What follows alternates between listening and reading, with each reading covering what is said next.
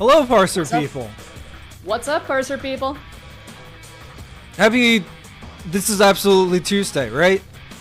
Absolutely. Happy Text Adventure Tuesday to you. Happy Text Adventure Tuesday. My Two hosts! I know! Hi, Josh. What's up, Josh? Yes, I am delighted to be back here.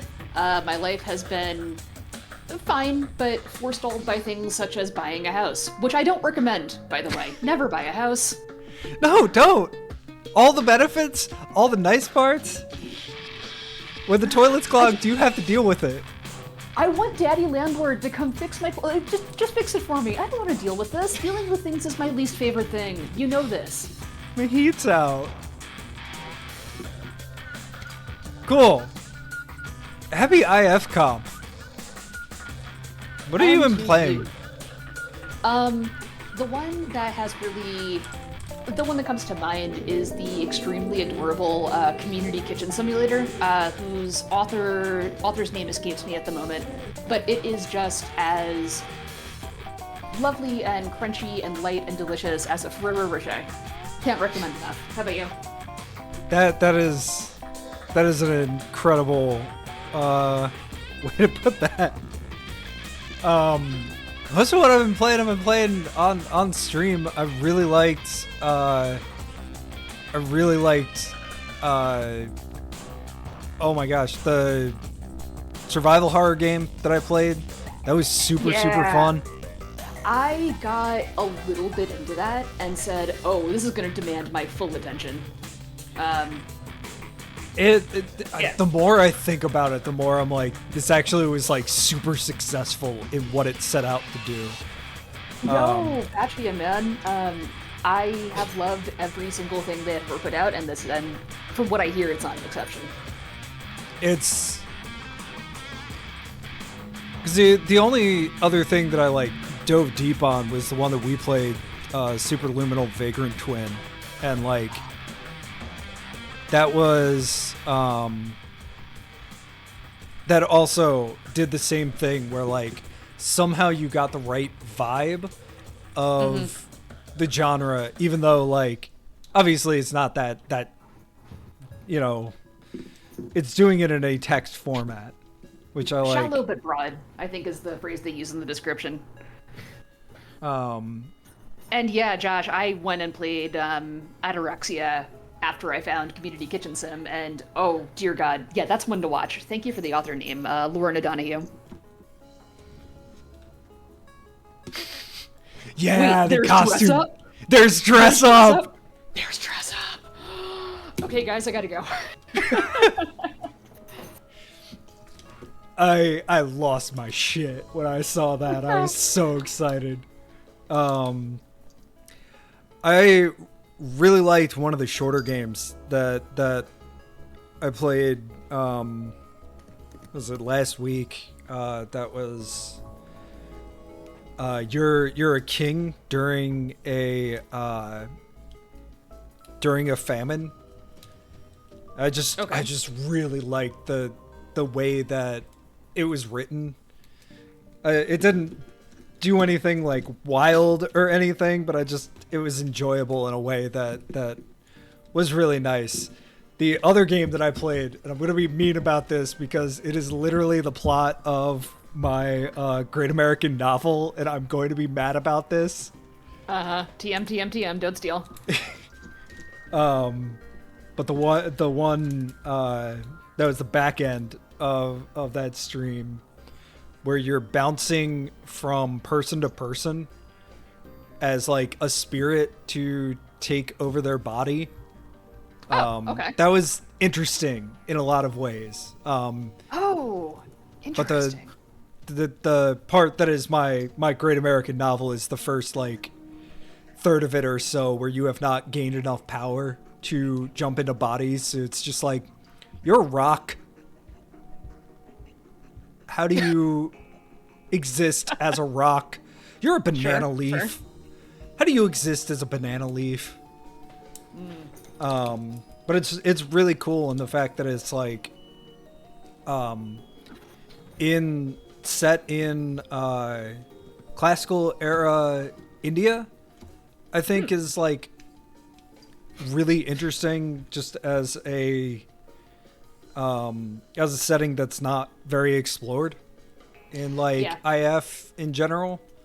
For reasons that I won't go into here, I've been learning a lot about medieval China lately, and yeah, like the medieval ages exist in other parts of the world, guys. Why are you learning about medieval China?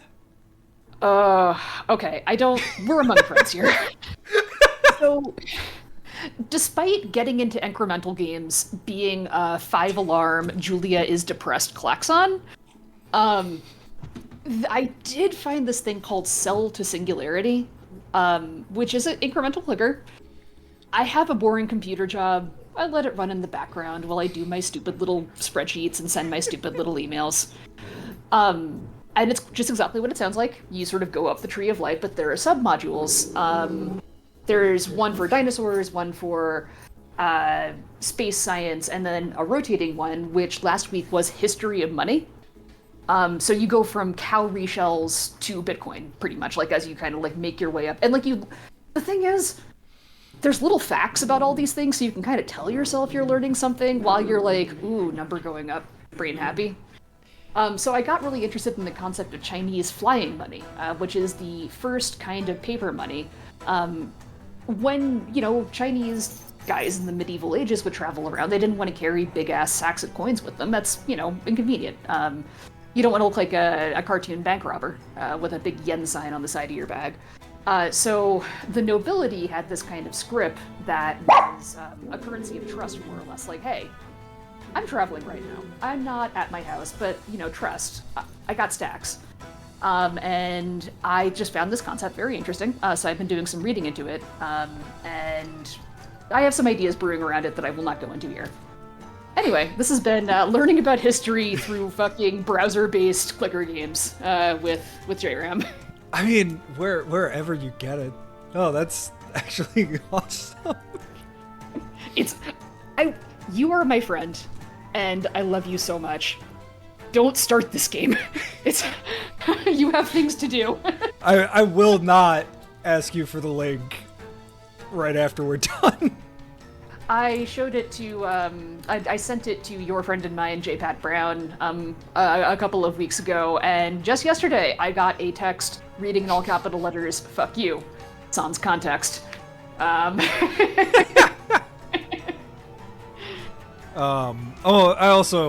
I shouted it out pretty much every single time I've done IFComp streams.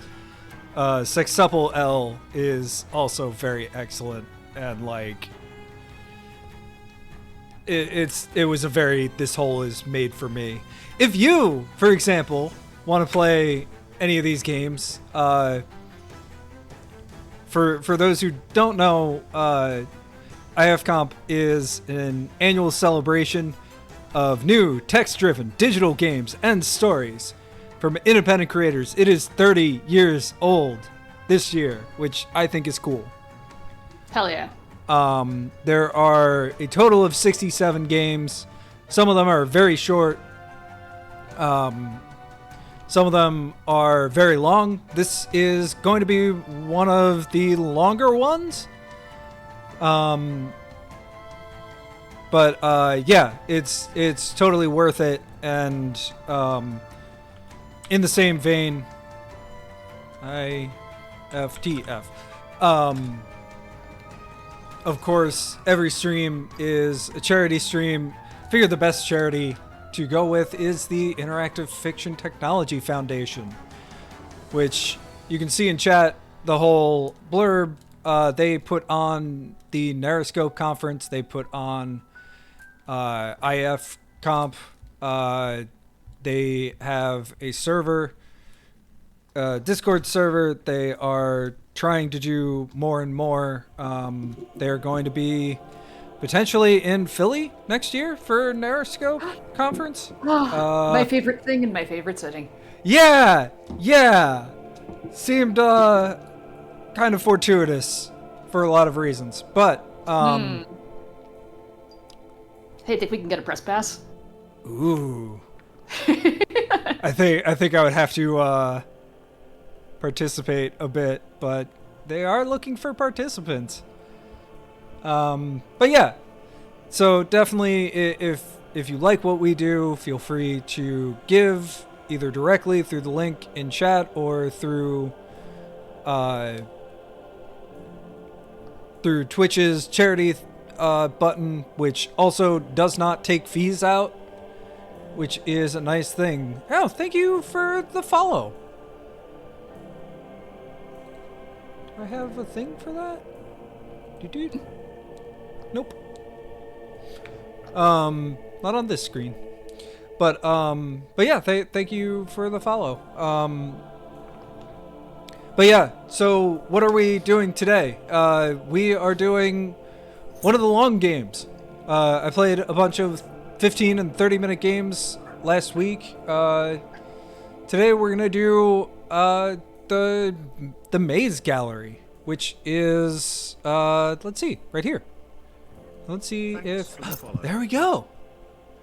My follow notifications work if I tell them to. You won't be getting any treats today. I'm very sorry. Oh.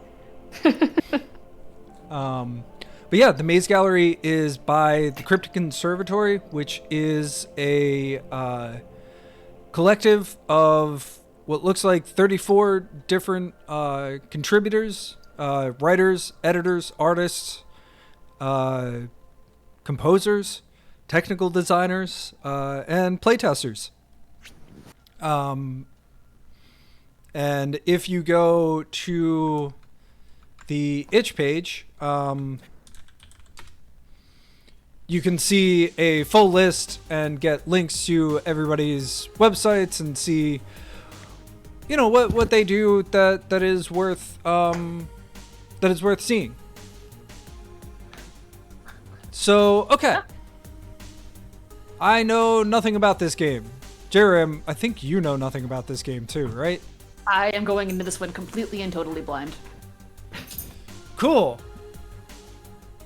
Let's see what the interactive fiction competitions blurb says. It says that it was created by a bunch of people, and the blurb is that you have been transported to a bizarre museum whose strangeness only grows the longer that you remain, and you grow strange with it. Find your way out of the twisting halls, past the impossible paintings, and try to retain some sense of self for when you return to the real world. There are some content warnings. Nothing seems too serious. Some disturbing content, some explicit language, some mention of suicide, some animal gore, some violence, and clowns.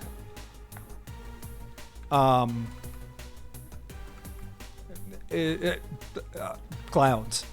Clowns. No French clowns. French clowns are banned.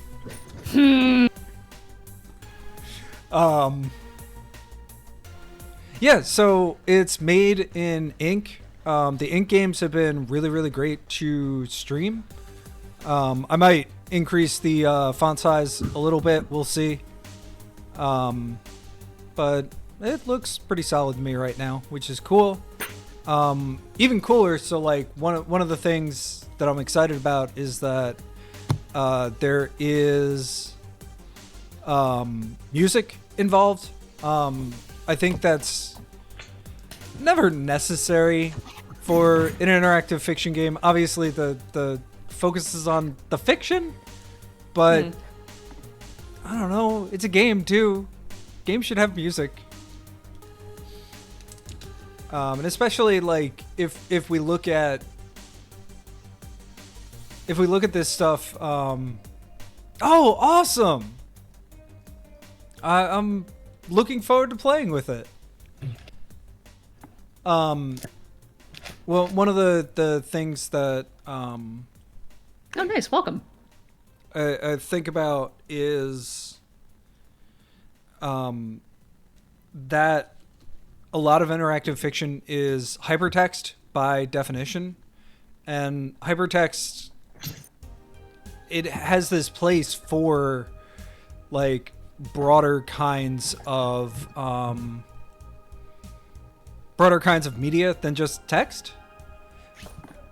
Right. So I just like the idea that like you can do things other than just display text on a screen to have it still be like interactive fiction, to still have it be something along those lines, and instead of just like, okay, here's a story. So I don't know. I like that it has music. Yeah, absolutely. Like, there's a couple two arguments to be made there. The purists will say nothing but a puzzle parser on in black and white Courier font. And others will say, well, if you think about it, Baldur's Gate is really interactive fiction. I am glad that's a multimedia experience too. I think about a lot the ending of My Father's Long Long Legs. Have you ever played that one? No. You need to walk me through some good twines. We're making it back. But now that my life is quieted down, I would love to saddle up the old horse with you again. But My Father's Long Long Legs is a purely text experience, up until the very end, when it becomes not. And I won't spoil the ways in which it is a delightful twist. But it's just an effective technique. Heck yeah. Yeah. Well, let's listen to some music and navigate this maze. Yeah. So this is the title screen, so we can start from here. We can increase the volume if it's got a problem. Sometimes Oh yeah.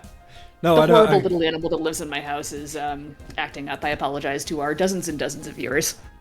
I am excited to have Millie's take on this.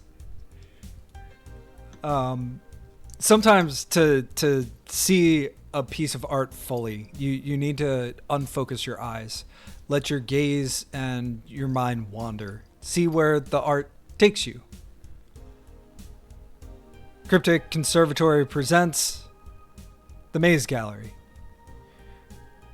Written by a lot of people. Paxton, Rachel Alberton, Chris Pine, Ed Liu, Tony Owen Blue, Chrissy Kerr, Sean Song, Joshua Campbell, Don Sueoka, Randy Hayes, Allison Gray, Shanna E. Hattie, IFComp G, Dominique Nelson, Orani Defiol, An Artist's Ode, CC Peng, Robin Scott, Kazu Lupo, Divine Shadow, Sarah Barker, and Charm Cochran. With additional writing by Tavern Keep, Alex Parker, Mia Parker, J. Isaac Gaudiant. Art by Tori Paxton, Tony Owen Blue, Shanna E. Hattie, Zan Lithish Farley, Elizabeth Moran. Music and audio by Benjamin Gear, Ben Ash, Charm Cochran. Editing by Important Job. Thank you for editing. David Yursay Morris, Randy Hayes, Divine Shadow, Allison Gray, Shanna E. Hattie, Chris Pine, IFComp G, CC Peng, Charm Cochran. I have put on my glasses so I can actually read things. Alright, let's enter the gallery.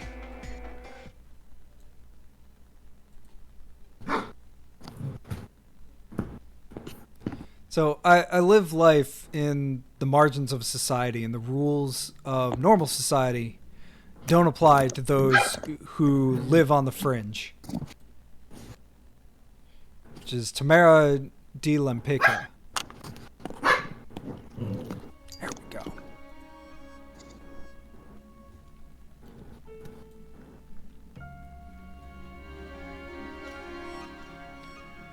Okay. So you find yourself in a massive museum lobby. The tile under your feet and the austere columns themselves, works of art. There is no sign of an exit or indeed an entrance, but there are several doors which might provide you an escape from this room at least. So we've got three options here. We can walk over to the disinformation desk, or just go straight to the exhibits.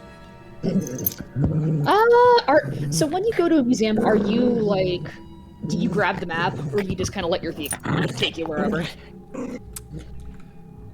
I grab a map and then ignore it.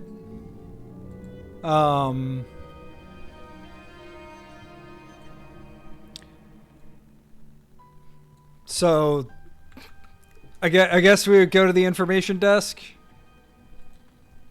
Yeah, I would. Yeah, let's grab a map and ignore it.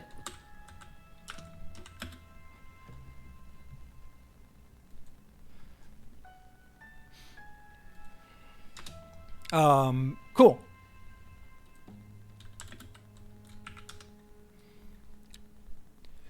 You find yourself in a massive museum lobby.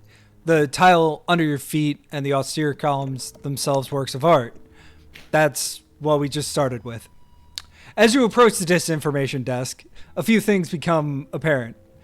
The audio tour guide is a fake. The headphones are plugged into a potato. The list of events can't be happening. Who would participate in a phoneme forming contest? And the attendant seems deliriously happy. Bonjour! How may I misdirect you today?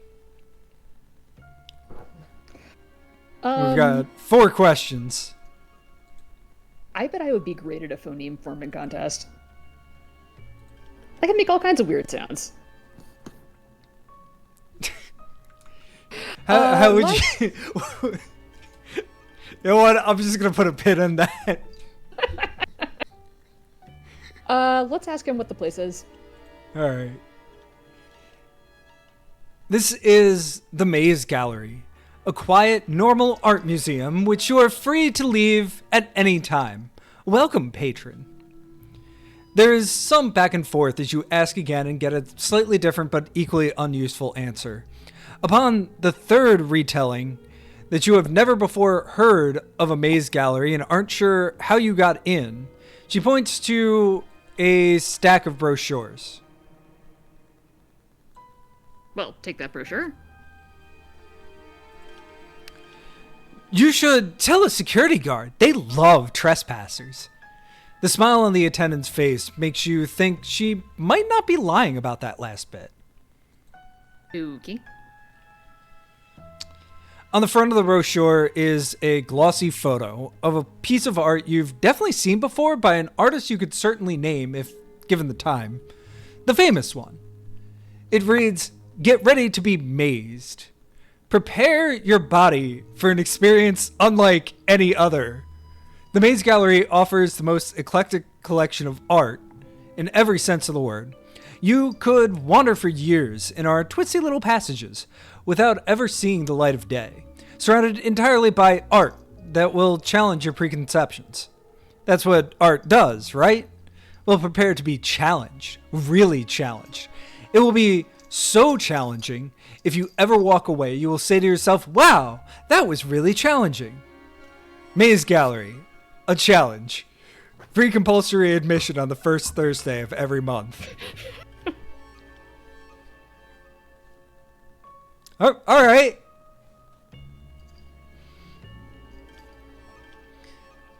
Like when I go to the RISD Museum. Tuck the brochure away. Inventory. Updated. Is this gonna be one of these museums that's just Instagram stops? I mean, they could be. Okay, so we do have an inventory where we can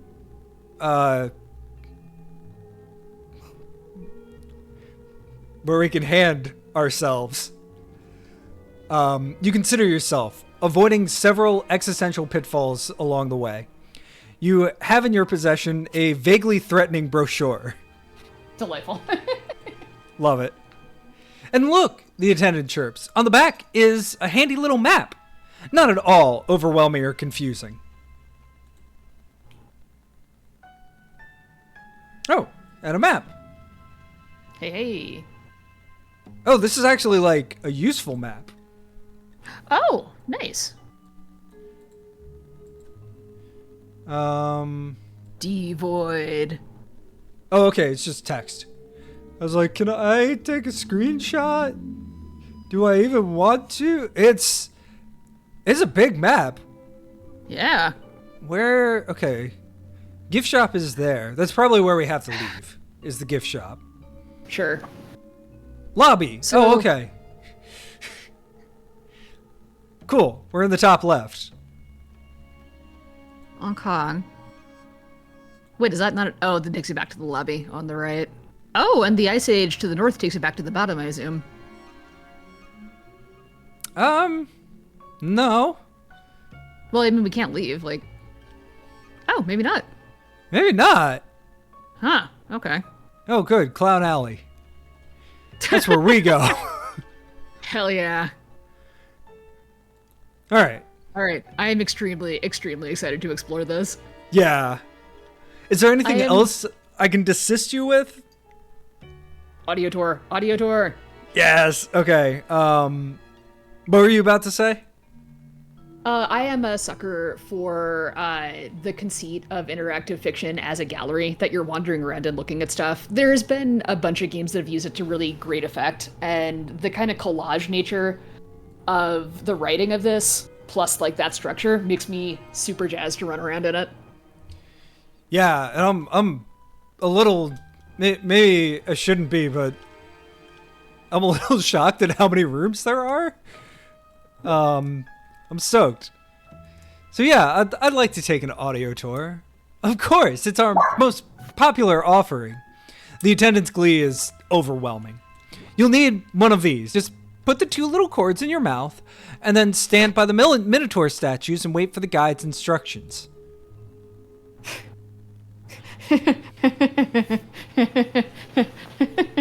Hey, guess what? What? Ear spuds.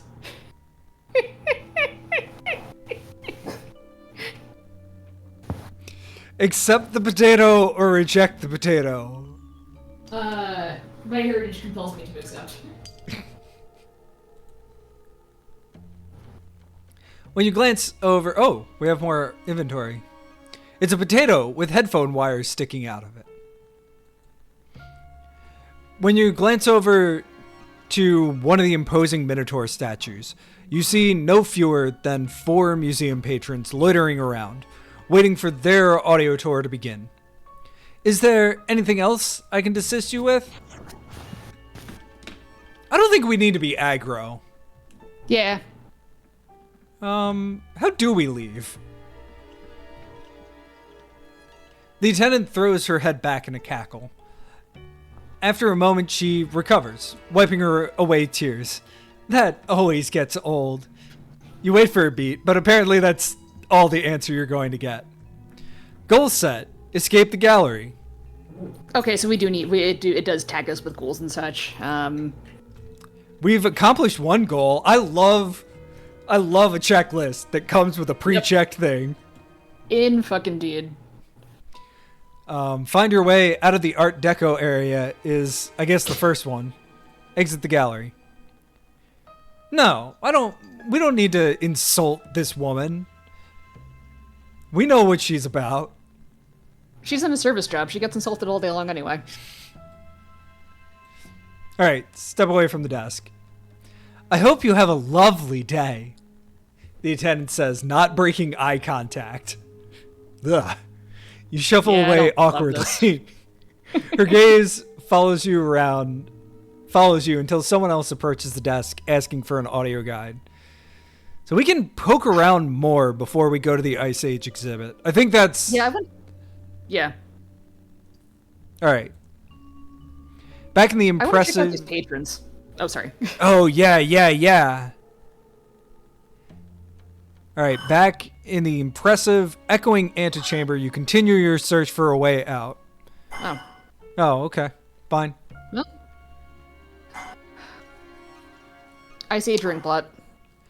The Ice Age is the one that just goes north. And, I'm curious if you can just, leave. And just end the game. Not accomplish anything. You turn the corner down a large hallway and find your path blocked by a glacier. You lightly shiver as your breath fogs before you.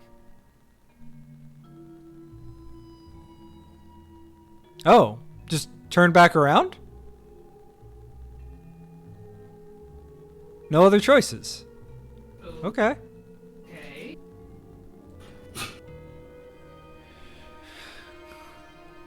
I guess south to the Inkblot Room. Sure. You find yourself in a vast, high-ceilinged room, as brightly lit as it is empty. The geometric patterns of its floors squeak under your steps, and its uncannily white walls are broken up by several different entryways. When you gaze upwards, a colossal art piece spreads across your entire field of view. Dozens of ink blots, the smallest of which still dwarfs you. The shapes almost seem to spring to life as you unconsciously attempt to decipher their meaning. The picture represents the bond of a mother and their child, and fills you with happiness and love. And at the top of the picture, there's a ballerina dancing on a mirror. The child is trying to live out their dreams. In the middle of the picture, there's a mother dancing happily with her child. Below that, there is a boat where the child is going off to live their life away from home. The child is all grown up at this point. Next to that, there's a fluffy dress. This is when the child starts growing up. At the very bottom, there is the growing brain of the child. It's filled with happiness and love given to them from their mother. Slightly dazed, you look away from the colossal display and get your bearings. Turning your attention to the doorways and their associated plaques, you ponder where to go next.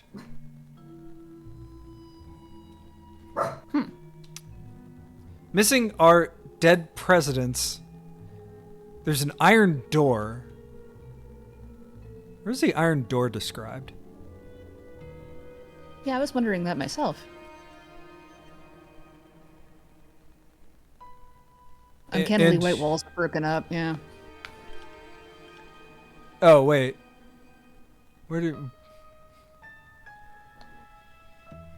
Broken up by several entryways. Okay, so it's just one of the entryways. Does it say which way is the iron door? No. That might be this tiny thing. No, that's missing art and dead presidents. Do you want to wander, or do you want to try the iron door? I think iron door. Yeah. Beside the rounded iron door is a little display. Would you like a bubble? Inside a see-through bottle of soapy solution is a long wand made of playful shapes. Oh, dear God, yes. Okay. Yeah.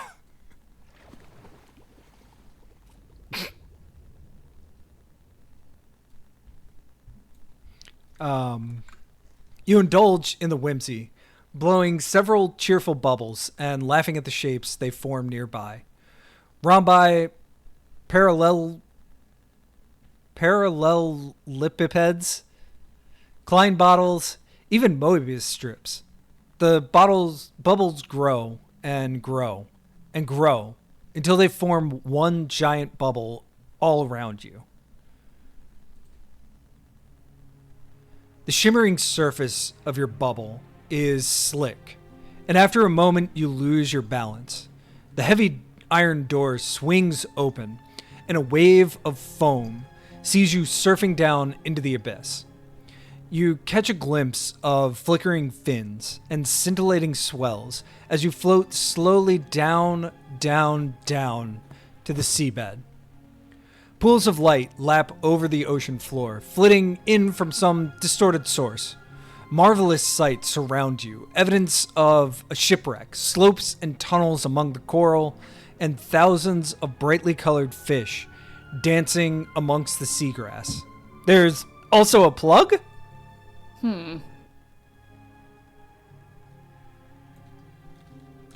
Well, none of these seem like they're going to alter the environment, so I guess might as well just kind of poke around. Yeah, we can explore the shipwreck, we can peer into the tunnel, or we can investigate the plug. X shipwreck. As you follow debris through the kelp and coral, you find the remains of a massive Spanish galleon. An enormous breach in her hull allows access to the cargo, nearly all of it destroyed by tides and time, and a hatch to the lower decks. Up through the hatch are the crew's quarters, the galley, and another gaping wound along the side of the ship. One door is immediately recognizable, the rounded iron door that first led you here. You can see now that it sits above a break in the floorboards, making an uneasy step a rapid fall through the damaged hull and down to the seabed below. The other door is curvaceous, wood carved with vines and inlaid with iron leaves, and above it the amber glow of a gas marquee. An extremely large prawn makes its way to you, eats something stuck to your clothes, and continues its search for whatever it is giant shrimp eat. I resent that implication. Clothes are very clean. Okay, yours are. I just ate dinner, so... So we have a floral door. We can go up to the upper deck. We can pass back through the iron door, or we can go back to the seabed. Let's check out. Let's explore the ship, I guess. I don't know. Would you like to explore the ship, or do you think we should kind of get the lay of the land? Oh no, let's go deep on this. right. Upper deck. Sure. You have to squint your eyes as the bright sunlight blasts in through the mere 3 meters of water that cover the ship. No longer shaded by seagrass. The whole wreck is canted to one side, so you have to step awkwardly to make your way about. At the prow, there is a vantage point from which you could see past the coral, or below the helm, there's a strange hallway entrance where the captain's quarters should be. A swarm of baby shrimp scuttle around your legs, then all find a large hole to explore. Captain's quarters, or see what you can beyond the ship? Let's look out the window. All right. The light bends around you as you reach the prow of the shipwreck. The angle means you have to hold on to the ropes, but once you pull yourself up, you're greeted by a wondrous sight. Somebody's living room. Turns out the daylight is actually an overhead lamp, and the entire shipwreck is decor. A large and luxurious statement piece, perhaps, but now you have to question if the bottle-shaped aquarium you're in is on a gigantic scale, or somehow you've become small enough to fit inside. At least there's a hammock up here to enjoy the view. A frond of kelp briefly lands on your bubble and slides off. A hermit crab pokes 2 eye stalks through a gap in the boards, but decides it doesn't like what it sees.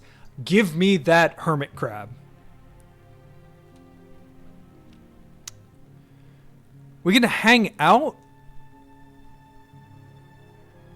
No, I'm choosing that because we can always go to the captain's quarters next. Yeah.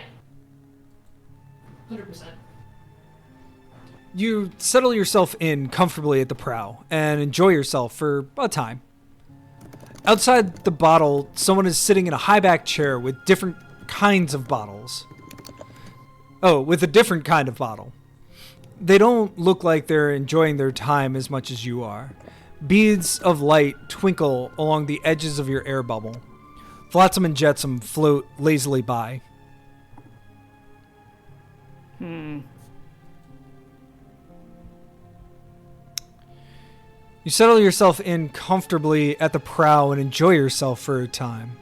You have a brief moment of panic as everything goes dark. The fish all hide. A tide of water quakes the entire shipwreck, and then you see someone giant shaking fish food into the aquarium. They're gone They're gone a minute later. With an exhale, your air bubble fogs up slightly, but you dare not wipe it off. Opalescent bubbles swirl around in a vortex. Plant. We live on this brow now. Excellent. You settle yourself in comfortably at the prow and enjoy yourself for a time. You take a moment to contemplate the kind of person who has paneling and wallpaper in a sitting room. Other nautical memorabilia in the room include a porthole, a framed and frayed map of the Indian Ocean, and a mounted swordfish. You take the time to watch a sea star slowly reach out with one arm and slowly dislodge another. This could take all day. Too bad you don't have any popcorn. You reach to address an itch, but stop as your hand presses on the air bubble. As you shift your weight, a board beneath you groans. Sit on that prow. From up here, you can make out an extraordinarily large gourami that seems to be hunting among the tall seagrass. A passing fish causes ripples along your air bubble.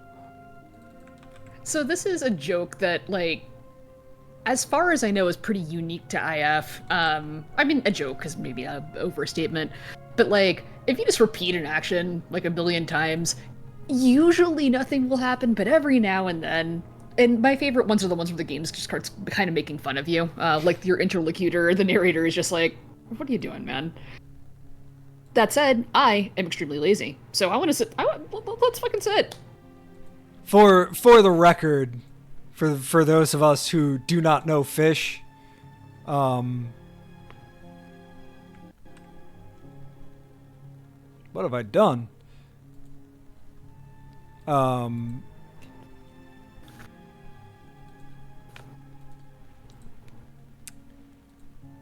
Speaking of doing a thing a million times, you know, in Quest for the Teacup, you can straight up actual annoy literal Satan into giving you your teacup back. Hell yeah. Good. For the record, that is a gourami. It's a little fish. They come in a bunch of different colors. Important things for us to get the right feeling of this. He's very handsome.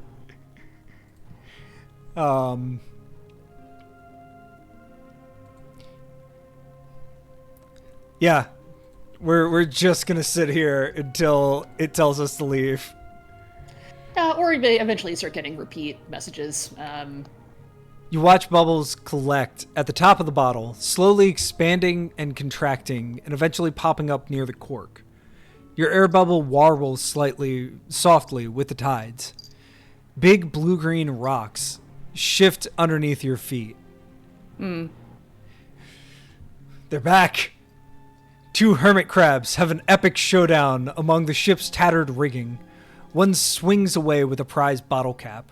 With an exhale, your air bubble fogs up slightly, but you dare not wipe it off. A goldfish, the size of a small car, rounds the corner, sees you, and swims away in a fright. Alright, let's do one more. One more, I think, yeah. Outside the bottle, you can see a couple sitting in chairs. They seem to be in a tense argument. Beads of light twinkle along the edges of your air bubble. The tide makes the old wood of the ship creak. All right, well, that was fun. I feel very relaxed. How about you? I do too.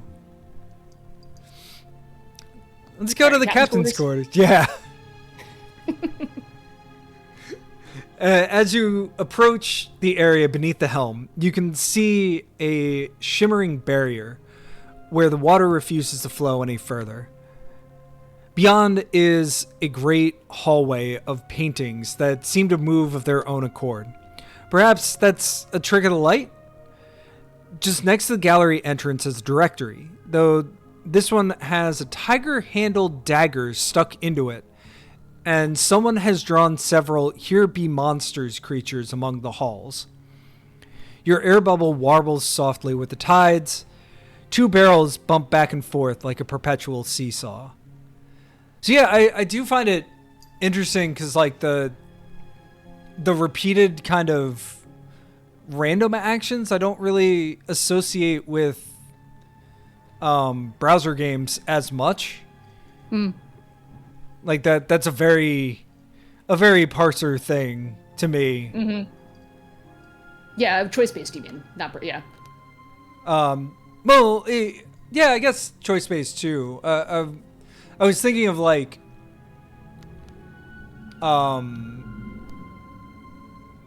even like InfoComm games where they do stuff like that, where like you're just sitting in a room or you're like doing stuff in a room, and like it just has ambient kind of text in the background.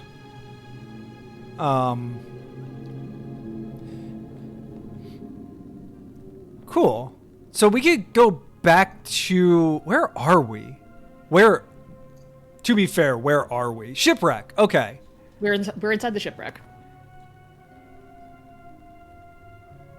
I'm surprised. Cool. Like, so I'm wondering. We haven't found any items yet, and I'm kind of like I'm wondering. Overthinking it or overthinkings. Do you know if these rooms are all separate? Individual puzzles to be solved in and of themselves, or is there like an exchange of items and solutions between the puzzle rooms? That said, we actually haven't found any real puzzles yet, so let's keep going. Well, the Ice Age exhibit. I can't imagine that they built a room just for you to not be able to do anything in it. Well, you never know. We're still pretty early on. Let's look at the directory. Sure. Oh, cool. We have a "You Are Here" sign. Nice. Convenient. Oh, there's more. There's just question marks. Oh dear.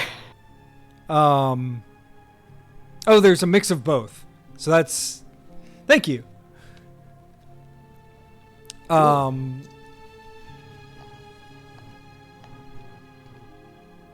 Interesting. So, although it's styled like a nautical map, and you can make out some familiar names and locations within the maze gallery, you walk up to a large map covered in dizzying diagrams and lists of rooms that connect in inscrutable ways. After a moment, you find a little star that reads, "You are here." Before the impossibly twisting lines can insult your vision into a headache, you clear your head and walk away from the sign. The lazy arms of an anemone sway near you, but never quite reach. So we could go to the Grand Gallery. I kind of want to go back below deck. Yeah, me too. I want to see what's up with that plug. A shipworm pokes its head out of a hole in the deck the size of your leg, then burrows back in. Go to the seabed. Testing your limbs, you realize you're surprisingly aquadynamic. You don't merely swim. You glide down to the seafloor. You notice the sea cucumber hasn't moved.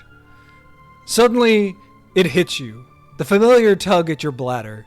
It feels oddly comforting. A mundane sensation in a space that's anything but it does come on faster and stronger than normal. You need to find a bathroom. Quickly. Goal set. Nature's call. Well, we are underwater.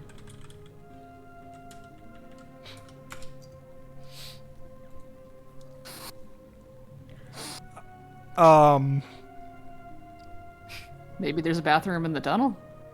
We are... That seems unlikely. Can we not... We're underwater. What happened? I mean, we could just pee. You're not supposed to pee in the pool. But you can pee in the ocean. That is true. Yeah, there's all kinds of sea creatures in here. They're probably, like, they're pooping. Let's investigate the plug.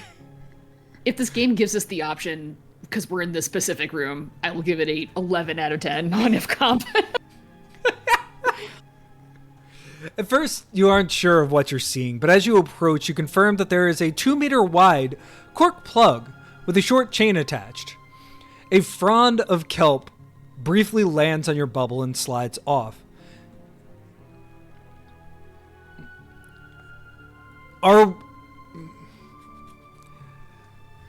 J-Ram, are we really going to be Chaos Gremlins this early in a game? Yeah, I mean... Okay. Did we miss anything on the... Yeah, that seems fine to me. Zero question. Yeah! But I feel bad for all the critters. So I pull the plug. I thought I pulled the plug, but that's okay. The tunnel is a tight fit, but as you wiggle your shoulders, you find the right rhythm to proceed. And soon as you realize you're dancing your way onward. Who knew Boogie Wonderland was the key to sliding through tight spaces? After 2 repetitions of song and dance, the shimmy of your shoulders finds it's getting more spacious than before. Wonder if we can go back and see if we pulled the plug. I might have also hit the wrong button. Yeah, so we're in a different spot. So we're... Rabbit hole. So we're here. Cool. One nice thing about... I think about this a lot with interactive fiction in general, but like games as well. Oh, okay. Cool. This is what's on the other side. So it creates a tunnel. That makes sense. Good Look around. The confining walls recede back as you find yourself in a cave room full of ornate furniture. It feels like someone has set up a cozy living room. There is an array of chairs around a table set up for tea. Just past the plushy couches are 3 neatly burrowed tunnels. Oh, sit on that couch. Which couch looks good? Floral sofa, overstuffed green chair, velvet Chesterfield. Ooh. I'm gonna vote boss chair.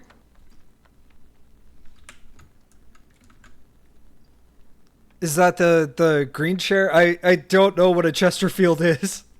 That's actually a very good point. I don't either, but it sounds fancy. A Chesterfield. No, not Chester Bennington. No, not Chesterfield Derbyshire.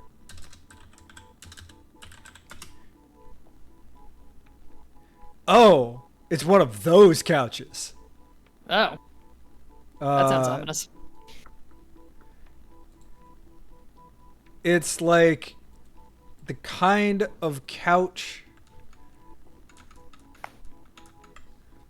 that you wish you had. If you were me, I guess. But fair enough. All right, let's go for the Chesterfield.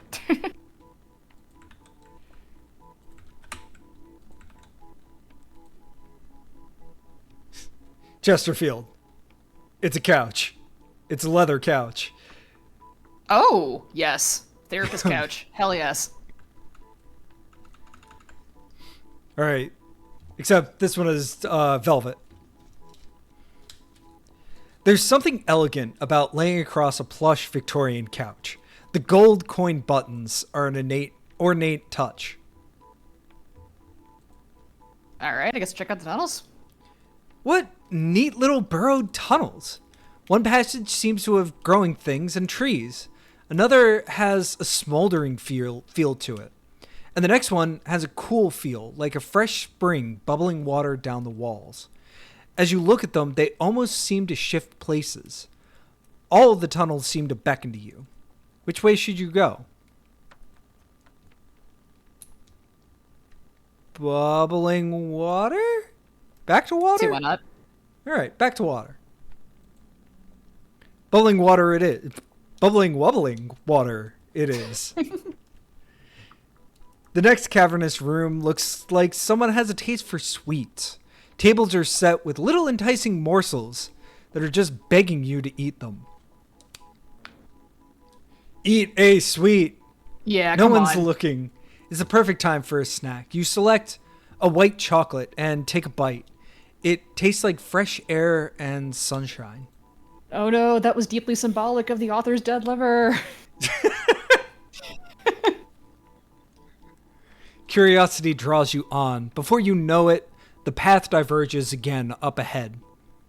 Another choice to be made. Where to go? That way feels like metal. The other way looks like seeds. This way smells of leather. Leather. Heck yeah.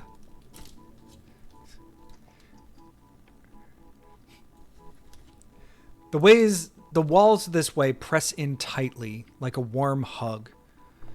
This cavern room is filled with timepieces hanging from the ceiling. They tick, tick, tick as you enter. Touch a watch. Mm-hmm. You reach out and swing a watch. You're getting sleepy as the watch sways before you.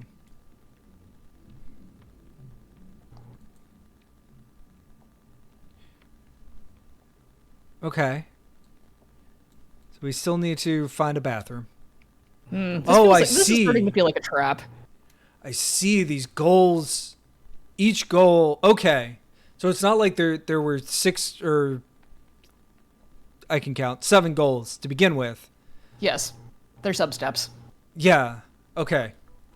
I get it. I am concerned that find a bathroom and use the bathroom are 2 separate steps. I too played Don't Shit Your Pants. Examine the tunnels. Further and further, winding this way and that, the taste of leather draws you on to yet another split in the tunnel. The sloping one seems prickly and pokey and full of thorns. That one is filled with glistening crystals and gems. That one is dark and filled with inky blackness. Inky blackness. Oh, crystals and gems. I don't know. What do you think? I'll take crystals and gems. Oh, okay. As you step out of the tunnel, you look around to find... You find yourself once again in the room of cozy furniture. Oh, boy. Okay. No. We're testing another chair. Oh, 100%. Boss chair. It's not as cushy as it looks. You could hardly relax with a book in this. It's like when you try to claim the boss chair. and then you do, and it's not as good as you think it would be. Serves you right. Okay. Did the path change? You can feel different possibilities lie ahead. Which way do you choose? The feeling comes over you again. You need to pee. Surely, even a non-Euclidean art museum has some amenities, right? Wow. I wonder if this... Okay. Refreshing water. Are you sure we have to pee? Okay, refreshing water. Right, Well, room of sweets. Can we leave this room without going through the tunnels? Yeah, no, I was just, for some reason... Alright, eat another sweet. It's Alrighty. not like you're on a diet. You try a miniature 3-tiered orange cake. It tastes purple. One of my favorite flavors, to be fair. I have no room to judge. I am a banana runts fiend. Oh, see, fake banana flavor is a top tier flavor, and I refuse to hear anybody say otherwise. The people who hate it really hate it, and they're fucking wrong, and will not see the light of heaven. It's not like... I'm sorry. If we're gonna, like, put things down at the bottom, fake strawberry flavor, awful. Horrifying. No, purple quote-unquote grape, and banana, fake banana, absolutely S tier. My favorite soda as a kid was grape soda. Like, no question. That tracks. Alright, examine the tunnels. Little blooming seedlings, mineral ingots. So do we want to track the same thing and go down a different road? That would be my inclination. I mean, Okay. It's a maze, right? Leftover leather and Lead us- hide. Lead us to a bedroom. Or a bathroom, rather. The second pass is still fun. Leather is fun. Read Sextuple L for more. Once again, the Cavern of Watches ticks for you. We touched a watch. You reach out and swing a watch. Time may be an illusion, but the sleepiness you feel coming on is very real. Okay, so we went Alright. down pretty stones last time. Let's do Yeah, ink. let's try... Yeah, blackness. Okay. Another failure. That's fine. Alright, take another seat. Floral sofa. Settle on the rose-embroidered cushions. You feel like you're in tune with the season of spring and all the hatching chicks. Trees all the way, water for thy horses, fire above all else. No, we're gonna keep following this to prove that we're just gonna do this methodically. Okay. The bubbling sound of brook is laughter. Once again, you're in the room of sweets. Another little schnominy schnom wouldn't hurt. You try confection dripping with honey. It's sticky. So not leather, not gold, seeds. Little sprouts spring out as you pass. Oh, wait, no. We meant to go with leather, but that's okay, because we still have clocks. This is normal. Dream logic. Little sprouts spring out as you pass. Tick, tick, tock, the watches round the clock. The cavern room of time just flew, and here you are again. You reach out and swing a watch. Time may be an illusion, but the sleepiness you feel coming on is very real. This was the time Thorns. Okay. Alrighty. Making progress. You see a light ahead, an ending to the endless tunnels. As you walk towards it, you stumble slightly. When you look down, you find a rose on the ground. Pick it up. It looks a little wilted, but could be useful for something. +1 thorny rose. Inventory updated. Goal updated. Escape the gallery. Goals. Oh, that was the Art Deco area. So we have moved on to the Symbolism area with a rose. Huh. Okay. I am loving this. Symbolism. I believe neither in what I touch nor what I see. I only believe in what I do not see and solely in what I feel. Gustave Moreau. Also, that sting of the part changing actually made me jump. So when you observe, curiosity. When you step out of the tunnel, your eyes are momentarily overwhelmed by the sodium lights along the upper walls of a stairwell landing. You look back at the tunnel, but see there's merely a crack in the wall with some caution tape and a sticky note.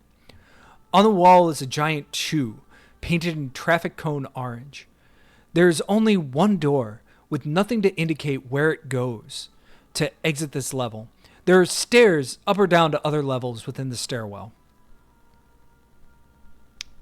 We can go up the stairs, down the stairs, step through the door, or what we're going to do, which is examine the crack. Obviously. Apparently the wall has been sealed up behind you, though there's still a nasty crack in the foundation. The concrete wound is dripping with water and covered in yellow caution tape. The attached sticky note reads, "Flooding repairs in progress." What if we look harder at the crack? Yeah. The crack is still there. It is not noticeably less dry. Okay, so we need to go to another room and solve the flood. Oh shit, did we cause the flood? What, because of the plug? Let's not... Our choices do not... No. Our choices do not have any kind of consequence. I refuse to believe that. We're good boys. Go up the stairs, step through the plain door, go down the stairs. Let's stay on this level, I guess. Okay. So where would we be at this point? Okay, the rabbit hole Oh, we're in the eastern stairwell. Of course. Okay. Normal.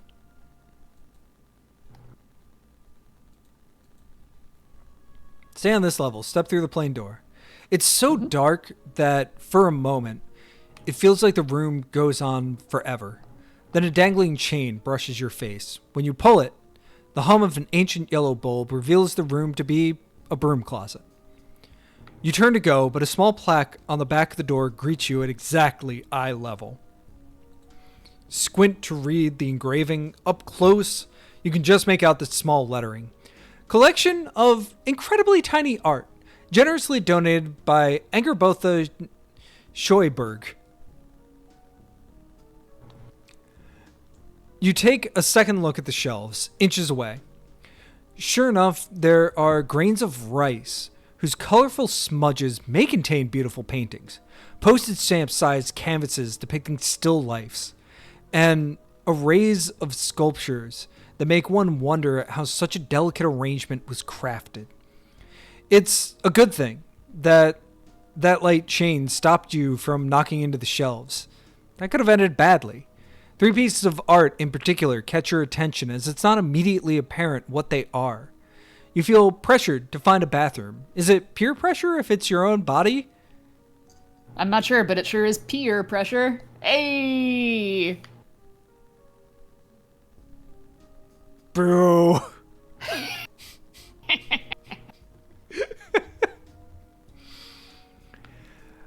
Okay, so we can investigate some green squares. We can get a closer look at the circus tent. You can inspect the velvet curtain. And I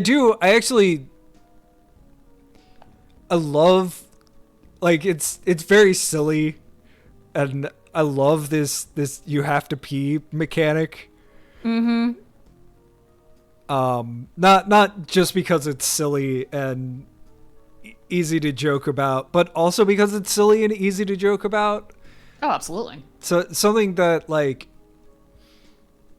I struggle with like interactive fiction, but I also struggle with like fiction in general and writing is that, like, man, sometimes things do not need to be so serious. And having that as like a nice little counterpoint feels good. Oh, absolutely. You need a little bitter to balance out the sweet, or vice versa, I guess. Or acid to balance out the salt, or heat to balance out the fat. I forgot where I was going with this.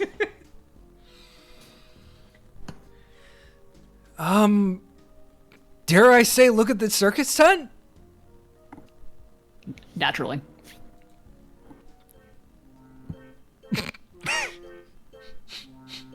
Okay.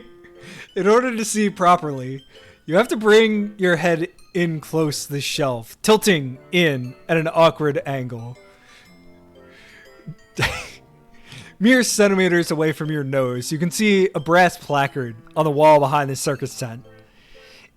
Itty Bits Puck, elf of small land. Come one, come all, see the infinitely small. Perception-powered automaton, finger-crafted copper and expectations. Once you read the placard, a small copper flag at the peak of the big top begins to oscillate up and down to give the impression that it is blowing in the wind. I cannot hear the music because of boring technical reasons, but I'm choosing to believe that Entry of the Gladiators is playing right now. Oh no, hang on. You need to be able to, yeah, there we go. If you right click on the Discord stream, you should be able to turn it up and down. Oh, delightful. Thank you. Oh, hell yes. Sorry, you have to hear this. Because that was not what I expected. Also, I'm sorry to everybody.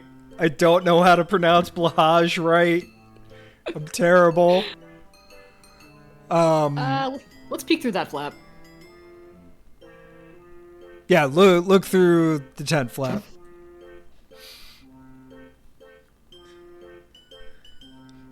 You have to lean in close to bring your eye to the opening, craning your neck further past what is a safe incline. But with one eye closed, you see lights inside turning on. Blank-faced Meeple shuffle side to side as a ringmaster beetle glides to the center.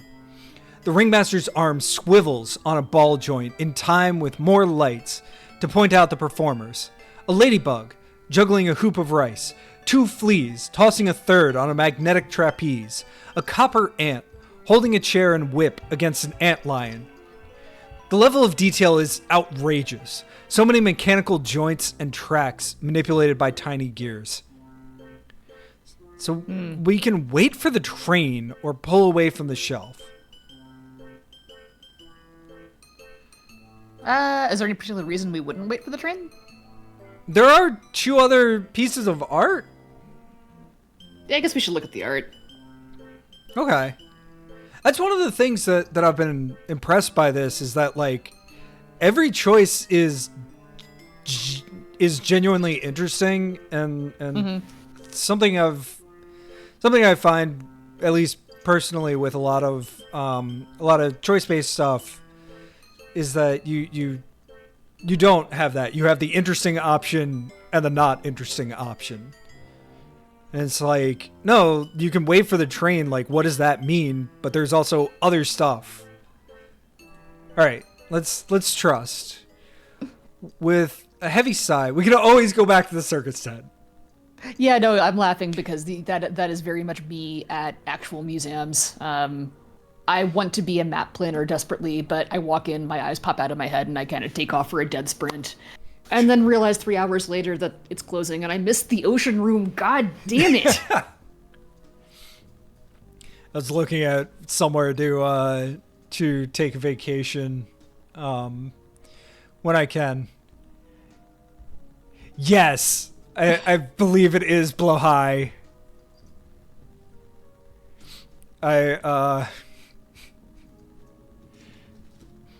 I have friends who have made fun of me for saying it like an American might. Well, we are, alas, Americans. Okay, yeah, what's up with the squares? All right, green squares. Also, hello. How are you? You have to squat down low to get close, carefully steadying yourself so that you don't knock over any shelves. The minuscule green squares are framed and mounted on index card walls. There is a row of fairy lights mounted above, but you can't clearly tell what the squares are. On one side of the shelf, you see a business card with printed info and a helpful magnifying glass no bigger than your palm. Jose de la Iriba, bird's eye view, lithographs on blades of grass. Ooh. Well, let's see the rest of the card. Yeah. That's also like my sin at museums is that I have to read every single thing. I went to a really, really cool thing at the RISD Museum that was like a history of one specific kind of art. I think it was like graphite drawing. Ooh. And they had everything from like 1400 to like, you know, stuff done that year. And like some of the people were like in and out, and I was in that one room for like 4 hours. It was a good time. Yeah, if there is any piece of life advice I can offer you and anybody listening, if you're probably in the stream, you're probably the kind of person that takes pictures at museums. And then if you're anything like me, you never look at them. Go through your phone's photo bank and look at the various pieces of art over the years that you have thought were cool enough to take a picture of. I promise you there is some good stuff in there you've forgotten about. Also, a perfect plane activity. I don't take pictures at museums. Maybe I should start. Yeah, absolutely, man. Come on. Yeah, I definitely did see your name on the credits list. I'm stoked. Thank you very much for making this. I know. It's always so fun when authors hop on. And yes, thank you for making this It Whips. It's also a little terrifying, no lie, when authors hop on, but that might just be me. So Jose you have to use a tiny magnifying glass to make out the words below the card's title. Your knees groan unappreciatively at the strain of an extended squat this low. Yeah, they do. Jose de la Iraba is an Acromyrmex octospinosus, who is endlessly inspired by the flora of Zir hometown. Zir photos, printed on native grasses, capture a sense of the world as only a leafcutter ant could imagine it.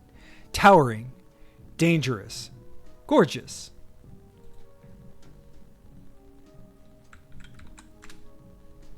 Cool. Okay, yeah. It's a leafcutter ant. I'm not going to put a image of bugs on the screen, but among my favorite... Excuse you, Z is a leafcutter ant. That's true. We respect pronouns on this channel.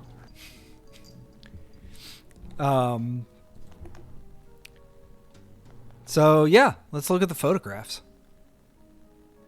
With the aid of a magnifying glass, as your foot begins to cramp, you can see that each 0.1 millimeter by 0.1 millimeter square has a deckled edge. Their even cut edges frame black and green photos of garden scenes, just a few centimeters from the ground. A line of ants carrying millet seeds, a worm escaping the rain, a puddle reflecting the underside of a daisy. They show a quiet, content, down-to-earth life. Nice. A deckled edge is one that looks torn. Like that kind of like rough paper. Yeah. You can buy fancy scissors to do it. Yeah. I have to Google words that I do not know. Hey, we aim to provide an educational experience here at ferkung Enterprises. Stand back up. I do have to pee. Okay. Carefully, you push yourself up to standing height, grateful that no one else could fit in the room with you and thus couldn't have heard the noise you just made. Velvet curtain? I guess check out the curtain. Yeah.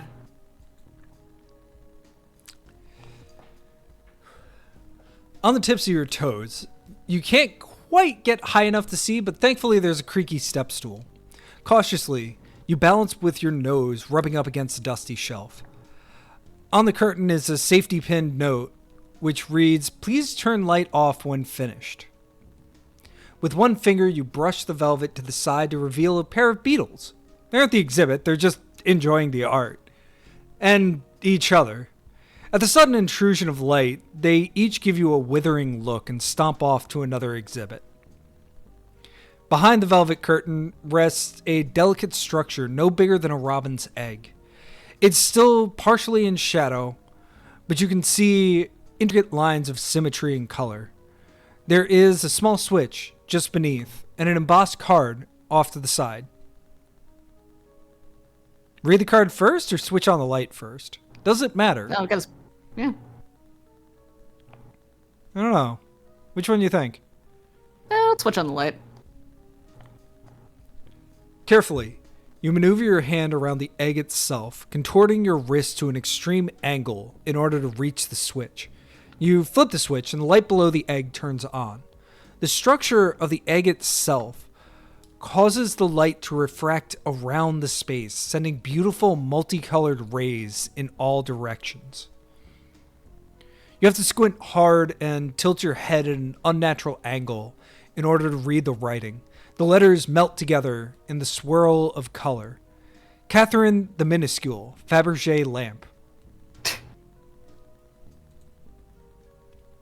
Okay. Sure. Do you want to be bad? Always. Cool. We're not turning off that light.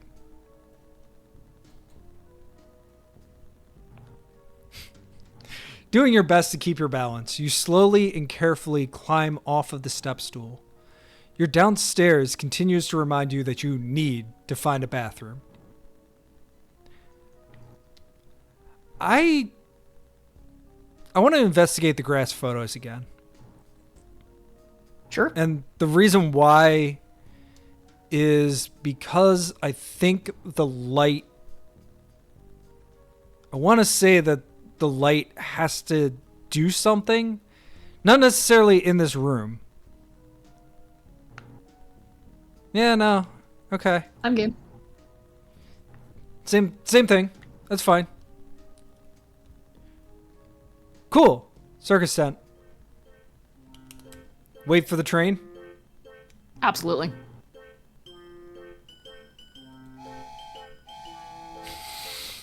And I'll meet you tonight in the gallery train. Surrounding the circuit's tent is a set of tracks that disappear into a tunnel. Finger-length crossing guards come down to signal its arrival. A twinge in your neck causes you to stretch and pop before you can focus. A 2-centimeter tall train rolls out with a copper spider conductor waving a hat as they pass by. Each car is filled with excited, bobbing passengers. It slows to a halt and a group of grasshoppers bounce in smooth, predetermined arcs into the tent. As the train leaves, a stink bug and a dung beetle clink flasks from the back of the caboose. Hey, that's us. Outside the big top, one of the side tents pops out a little metal crank. I resent that implication. Wait a minute. I'm sorry. Stink bugs, very cool. Dung beetles, very cool. That is unfortunately an objective truth. I will leave it up to you which one you are. I'll take whichever. Okay, I have to say I love the sound design here, even though it's like relatively simple. Just even the like little sound of the crank is like, and part of it's that it's like right in my ears because I have my headphones in, but like right. Still, the entire structure of it is like clearly very carefully crafted. Like there's lots and lots of games with just one author that don't function this smoothly. I have made one. You grip the handle. Oh, heck yeah.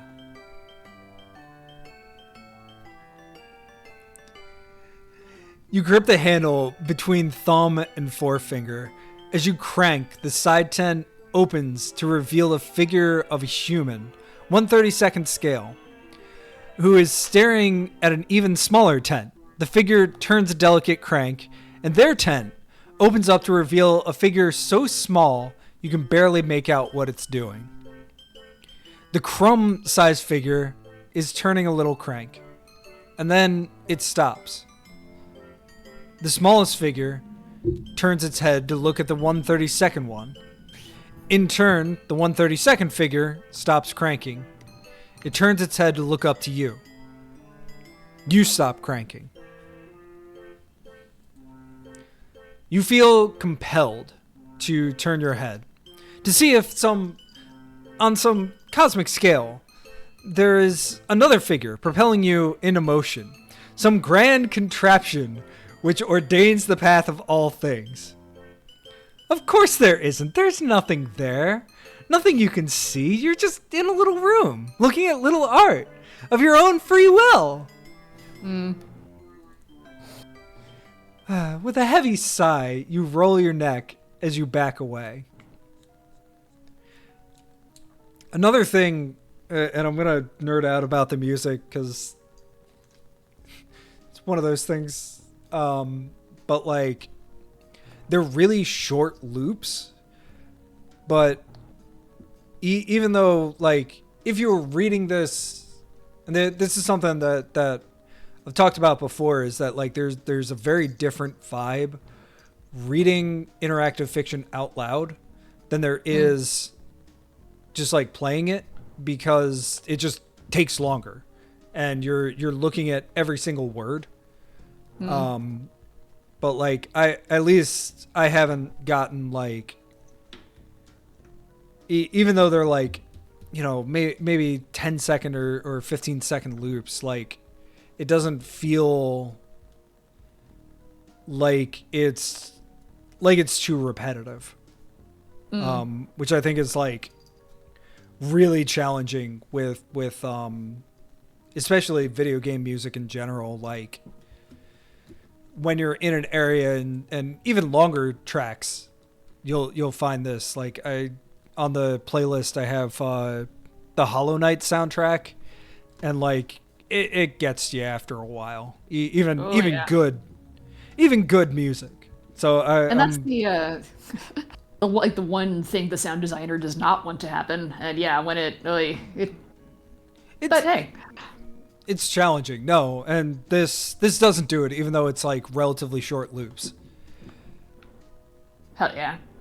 Okay, so we've looked at the grass photos. We've looked at the circus tent. We left the light on with the stained glass egg.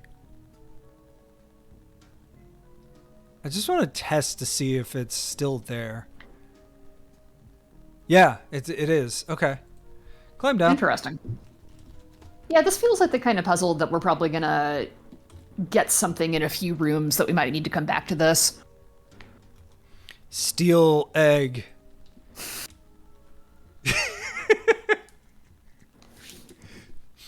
Gosh, you remember the Fabergé egg exhibit at Noma? Oh boy, do I ever. Do you have any idea how I spent so much time at that exhibit being like, all right, so if we came in through the ceiling, all of these are open at the bottom. Okay. I'm glad that we share this we share this compelled to heist any situation we find ourselves in. Did I ever tell you about my $60 million screenplay idea? No, I want to hear it. I've already talked about my great American novel. TM. Do not steal. Ocean's 11, but at the Renaissance Fair. Like, think about it. Like, hundreds of millions of dollars in cash pass through, like, the Texas Renaissance Fair every fucking day. Imagine, like, you just knock over the register at King Richard's Fair, you'd be a fucking millionaire. I'm gonna write this one day. You'll stop laughing at me. Anyway. You got the sequel, too, which is the Ren Fair people tracking down who did it. It might just be a terrifying horror movie, but that's beside the point. Oh my god, let's make this a reality. Okay. In the meantime. It is with a great sigh of relief that you exit the suffocatingly small room. Here in the eastern stairwell, level 2 is painted in traffic cone orange. So we've looked at the crack in the wall. We have the tiny art room, which is there. We came in through the rabbit hole. Eastern stairwell. We went to the tiny art room. We can go up the stairs or down the stairs. Can we go to the employee lounge? Which way do you think that would be? Up or down? Or through the wall? The Isn't it? Okay, the crack is still there. Well, the tiny art room was on that level. So I think this map is like representational more than directly west or north. But yeah, I see. Okay. Let's go up. All right. Go up the stairs. On this level of the eastern stairwell, level 3 is painted in radiation green. I think the unmarked door might be definitely. Oh, well, let's look at the directory.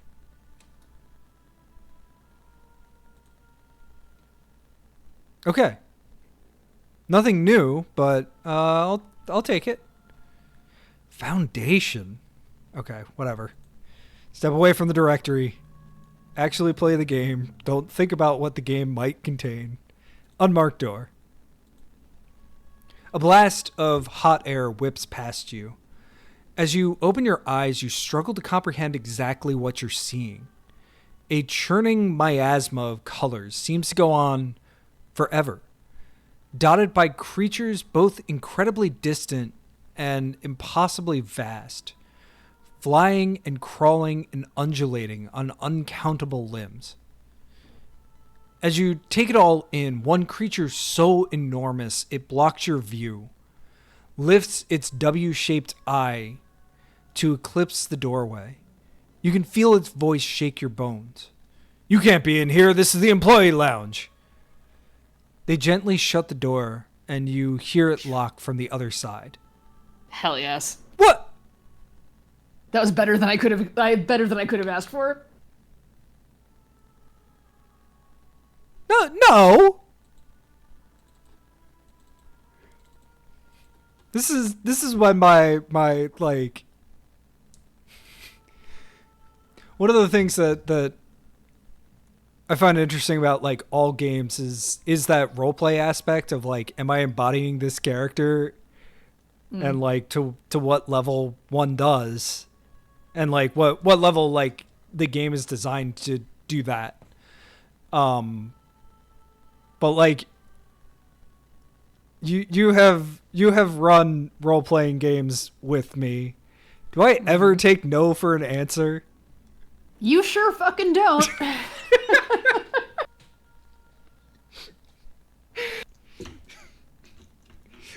What a bang on door. Okay, Sweetie, so we're not playing Zelda here. Like, we can't just rock up to somebody's house. Like, I have a grapple hook, though. Actually, what do we have? You know, I'm curious why the potato hasn't talked to us. that's a great question. Okay. We can't do anything with our inventory. Well, I'm sure the opportunity to use it will arise. Speaking of using, we still need to find a bathroom. Yeah. This is becoming like real life at a museum. So there's a marble archway if we want to stay on this level. Yeah, absolutely. You come to an open archway of marble. The Doric pillars on either side of the entry are simple, but the writing carved across the apex of the arch is wrought in a fine calligraphy that makes it nearly illegible. You squint and read, "All hope abandon ye who enter here." Ominous, not to mention odd. Yes!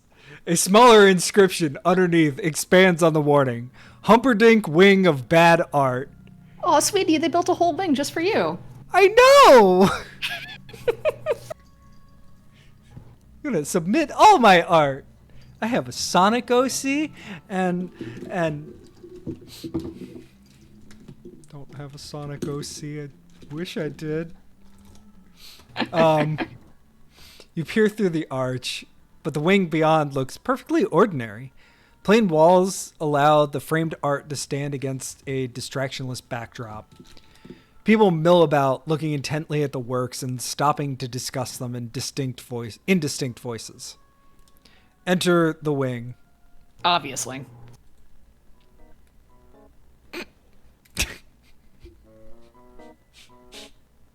Okay. The bad art wing. You pass under the warning with a careless shrug. Nothing bad happens. It seems the inscription was needlessly alarmist. A tour guide in a blue blazer stands just to your left. He's holding up a sign that says "Tour in 5 minutes," but the expression on his face suggests he's not happy about its imminent commencement.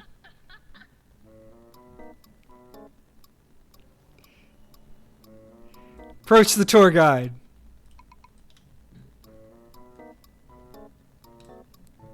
The navy blazer is clean and finely cut.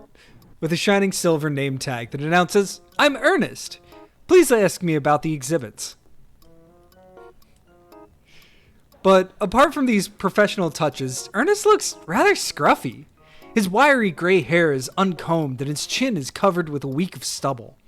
His gray trousers have a mystery stain running down the inner thigh, and his shoes are as scuffed as the schoolboy trainers. That's the most upsetting place to have a stain. Seeing you looking, he sneers, "What do you want?"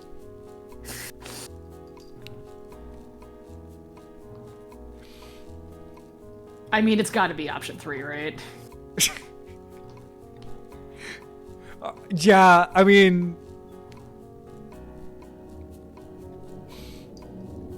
Suggests he looks for employment options other than customer service.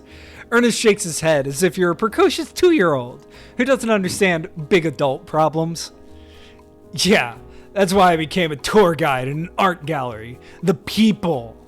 After all, there's nothing better than the sort you meet here, from the obnoxious sketchbook carriers to the faux intellectuals to the screaming children. I'm desperate to make them my friends. Ernest finishes his rant by rolling his eyes at you and skulks out of the wing. His sign flutters to the floor behind him. Well, we're not going to get the door. That was fun. You're about to turn back to the exhibits when a flash of white catches your eye. The sign Ernest dropped on the floor. You stoop to pick up the sign Ernest dropped. On one side is the text advertising an imminent door, but on the other is written something I'm going to select and put into a text file so that I can think about it later. One of 7 maidens sits, her eyes cast down, her hands in fists. Eternally the middle child, her elder siblings running wild. One is wanton, one is mean, one behaves like she's a queen. Then there is the younger set, more inclined to sit and fret over things they think they lack, from finest fare to excess slack. The youngest is a different soul, unhappy till she owns the whole. Still, there is the unnamed middle, the answer to this final riddle. It's a riddle. I love riddles. I know, thank God you're here. Unfortunately, I'm also very dumb, so...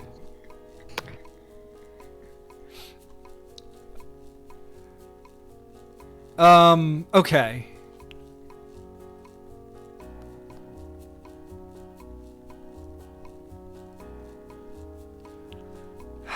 Alright, put the page away. There's nothing we can do. I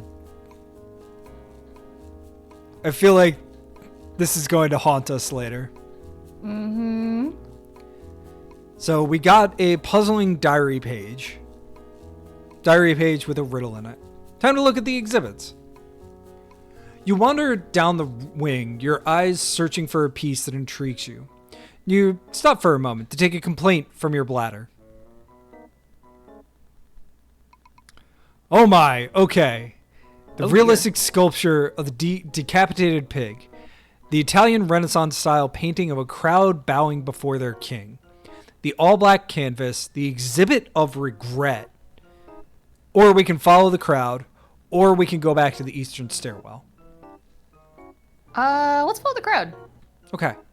Maybe they'll jump off a bridge. And we can do it too. There's a line of patrons eagerly chatting about some new masterpiece. You peer, as inconspicuously as possible, through the throng, and see a storefront at the far end of the gallery wing. The rich fragrance of freshly brewed coffee grabs your attention as you pass by the gallery's cafe. Taped to the inside of the window is a handwritten note that says urgently hiring. Oh, I don't know. You want to see the bad. I do want to see the bad art. I mean, to be fair, this has been the year of me trying to embody make bad art as like a mantra to have me get over, like, you know, that feeling when you make art and you're like, well, this isn't that great. And like, you can get over that by being like, well, fine, it's bad. I'm gonna make it anyway. Yep. As my writing teacher used to say, you have a million bad words in you, and you have to get all the bad words out, and then the good ones start coming. Okay. Let's look at the bad art. We can always... Yeah, okay, we can enter the cafe. So it's been really good about not closing doors on us. So that's why I'm just trusting that it's gonna continue doing that. Curiosity is killing me. The exhibit of regret. A sea of mess. It's a dump. You can't help but think as you survey the misshapen heap of dust and stuff before you. It's teetering boxes upon boxes of faded memorabilia, of glory days faded and gone. You spy a chewed-up robin toy and a snapped-off friendship bracelet, the blotted-out ink of a letter on yellowed, crinkly paper. Then some photos, torn roughly in half, in sepia tones. You quietly gaze at the exhibit, then back up a few paces, reading the card on the ground next to you.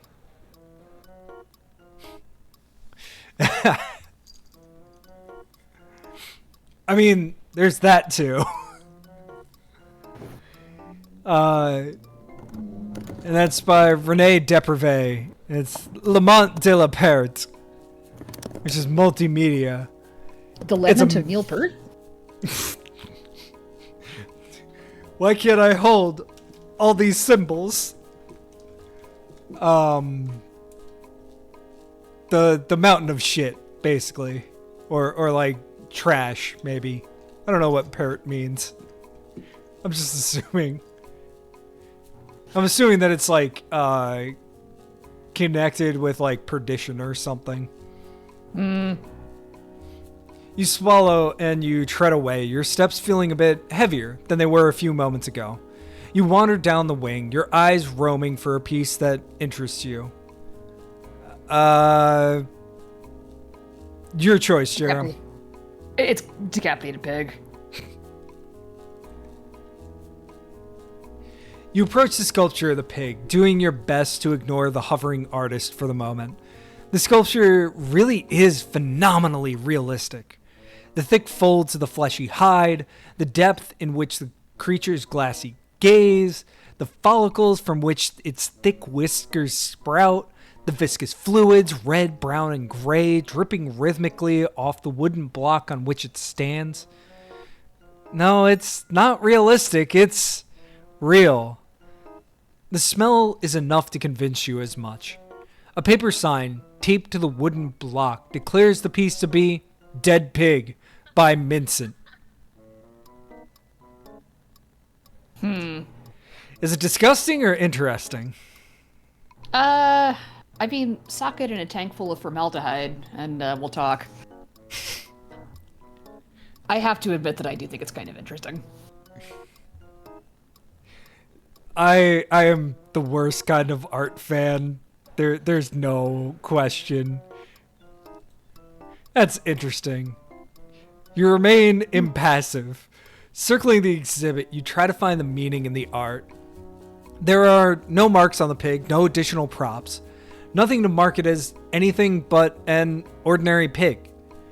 The cut to the neck is clean, but the instrument that caused it is missing. A fly buzzes past you and lands on the creature's eye, its minuscule feet making dots of refracted light appear in the pig's empty stare. All through your examination, the artist watches you. You watch him back, wondering if you might find answers about this exhibit in its creator. Mincent certainly looks the part of a death-dabbling auteur. His clothes are black and artfully torn, his tattoos are carelessly explicit, and he's smoking indoors, despite copious signs around the gallery pleading for restraint. I can see you're trying to figure it out, Mincent says, taking a deep drag. So, what do you think it is?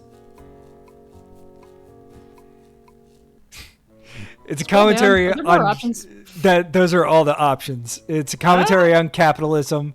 It's an ode to anarchy. It's a cry for us to treat animals as equals.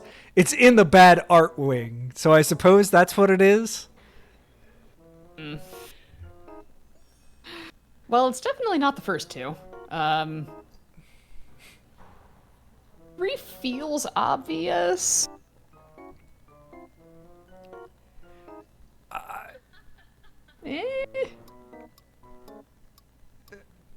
I'm gonna go with 4?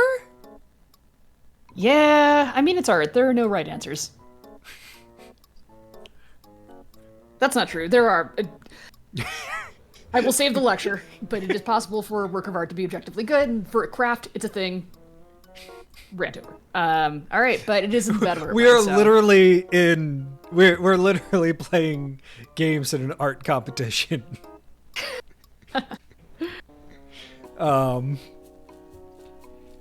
Yeah, it's in the bad art wing. Vincent snorts dryly.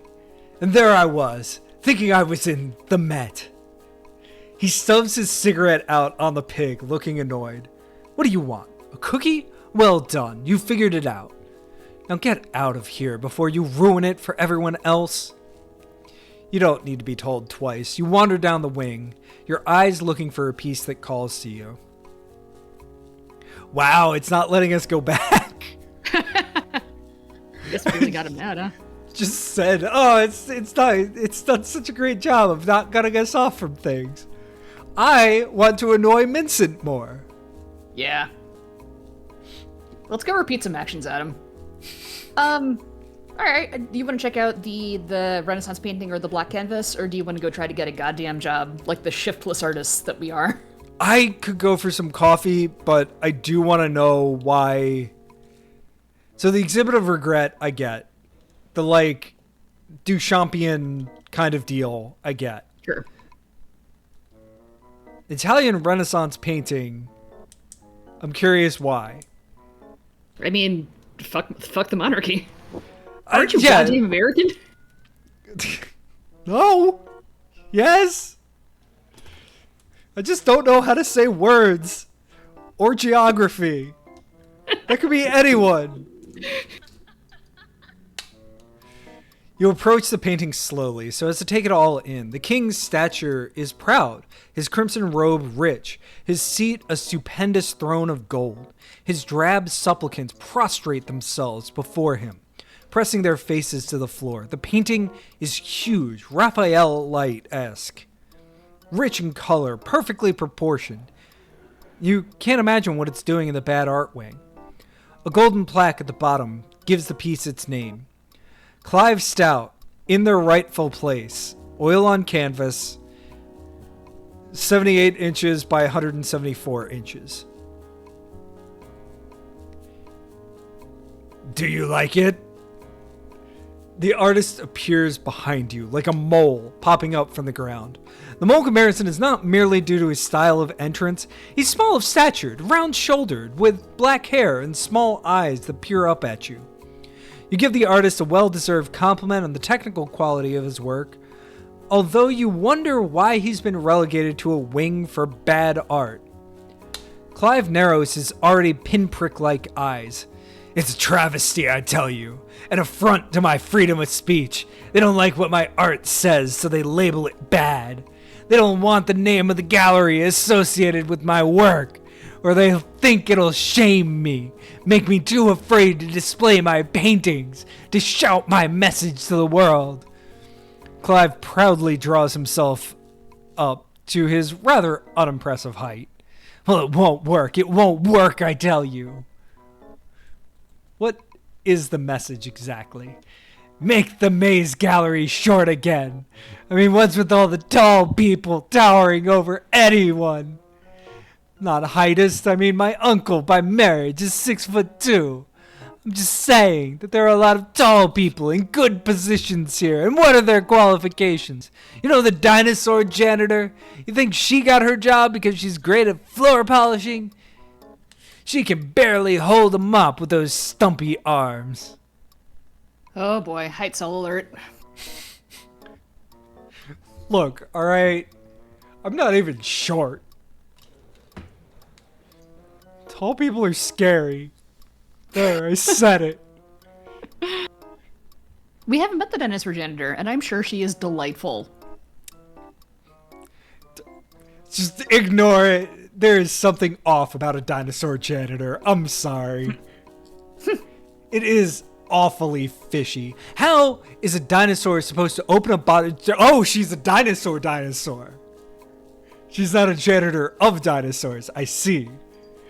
How is a dinosaur supposed to open a bottle of cleaning fluid? She doesn't even have opposable thumbs. Exactly. Clive nods decisively. And this is just the stuff we see. Imagine what's going on behind closed doors.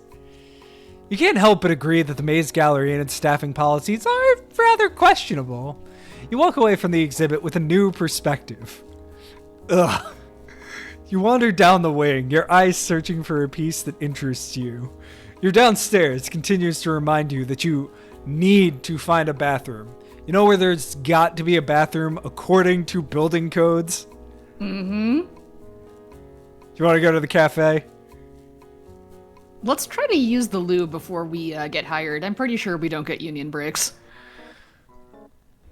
See, I was thinking that the cafe would have a bathroom that we could No, duck it would have a into. bathroom. Okay. But they also need people. And, well, let's see. The cafe is just calming down after a sudden spike in activity. Idly chattering voices travel across the spacious interior, and the aroma of freshly roasted beans floods your senses. There are a few patrons sitting by the tables, pleasantly immersed in the rich flavors swirling within their cups. You've just added the finishing touches to the latte in front of you when you remember that you don't actually work here? Tied around your waist is a simple black apron. While it fits you extremely well, it's most definitely not yours. Pinned to your shirt is a metallic name tag belonging to someone called Joe. Before you can fully process the situation, someone clears their throat, and you look up to find a woman, the picture of elegance, peering back at you. You can't help but to admire the otherworldly beauty in her delicately sculpted features. She's a walking work of art, literally, and there's a vague familiarity that makes you wonder whether you've seen her before? I don't mean to rush you, Joe, but is my drink ready? I mean, do we want a tip? Yeah, no, kowtow to the walking work of art.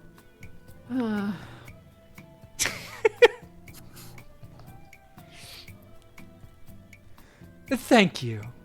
She offers you a smile before making her way to an available seat, a liberating latte in hand. You collect the money she left on the counter and... Gremlin? Oh, obviously. And pocket it. Someone somewhere is impressed by your incredible sleight of hand proficiency. Someone somewhere else, on the other hand, is extremely disappointed. You get 5 silver drachma. Inventory updated. That's all it is. The worker is entitled to all she creates. As you watch the customers retreat, you realize that you are once again alone and not sure quite what to do. Joe offers a polite reminder that they are here too, and suggests that you go clean the espresso machine or restock the cups? Huh. Okay, look around the coffee shop. These are some choices. Okay, we can just leave, to be fair. We can check the schedule. We can survey the wall of recognition. Or we can begin serving customers again. Wall of recognition.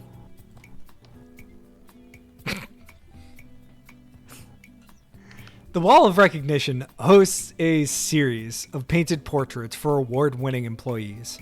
Employee of the Month, Joe. Best Attendance, Joe. Coffee Captain, Joe. Most Improved, Joe. Team Player, Joe. First Class Service, Joe. Rookie of the Year, Joe. And many more, all dedicated to Joe. In true art gallery style, each portrait is painted with unique flair, evoking feelings of something within you. Strangely enough, the person depicted in every painting looks identical to, but simultaneously nothing like, you. Joe beams with pride. Oh boy. What's the schedule? Uh-oh. Shit. Beside the shelves of coffee beans is a corkboard with a printed timetable tacked to it. No matter what page you check, Joe is scheduled for every shift. Underneath it is a single sheet of paper ripped from what you assume have been an employee handbook. Rules. Always serve the customer exactly what they need. Always wear your name tag. Do not steal. Do not feed cuppa. Alright, so I'm thinking we need to break all of these rules.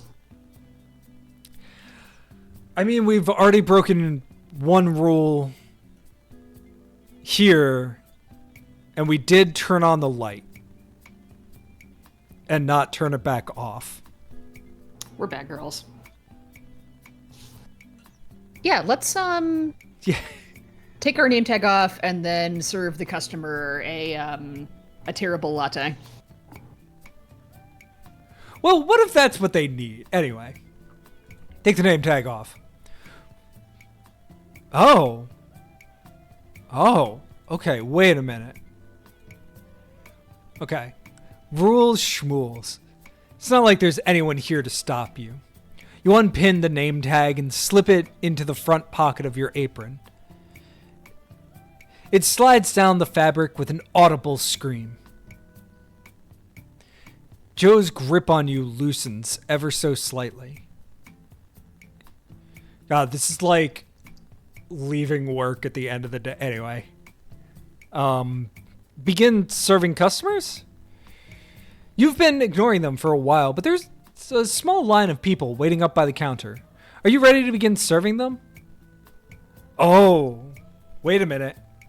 Yes. No, I'm still on my unapproved break.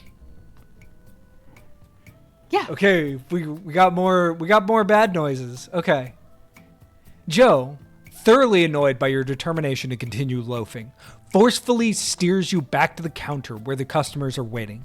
The first one is a child? He's wearing an old-timey primary school uniform. His mischievous, grinning face emanates sprightly joy. Bittersweet, boiling cold, the adolescent says, his chipper voice matching his face. Decaf, he adds.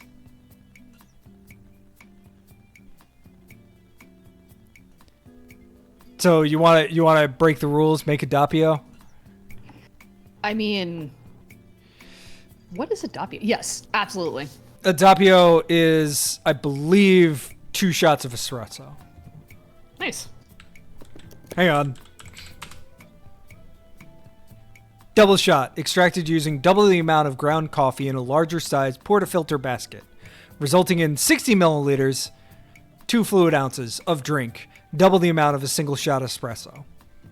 All right. I know things about coffee. I didn't know that. Thank you, really tacky poster of different coffee types in a break room of a job I didn't really like. Make me a doppio. In the interest of avoiding a lawsuit, Joe would like you to remind you that a doppio refers to a double shot of espresso.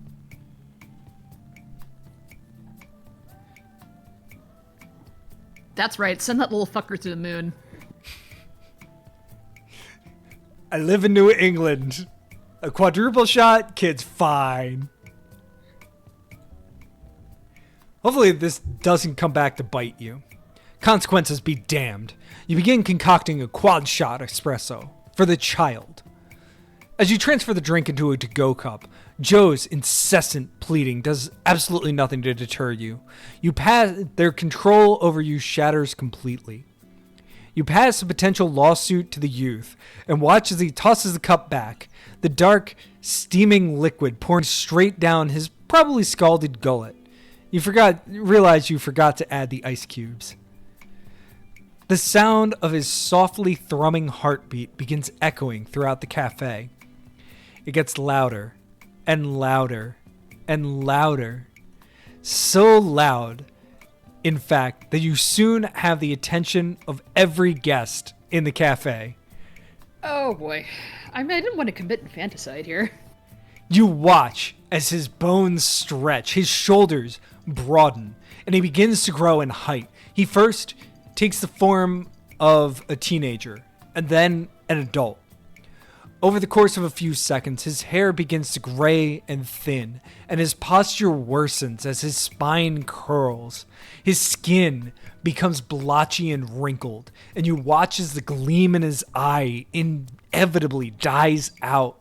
The capacity to feel joy gives way to fatigue, and hope is replaced by indifference. The ancient adolescent stares at his hands in disbelief before lunging at you with an anguished cry. As it turns out, your decision has indeed come back to bite you, though it hurts a lot less than you expected. More than a few of the senior youth's teeth hit the counter after you manage to dislodge your forearm from his maw. He spins around and bursts through the exit in hysterics.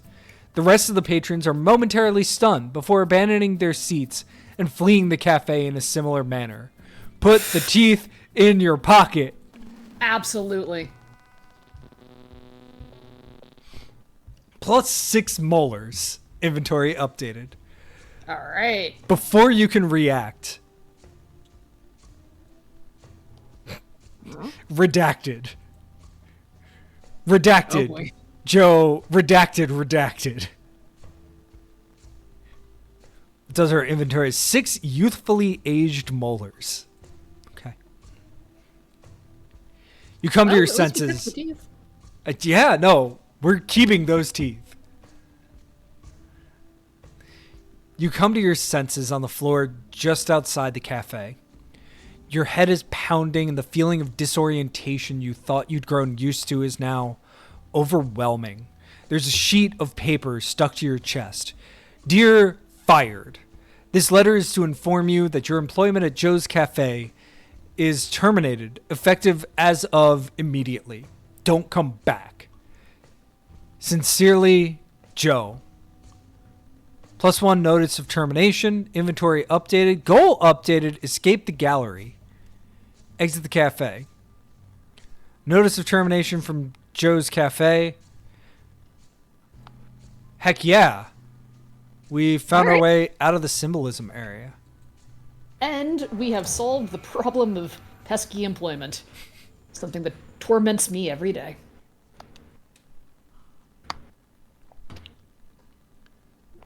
Oh, good. My favorite. Dada. Logic is a Nice. hesitation to let oneself go. Tristan, Sarah. Okay. He was the, if not the, then one of the like people who made up Dadaism. This is my world. You find yourself in an atrium. One moment. You find yourself in an atrium. It's a circular space with doors leading in just about every direction.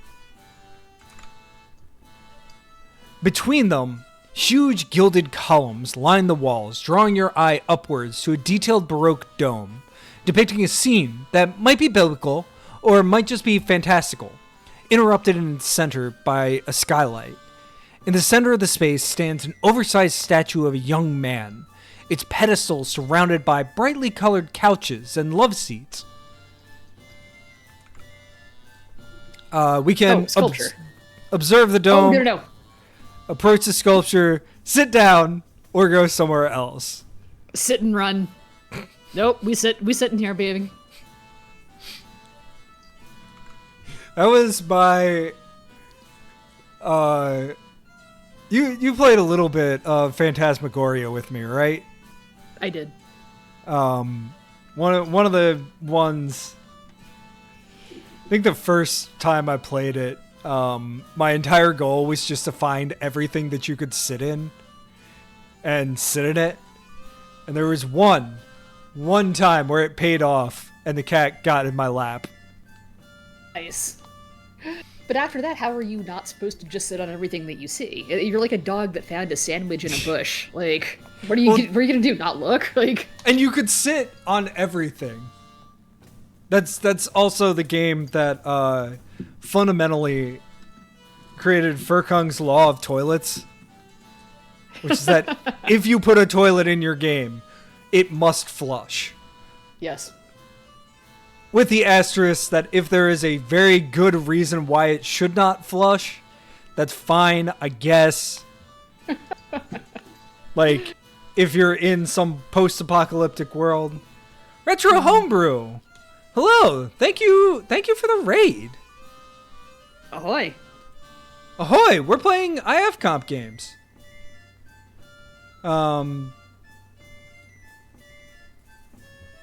We are playing The Maze Gallery, which is by Cryptic Conservatory. Let me do some little things here. So, yeah, it's a game by 34 contributors, and it at once feels that way in the sense that, like, there is a ton here. It is extremely deep.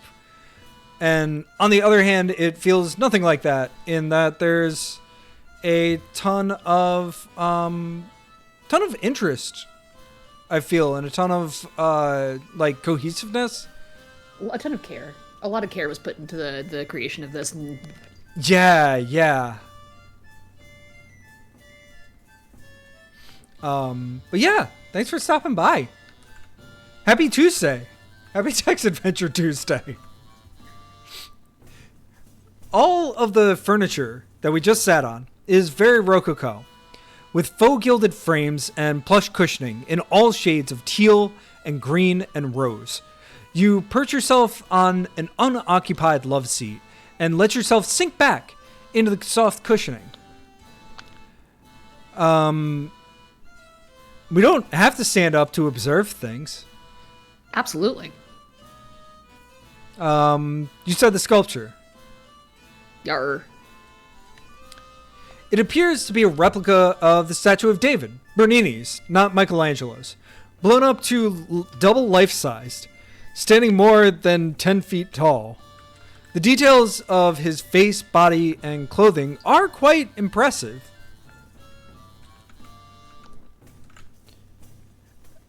His musculature, concentrated expression, and windblown hair and garb are strikingly realistically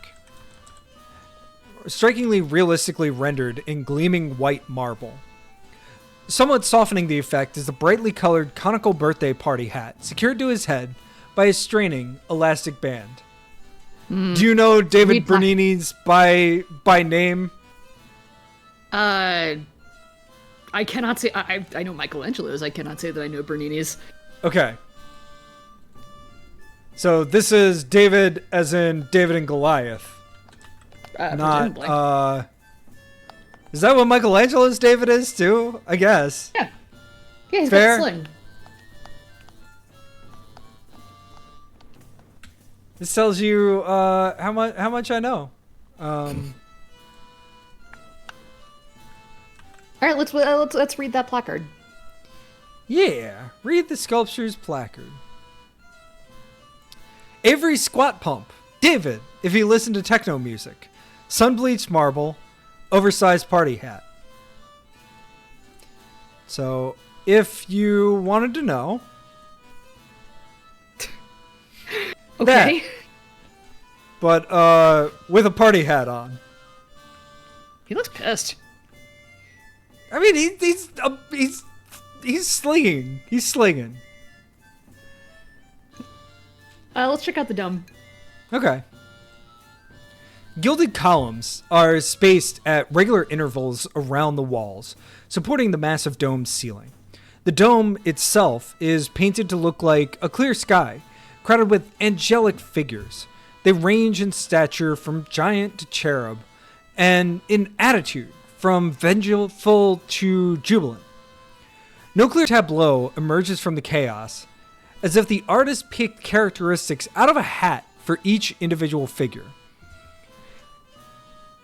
At the peak of the dome is a hole, no glass in sight, displaying the actual sky, allowing the first natural light you've seen in this place to filter through the room.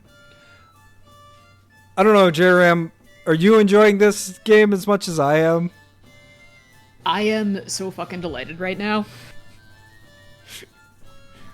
Amazing. Yeah, it is very good. And it's got both fun to it as well as like it's not just a joke. Yeah. But it's lighthearted in a way that like I am glad to be spending time with it. Oh, I am glad to spending time with you, bud. I feel like we've gotten everything we can out of the sculpture and placard. I do want to steal that party hat, but it's not giving us the option to. So... well, we could stand up, but yeah. I want to look at it again. But I like sitting. We do have to pee at some point. Retro Homebrew, to give you an idea of our goals right now, we need to get out of this gallery that we're in. We have gotten through each of these parts. The Art Deco area, the Symbolism area, and now the Dada area. Those have been like the chapters of the game. We also need to pee, which I just cannot say enough how much I love as a mechanic. Let's look around the room again. Yeah, let's look around the room again, and then we'll stand up. Yeah, no, it's all the same thing. Okay. Yeah. Let's stand up. Let's approach the sculpture. Okay. We cannot take the party hat. You cannot take yon party hat. Shenanigans. Maybe we'll need a party hat later, and it'll give us the option then. Yeah. Okay. Well, we're all done here. Let's head somewhere else. So we've been to the cafe. So where are we at this point? Where are we? Okay, Humperdinck Wing, Joe's Cafe. We're in the atrium.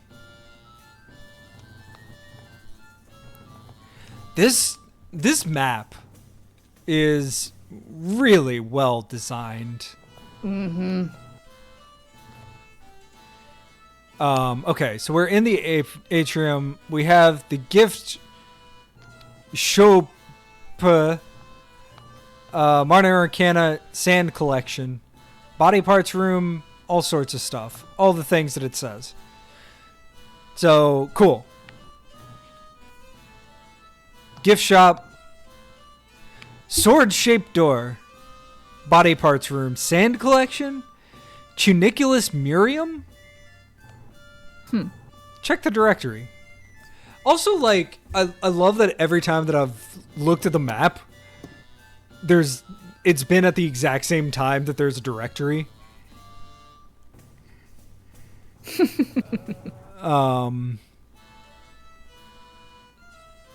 Oh, we could click on these to go back? I don't know if I would want to, but... Wait, is that an option? Yeah. Where would you want to... Let's just test it. Where would you want to go? Let's go to the shipwreck, because the plug washed us down the tunnel, and so I'm curious if we can get back. Okay. Yeah, shipwreck.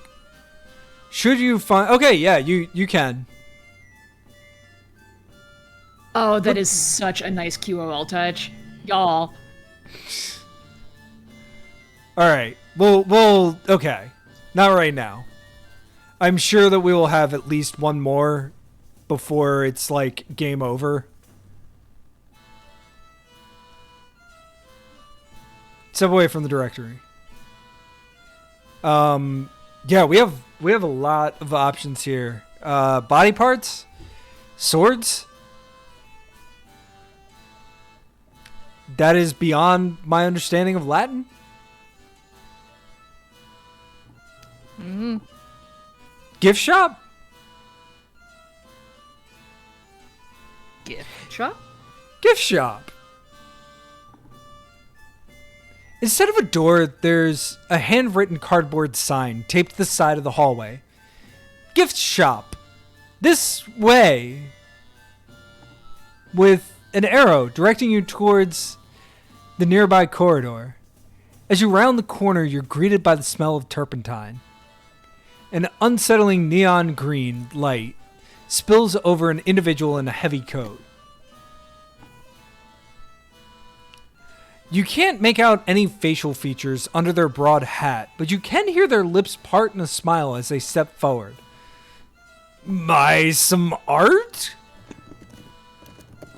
I love how all of these, like, they've done a really good job of making these NPCs be, like, uncomfortable at times. Mm-hmm.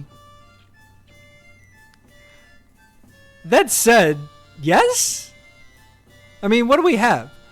We have 5 drachma and molars, and a rose, and a diary page. And a potato. Show cautious. The individual steps forward, opening their deep coat wide. Hanging along strings sewn into the coat are hand-sized canvases, still wet with paint. The smell of oils and solvents assaults you as you realize the paintings are all of you. One of you looking confused as you examine a painting. One of you with a worried expression as you decide which way to go. Even one of you walking into a dark hallway with drips of ink threatening to swallow your figure whole. You find no words as you step backwards. You don't dare turn your back on this individual who cocks their head as you leave. Come back soon. One thing is for certain. You aren't going back down that hallway. Sure about that? Mm-hmm. Alright. Catch your breath. Okay. No, we're not. I would buy that art.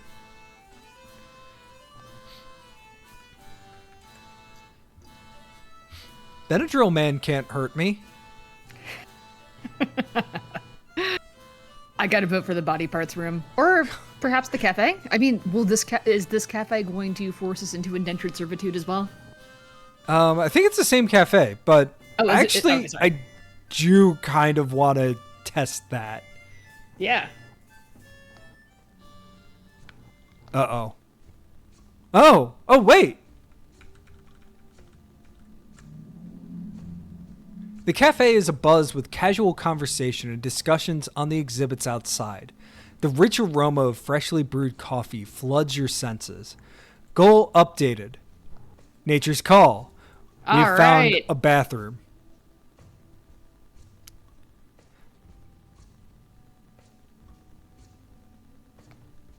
You want to go pee or you want to go look at that napkin? Well, okay. Yeah, we can also approach Joe. And look at the wall of recognition again. Is it? You can tell me no, JRM. Uh-huh. What if we don't find the bathroom? I guess we'll find out. Not to be crude, but the option to piss yourself this does not feel like the kind of game where you're just gonna end up pissing yourself. So. Yeah. Okay. I mean, okay. If nothing else, you usually get kicked out of the museum for that. Would you? I don't know. Ask the Hang security on. guard to stand on his desk. Yeah, I was just gonna say. Let's test this theory. Hang on, I'll be back. I think it's gallery night. Oh God.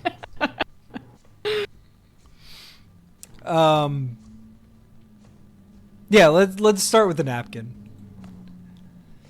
If found, please return. Oh, yeah. If found, please return to Assistant Curator Emma Hamilton. Ooh, boy. Okay. This has done such a great job of doing two things that I love, which is, number one, just be stuff to explore and look at. Mm-hmm. But on the other hand, having hints in a way that is interesting enough without telling you anything. In this house, we stand a diegetic hint system. Monday. Today is the Feast of Fools.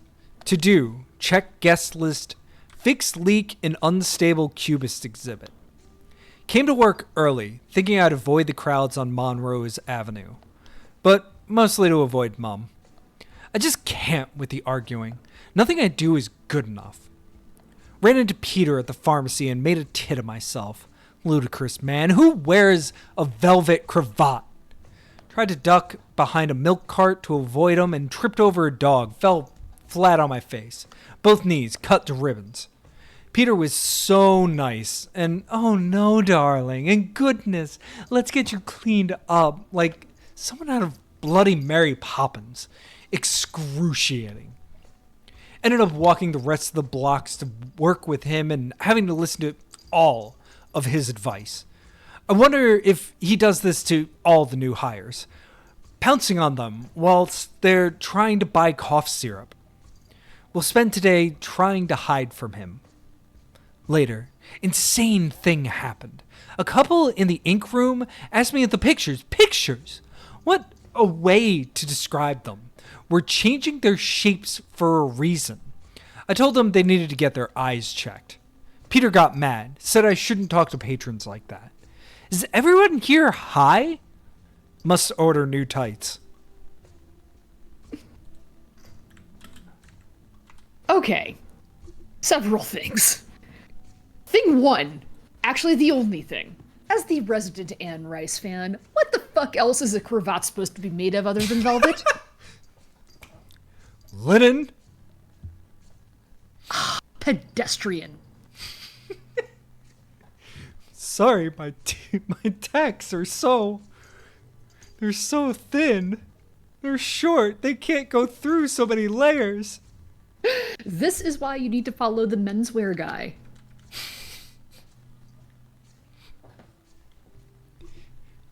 Actually, oh my gosh, I need to send you a picture of a pin that I got. It's very cute. Anyway, we got another diary page. It's just a mysterious diary page. Mm-hmm. And I want to note that the music for this area has changed.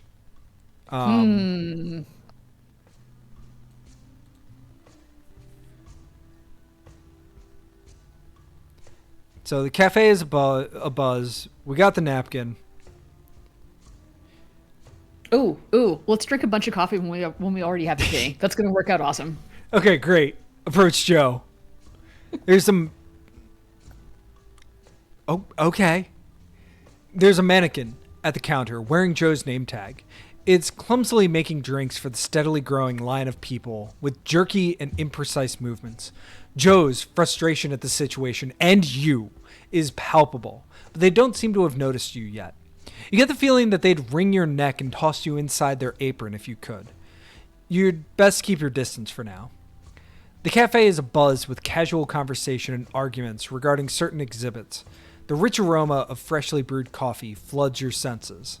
All right, let's see if they do table service. At the very back of the cafe is a little table tucked away and hidden in a small niche. This is a perfect spot to find a bit of peace and quiet hidden from the hustle and bustle of the gallery. You sit in the plastic chair and settle yourself in with a little wiggle. The chair squeaks and wobbles just enough to be annoying, but not enough to prompt you to move. For just a moment, you close your eyes. There's no breeze to refresh you, but the sounds of the cafe are grounding. You can make yourself believe that you're in any branded coffee shop in the world instead of here. Take a deep breath and enjoy this little bit of peace. A deafening roar shakes the very walls of the maze gallery. China shatters on the floor. The building itself creaks. In the distance, somebody screams. What in the name of this unholy gallery was that?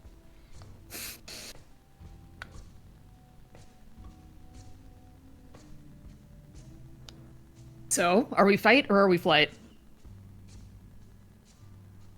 I'm going to say leap to our feet. Yeah. Should you run towards the disturbance or away from it? It probably doesn't matter.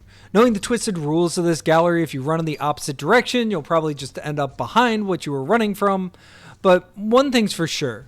If you stay still, whatever it is will find you. You just hurry away and nothing changes. Okay. Interesting. What if we find a table again? Wait a minute. Take a moment to sit. Yeah, why not? Take a deep breath, enjoy the peace. Nothing. Okay. I do want coffee. Okay. Look at the wall of recognition, because I'm curious. The employee portraits have all been turned around and are now facing the wall. Taped to the back of each one is a hand-drawn sketch of you? Oh, on the bottom of each one, printed in bold letters, are the words, "No trespassing." Oh, no. In smaller print, it reads, "Joe reserves the right to refuse service to terrible people, anyone." The cafe is abuzz with casual conversation and discussions on the exhibits outside. The rich aroma of freshly brewed coffee floods your senses. I mean, terrible people. I'm not the one out here shanghaiing people into barista work. Who knows if it's a bad time or not? All right, let's go to the goddamn bathroom. Fine, let's go pee. Oh no. A door on the back wall catches your eye. A placard on it depicts a simplistic human silhouette. The bathroom. But as you go to open the door, you see another placard next to it. W.C. John, Room of Rest. Porcelain and water. W.C. John, Jesus Christ. I guess I should have seen that coming. Still funny, though. I mean, we can still enter. Okay, let's see how this goes.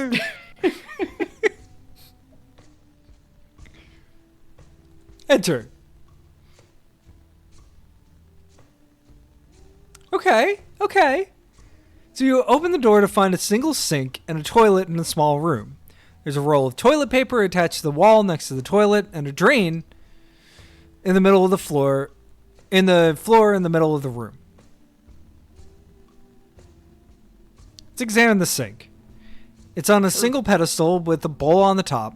A bottle of pinkish soap is balanced on the rim, leaning against the faucet. You turn the tap and water runs as expected. When you look up into the mirror, instead of your reflection, you see a simple silhouette.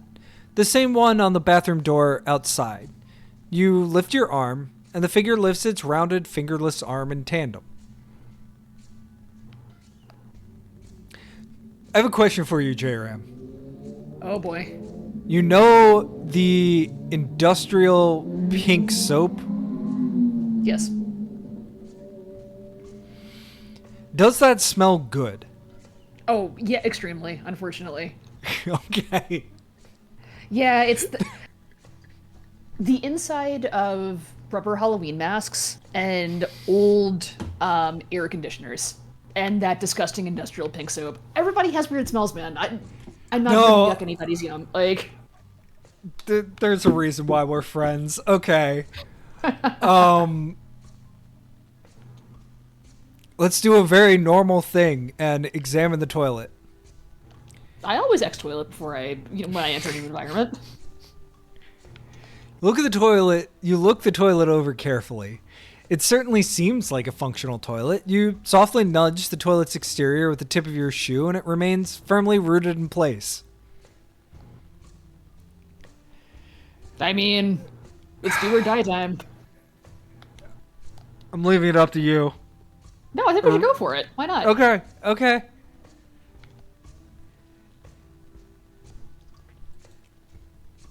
Your need to pee is too strong to worry too much about whether this is an exhibit or an actual bathroom.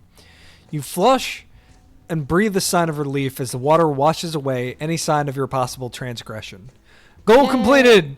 Nature's call! We succeeded! Goal completed! Pissed on the art!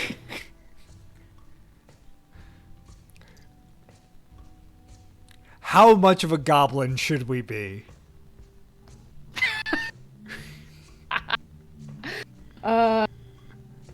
Fucking chaos run. Let's go. Perfect. Peace. As you go to leave, you notice text on the back of the door. Please wash your hands before returning to the gallery. Not even going to use the... We're not working. That's right. I am under no fucking legal obligation. You can't tell me what to do. Sign. You're just a sign. Not even going to use the foot handle. The text on the door is different. Hand washing is not optional. Nope. Yes, it is. Yes, it is. You're not Please wrong. wash your hands before returning to the gallery. Hand washing is not optional.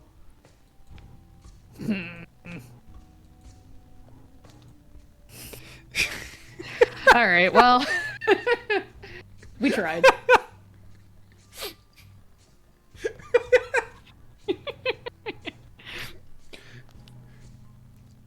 I don't know why that's...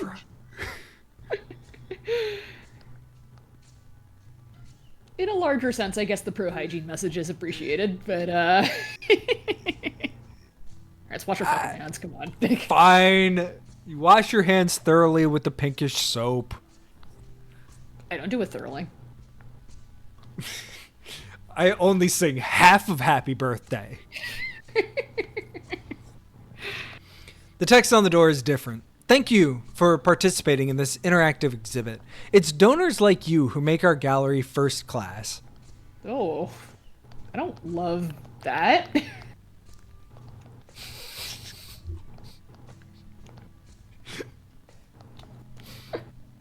Sorry, that's just like...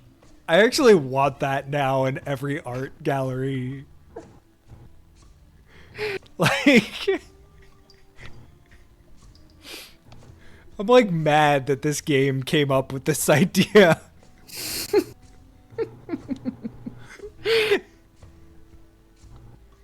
All right.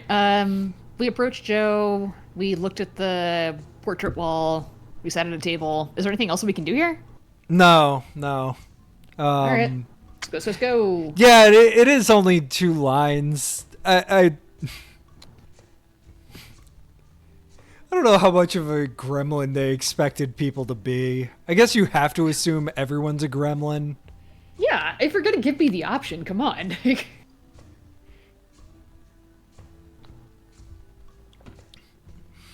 It's one of those things that has me very stalled on the Parser game that I'm working on. Is just like working through gremlin actions. It's like there was something and I was like, oh god, somebody's gonna want to smell that. And I guess like kiss is a standard action anyway. I think about certain things and I'm just like, oh god, yeah, I do need to figure out what that means. Back to the atrium. You return to the atrium, but something has changed. It's still a circular space with doors leading in just about every direction. The walls are now robin egg blue. Columns, now clearly slathered in gold paint, rather than gilded, lead up to a dome constructed to look like a mosaic of framed paintings, still with a skylight as its peak. Chairs, couches, and stools are dotted around the room. Beneath them, the polished floor has the pattern of a nautilus shell. Its spiral leads your eye towards its center, where a raised platform stands. On the platform is a grand piano with a mannequin sitting at its keys. Clearly, an art installation. Do you want to sit back down? Obviously. Can we sit at the piano? Yeah, I guess we just sit back down. The seating is much more eclectic before. There are a smattering of chairs with thin cushions and straight backs, carved in ornamental designs. Among them are dark wood benches with complex patterns carved into their lacquered seats. Here, too, are plush chaises and couches with worn upholstery in all shades of gray and wooden frames. You choose one of the couches and have a seat. The dome is tessellated with what at first glance appeared to be paintings and frames, but given the way they all curve and fit together, you suspect the frames are carvings, and the images were painted directly on the surface of the dome. The images themselves are quite eclectic. Towards the bottom of the dome, they resemble the kinds of tableaus one might find on an ancient Grecian urn, with strings of figures painted on camaïeu, monochrome brown, and with no sense of depth. Whoops. One row above those are still lifes and architectural paintings in muted colors. Above those are dramatic chiaroscuro scenes of angels in battle, crowds in mourning, and all other types of melodrama. At the apex of the dome, the skylight remains open to the air without any glass covering it. My friend, as a fellow millennial, I am disappointed that you didn't learn the word chiaroscuro trading from Trogdor. Chiaroscuro? Chiaroscuro shading.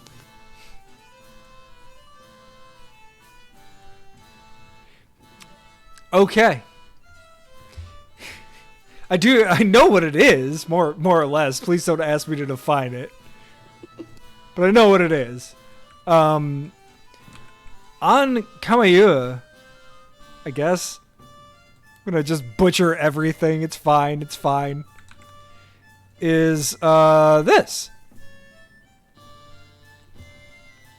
If you didn't know. I didn't. Yep, that sure is some art. But it's that, like, I guess sepia brown styling. It's 2 or 3 tints of a single color other than gray. When it's just in gray, it's called grisaille. When in yellow, it's cirage. It is monochrome painting in enamels as well. It's frequently used on snuff boxes. Very nice. Skylight remains open to the air without any glass covering it. Alright. Observe the installation. A full grand piano sits on a raised platform in the center of the atrium, its lid and fallboard both open. Sitting on a piano bench in front of the keyboard is a mannequin.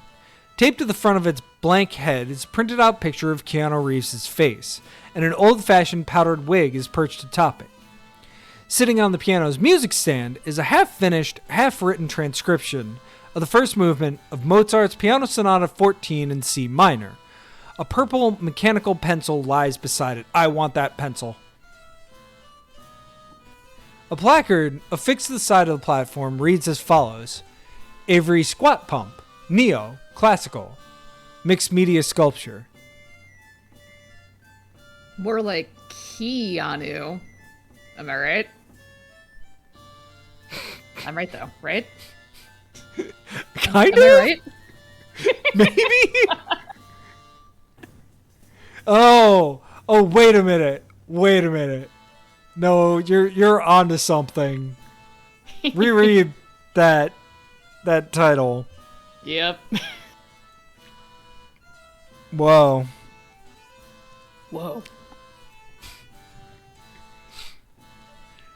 Okay. Let's approach the sculpture. Okay, we can't do it. I want it.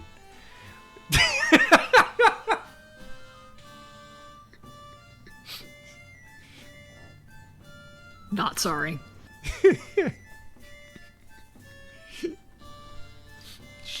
Wait, I might actually have something. Oh, no! I'm sorry, J-Ram, I didn't, re-enable the, redeems that are just for you. Hang on. Wait a minute, I'm sorry. I've been gone too long, my friend. No. This is unacceptable. There we go. Now it should be there. Good. All right.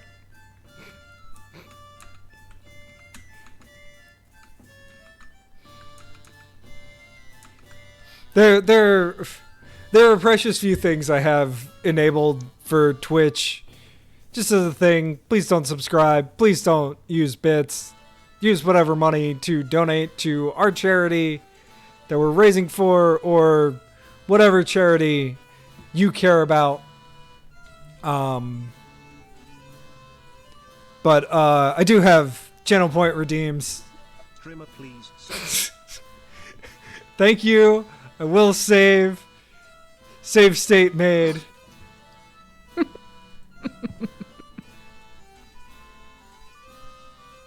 Trimmer, please save. Can we do anything with this piano? We cannot. This is a salty spot. Alright. So the dome changed. And the room changed, which I think is interesting. Yeah. We're all done here. Let's head somewhere else. Alright. So, we've been back to the cafe. We went to the gift shop. Wow, there's so many more rooms. Alright. Body parts. Done. Body parts. Body parts. Ooh, Whoa. if Neuroscope is in Philadelphia, I am 100% going and leading a group field trip to the Mutter. Heck yeah. Yes.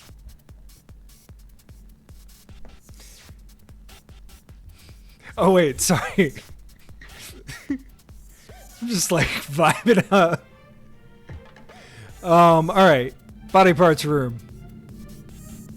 When you open the door, there is a soft hush, like an audience leaning into their seats to ponder the last lingering note of a violin solo. The interior is a dim gray, with the exception of a brightly lit corner and the soft luminous glow around several works of art. You take a step forward, and the sound reverberates around the corners of the small room. You take another step, and an avalanche of fabric crashes into you, a great length of tulle winding around your neck and sleeves. Your knees buckle with a weight, and you collapse backwards onto the velvet ground. Your face is resting on plush fabric, softer than anything you have ever touched. You raise your head and find only one part of the floor not covered by carpet. A silver plaque with the dimly glowing words, "The Body Parts Room. Show yourself and come into the light." A loud, commanding voice demands. You register it as coming from somewhere near the lit corner. Oh, You can- but I'm comfy. So we're not going to stand. We can peel away a clingy satin scarf from our neck. Let's do that. Sure. We peel a clingy satin scarf away from your neck and squint in the direction of the voice. You are the new model? Yes. You are very late. If you were any later, this photo shoot would belong in last year's collection. The voice cackles. And as ZZ, famed fashion designer, I cannot turn back time to make it work. You take a step forward and immediately hit your foot against a cold, rounded edge of clothing rack, which shudders and growls menacingly. The room is so densely packed with piles of fabric and towering clothing racks. You cannot make out ZZ in any detail beyond a blob-like silhouette that periodically flashes with light and soft clicks. JRM, capitalism comes for us all. Alas. You apologize profusely and say that you are ready for your shift. Is that contrition I hear? You must be an imposter. There comes a crash. Then the giant rustling of large amounts of fabric, which makes it sound like ZZ is glamorously fighting a gaggle of geese. Ah, I understand. You see, I was testing you and you failed. What you really are is a fashion spy. The room is abruptly suffused in warm yellow light. You can see countless racks of clothes and dresses, mannequins meticulously stuffed into every inch of space. I knew they would try to sabotage me once more, because all they know how to create are knockoffs that belong in a bargain bin, with no bolt of individual genius they did not steal.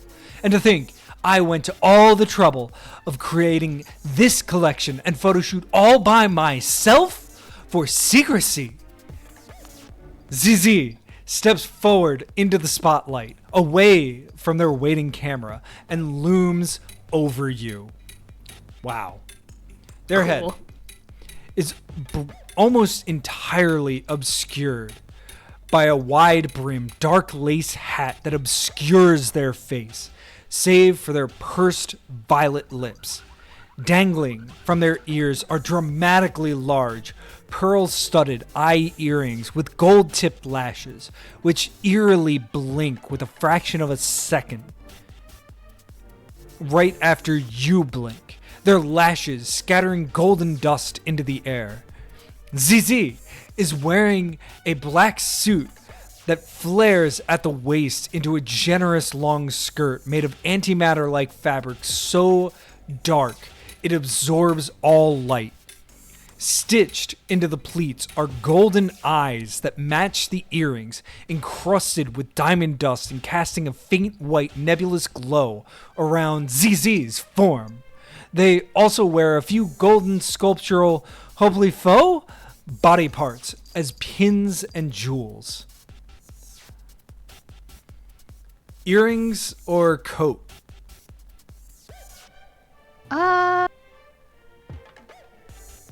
That's a great question. I think earrings. The eye earrings are extra captivating. ZZ seems to notice your gaze, and the eyes blink furiously, shedding pearlized tears that dissolve dust into dust when they reach the ground. Oh, you are you. I have not misjudged, but taken creative liberties with interpreting the situation. Are you... They glide through the air, cape billowing behind them. A sweater lost in the wind? Is your sense of direction cardigan? ZZ's eyes are narrowed and lips pursed as they stare, not quite into you, but through you. As if past your layers of clothes and skin to braided muscle and sinewed bone. You have good organs, my dear. ZZ walks towards you, platform boots sinking into the red carpet, and wedges their fingers into the puffed up material covering your shoulder to fling away the outermost layer still tangled around you. A polka dot faux fur coat. It sails through the air like a shooting star. Cherish them. Treat them well. Perhaps one day your organs will feature in my newest collection, an Inside the Body collection by ZZ. Hello, French Toast, please. How are you? Happy Tuesday. Happy Text Adventure Tuesday. We are playing The Maze Gallery by Cryptic Conservatory. We're in the body part room.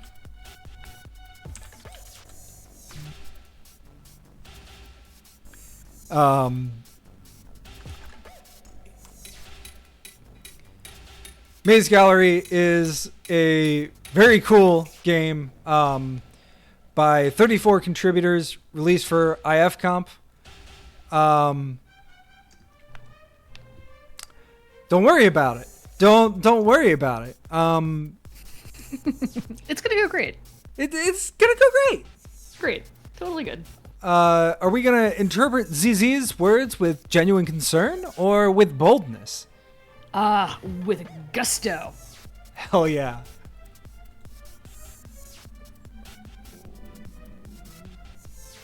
Why wait until later? You respond with sudden boldness. You said you needed a model? ZZ stops pacing and examines you critically once more. You feel a shiver run through each one of your teeth's nerve endings and along the tendons in your hand. Perhaps you are one of those rare, clear-sighted mortals who understand the grand vision? ZZ offers you sharp, violet lips smile, their teeth straight, symmetrical, and pointed. If the model is late, then you will suffice. What is it that your humans plays say? The soul of the creature is in their clothes? Well, my latest body part collection by ZZ is a celebration of the mind-body connection. It must be released as soon as possible so those art thieves can stop stealing my work and all of my free-range human materials. Do you understand? You must do this for the good of humanity. What? No, we're not leaving. I'm sorry. Who would leave here now in this economy? Joke that you can now add model to your resume. You joke that you can now add model to your resume. You always could have done that, my dear, but now everyone will see proof of your unforgettable style. The next few pieces I need you to model are inspired by the works in this room. You will only be able to pose with your whole soul after you have experienced the art. Let it transform your mind and body into even more elegant iterations of your entire being. Come back and talk to me once you're finished. They chuckle with deep bass tones. If you are delightful, I will send your photos by portal mail. All right. Okay. Here for it.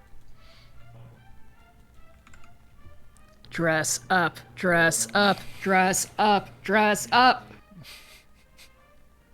We can only hope.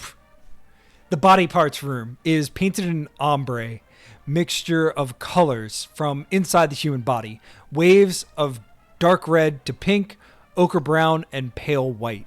Emerging from the ombre walls are dull bronze casts of outstretched hands and legs. A car-sized head, half submerged in the wall with mouth open and breathing in air. A colossal, shiny torso covers one entire wall.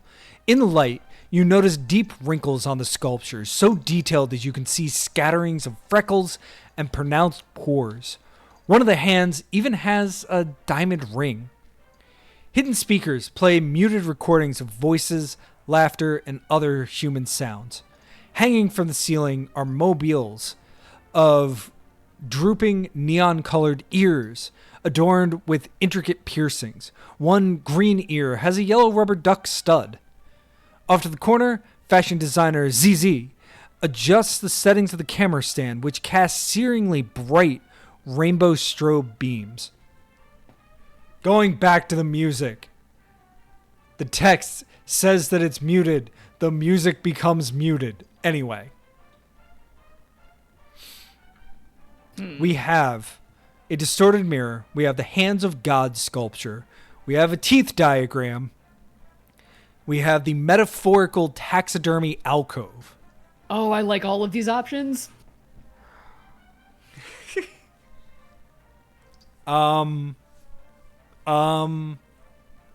Yes. Yes. We have to look at all of them anyway. Sorry, metaphorical taxidermy wins. Yeet. Among irregular recessed pockets inside the nook are charts, diagrams, and indeed many small creatures in dusty glass jars with curious labels. An open catalog describes them as the successful removal of metaphorical maladies, thus subjected to literary and theoretical deconstruction and physical reconstruction to illustrate the ailments of the soul. But most of them look like worms, even the ones in top hats and coat tails.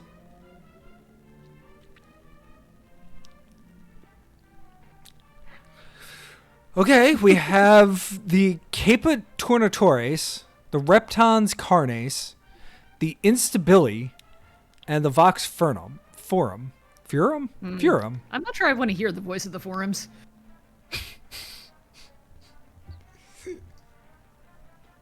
They've gotten better. Forums are a little bit less forum-like.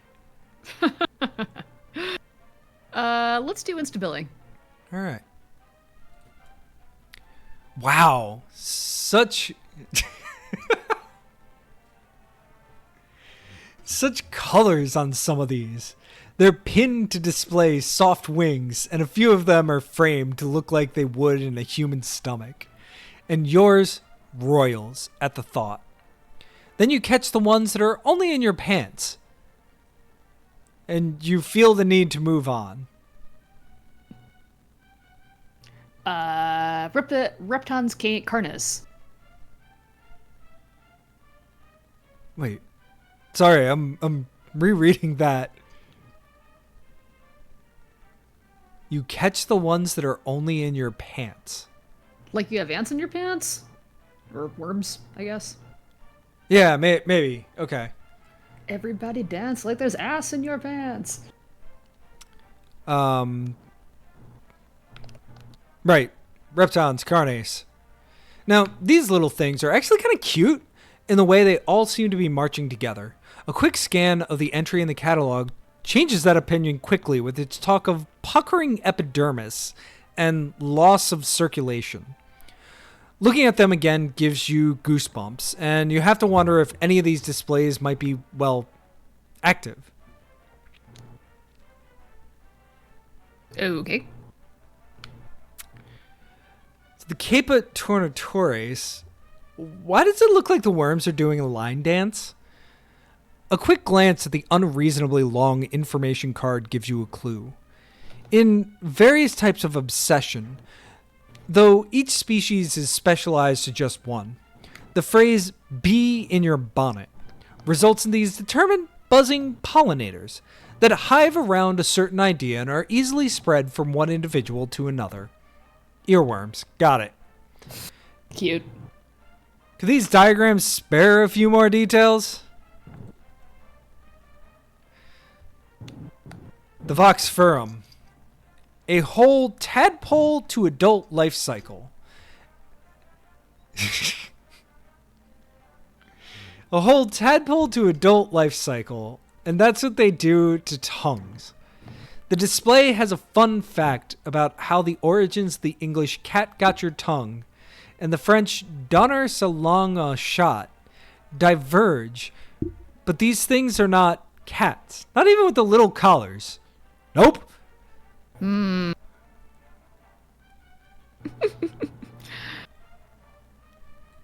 Leave the alcove. I guess so. You shake your head at the idea that any of those metaphors could be crawling around in your... Well, you don't like to think about it.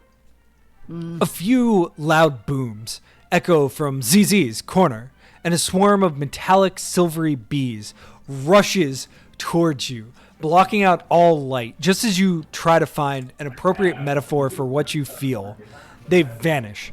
Everything is fine. The special effects are working as expected, ZZ proclaims.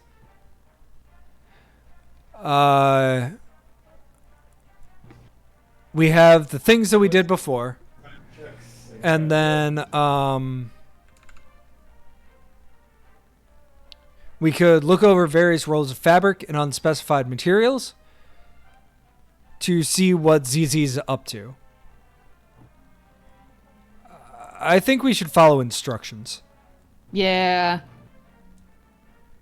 I think we have broken enough rules and ZZ terrifies me. In a way that, you know, literally soul-stealing barista job did not. Mm-hmm.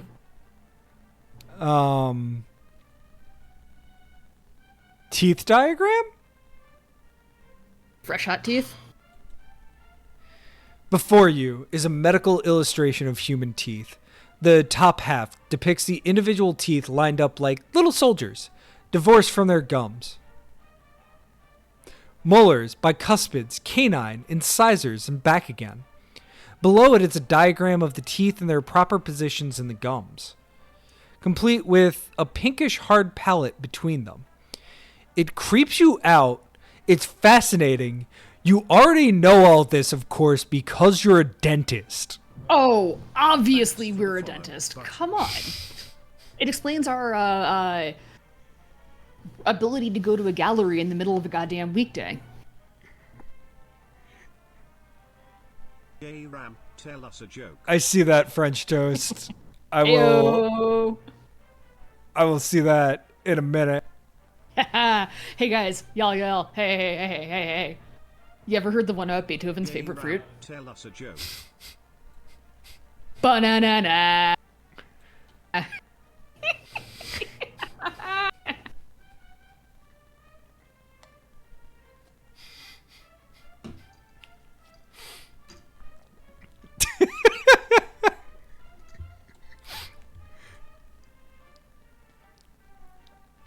Look at me. I got things set up. Ew.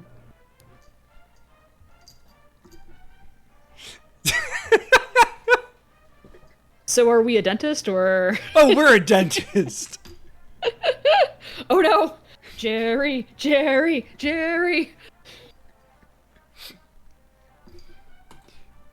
You've spent many an hour inside mouths just like these, but none look as perfect as this diagram.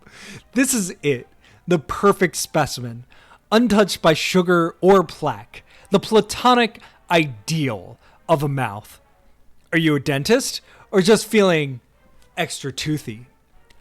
Even from the shadows of ZZ's large hat, you can see the sharp, pointed teeth of their smile. If you are interested, my darling blob tells me there are more teeth in the hungry room? Okie dokie. I think I want to see the latest task. Like, let's see what we're actually supposed to be doing here. An attempt to focus for once in our goddamn lives. How dare. ZZ loudly tells you that they are busy with eyeballing your measurements to ensure nothing less than a perfect fit, and shoos you away. Okay. Distorted mirror. This is a massive art piece with the outline of a wavy funhouse mirror that stands several feet wider than you in all directions. When you approach, you see it's actually cavernous with more reflective surfaces on the inside. I think there's only one answer. Yeah, you're right. Why did it get quiet? Step closer. You take a step forward. Your gaze... You take a step forward. Your gaze follows your own distorted image as the mirrors bounce it down, down, down. You slip, tumbling past image after image of people who are not you, but close to you. In the kaleidoscope, you see how your image changes, stretched and flipped and sheared by perspective. And then the mirror breaks. Suddenly, shards are flying away, carrying with them pieces of what you might be or might not. There is no true reflection left, but as the fragments flit by, you might be able to catch one or two that show a favorable angle. Do we hold on to quick mental math? Do we make a lunge for a winning personality? Do we try to catch a worldly heir? I love this so much because I'm pretty sure, much like in real life, that quick mental math will be the advantageous inventory item for us to grab, but I'm gonna skate by on my personality, just like in my career. All right. With the a winning personality in hand, you feel like you have a piece of yourself back, but more shards are fluttering away. Swipe passionate. Oh, thank you for the follow. Thanks for the follow, but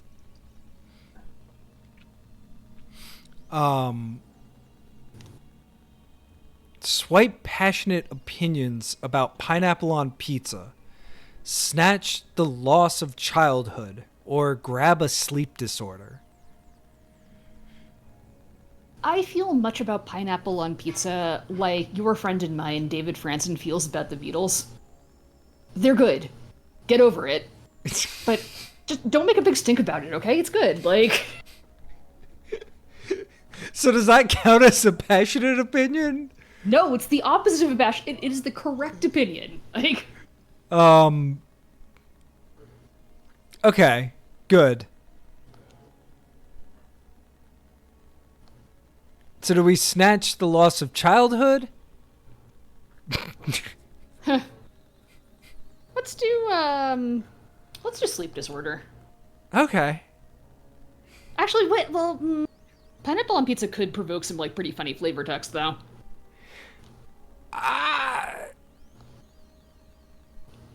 No, I'm gonna go with the sleep disorder. Alright. I in fact have zero opinion of pineapple on pizza. The only pizza opinion I have is that anchovies are good. Yes. In this, as in many other things, you are also correct. The other pizza opinion that I have, because you are cursed to live in Rhode Island, that's not true. Rhode Island is wonderful. However, there is this thing that they call bakery pizza. That's not pizza. But if you try to tell a Rhode Islander that that sad tomato sauce on a strip of cold bakery bread is not pizza, I hope you're ready for a clam chowder flavored fight.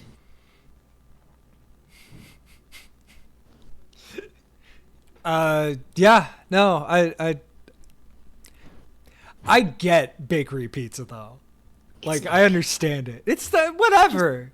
It's just pan con tomate at best.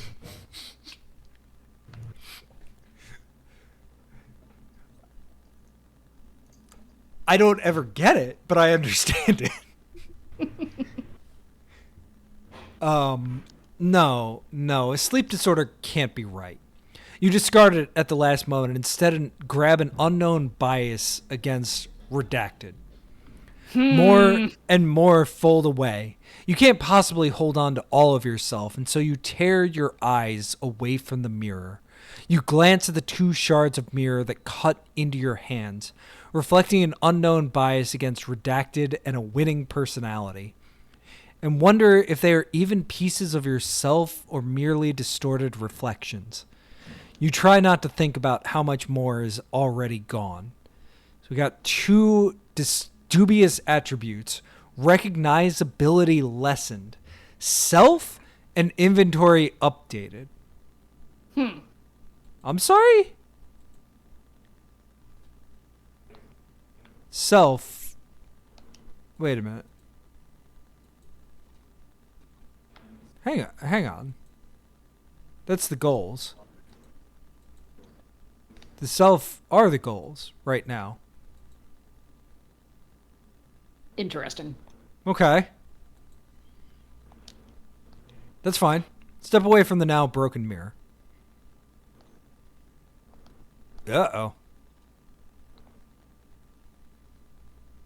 Self? Goals? Oh boy. Map? Uh-oh.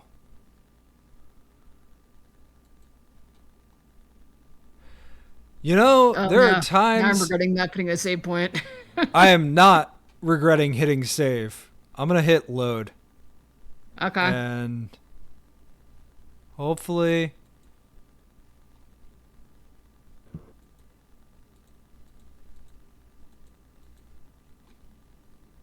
Okay. No.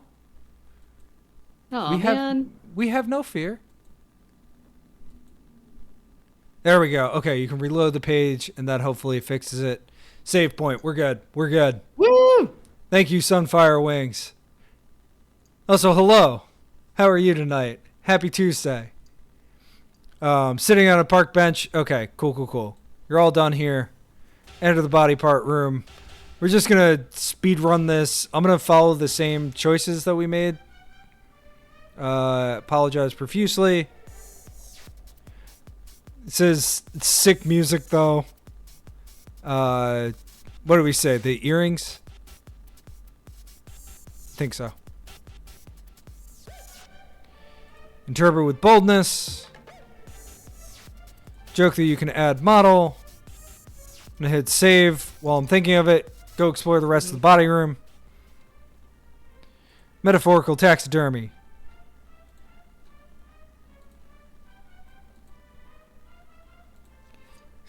These are so much easier to speedrun than Parser games. That's for sure. Right. Teeth. We're dentists for some reason. We went to school for 10 goddamn years. Some reason, my ass. All right, distorted mirror. Step closer. Winning personality. There were other choices there, actually. It did say something about being able to hold on to mental health. And to be fair, I'm going to go on record. Winning personality, slightly more important than mental health. Grab a sleep disorder. Step away from the now broken mirror. There we go. Okay. It just was grumpy.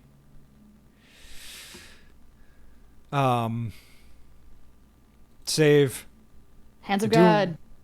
Do want to check myself. Okay. That's all. I did just save, so it's all good. Hands of God statue. Okay.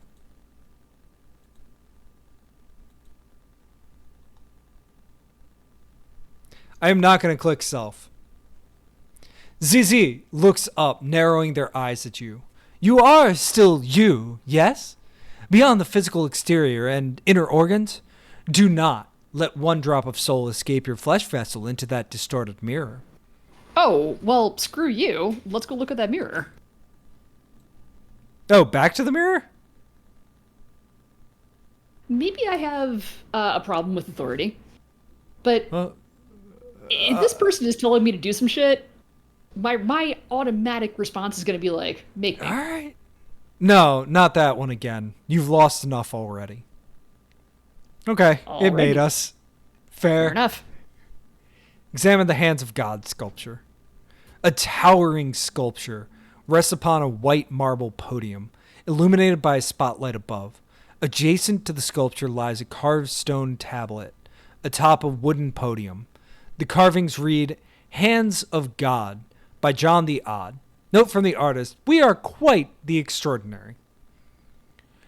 The sculpture in question resembles a clenched fist with an eerily realistic tan skin.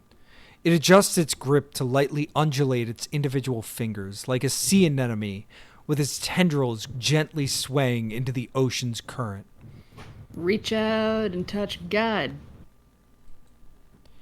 You cautiously reach out to touch the sculpture's wrist. Upon contact, your suspicions are confirmed. Not only does the material look like human skin, it feels like human skin too. You step back as the sculpture suddenly begins to stir. The hand languidly unfurls each of its fingers to reveal a slightly smaller, light-skinned fist centered in its palm. The smaller, pale hand then eases its grip and extends its dry, chapped digits to the sky. In its palm rests an even smaller, withered fist. Each subsequent hand unravels the same way until the hands collectively form a single glorious flower, its petals varied in shape, size, skin tone, age, and condition. It is awesome. Horrific, yet oddly satisfying to behold. The hand flower shifts its face towards you. Each hand waves at you simultaneously, forming a grotesque tide of fingers. You wave back in a sort of kind earnestness. After the sculpture seemingly soaks up enough light, its smallest hand gently curls into a fist. Each progressively larger hand then encloses the fist within its palm, creating a furious cascade of cracking bones and squished flesh. Finally, the largest hand clamps down upon the fists, creating a single deafening squelch that echoes throughout the hall. Touch it again. Okay, yeah. The sculpture presses into your touch slightly, as if saying hello, but the hand does not open again. Cool. I love that in many ways this whole experience has been, so we've collected a bunch of inventory items, and I suppose we've solved a couple of puzzles, but more than that, we've just kind of like seen some cool stuff. The ideal gallery experience, TBH.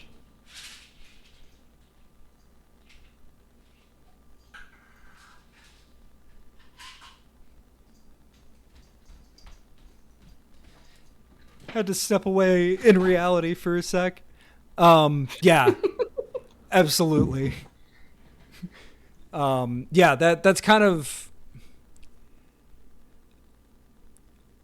I think one of the things that interactive fiction does really, really well, if it's good, is give you an experience that's bigger than sort of text on a page. And there's nothing wrong with text on a page. I think that's worthwhile in and of itself, but like really, really good stuff sort of transcends the fact that it's mostly text on a page. I mean, obviously this has music and imagery where it's necessary. And I love that it's not been super heavy-handed with the imagery. Mm-hmm. Yeah, because then when the real juicy images hit, oh boy, did they hit. Like, I am ecstatic that we got to see ZZ. I want to solve the ZZ fashion puzzle. Yeah. So we've seen everything now. Reflexively, you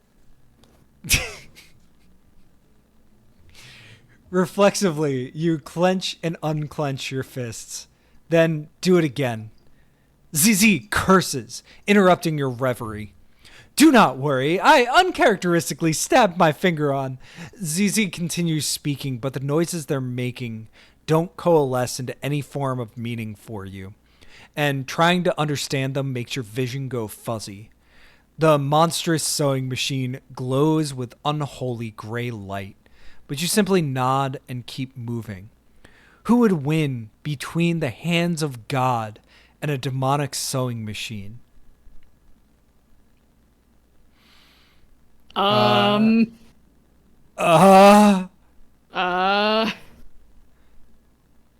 guess we're finished with the art.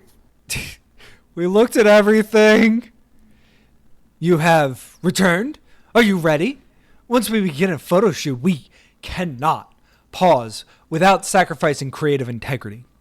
ZZ throws a boa decorated with white feathery lung alveoli at you. Wrap this around your neck if you truly wish to begin. I mean, I'm in. Yeah, confirm you're ready for the photo shoot by seriously wrapping the boa around your neck, the alveoli hovering right above your lungs. You have decided? With the exception of one raised eyebrow, ZZ looks like a statuesque tower of calm. I was beginning to consider other alternatives, self-portraits, calling in old favors, luring other humans, but those thoughts are now out of style because you are here. ZZ gestures to the mannequins with new outfits clustered by the nearby exhibits, and then to you. ZZ ponders their clipboard. Yes, a touch of human originality may add fresh flair. Darling, I have decided that I will allow you to choose what pieces you wear for my cover image. ZZ laughs again. Never let it be said that I am not generous. First, 2 pieces inspired by the distorted mirror. Choose which one you prefer. What would you like to emphasize about yourself? Ooh.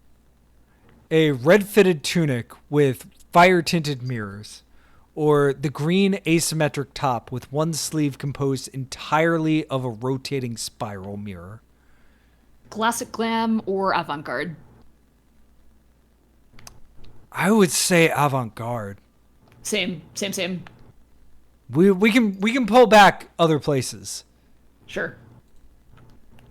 You choose a green asymmetric top. It's cool to the touch. A mirror spirals slowly around one of your arms like a quiet chainmail snake. When you glance down, it seems to distort your face with visions of future success, alternate paths taken, prizes won, all shaded in green. And now, for the bottoms, which should remind you of the hands of God. The tawny brown skirt with a rosette pattern of enlarged fingerprints, or tan-colored puffy pants with a flower-like hand cluster appliques. Ooh, I'm kind of thinking pants.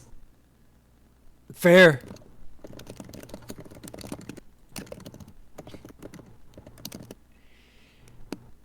You choose a pair of pants composed of 3 cascadingly large puff sections with the outline adorned with appliques, creating a 3-dimensional effect. On inspection, each applique is a hand bud that sprouts another hand within its center, like a never-ending nesting doll. ZZ nods approvingly at what you are wearing, then incinerates the other top-bottom pairing with a blowtorch. I like that skirt, excuse me. Anyway. Hey. One of the most important lessons I had to learn is to let go of what does not spark the confidence of 1,000 exploding stars. Only wear what will make you rage into the unknown. Perhaps I'm mixing up my human plays.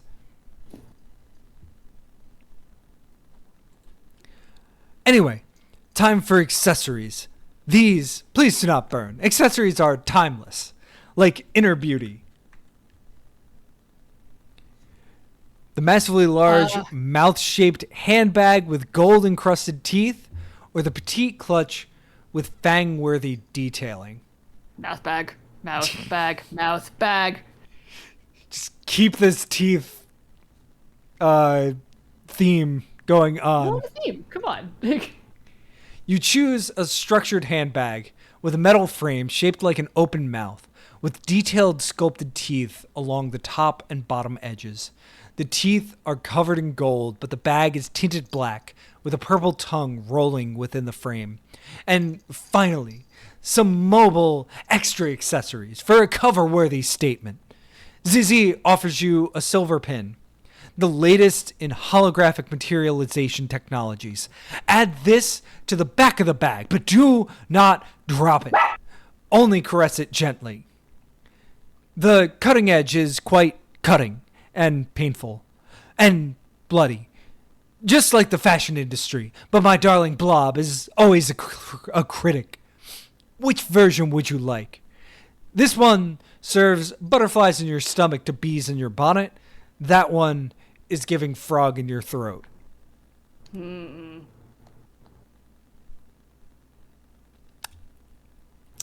I'm going to go with frog in your throat. Yeah, that feels more accurate. Especially to the very moment. As soon as you touch the pin, with every word you say, a dancing, whirring tadpole leaps from your mouth and orbits your head, multiplying into a cloud of electrified dust that casts a halo around you.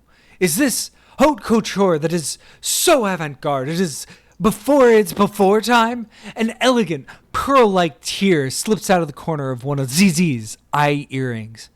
I suppose this is what the greats mean when they say art can be found anywhere and in anyone can style. ZZ approximates a hurried lightning strike as they gesture for you to pose in the corner. They dim the lights and begin to take a smattering of photos. Head over your shoulder, sitting on the chair with one leg crossed over. I mean, por qué no los dos, but, Yeah, right? I think, we got the look.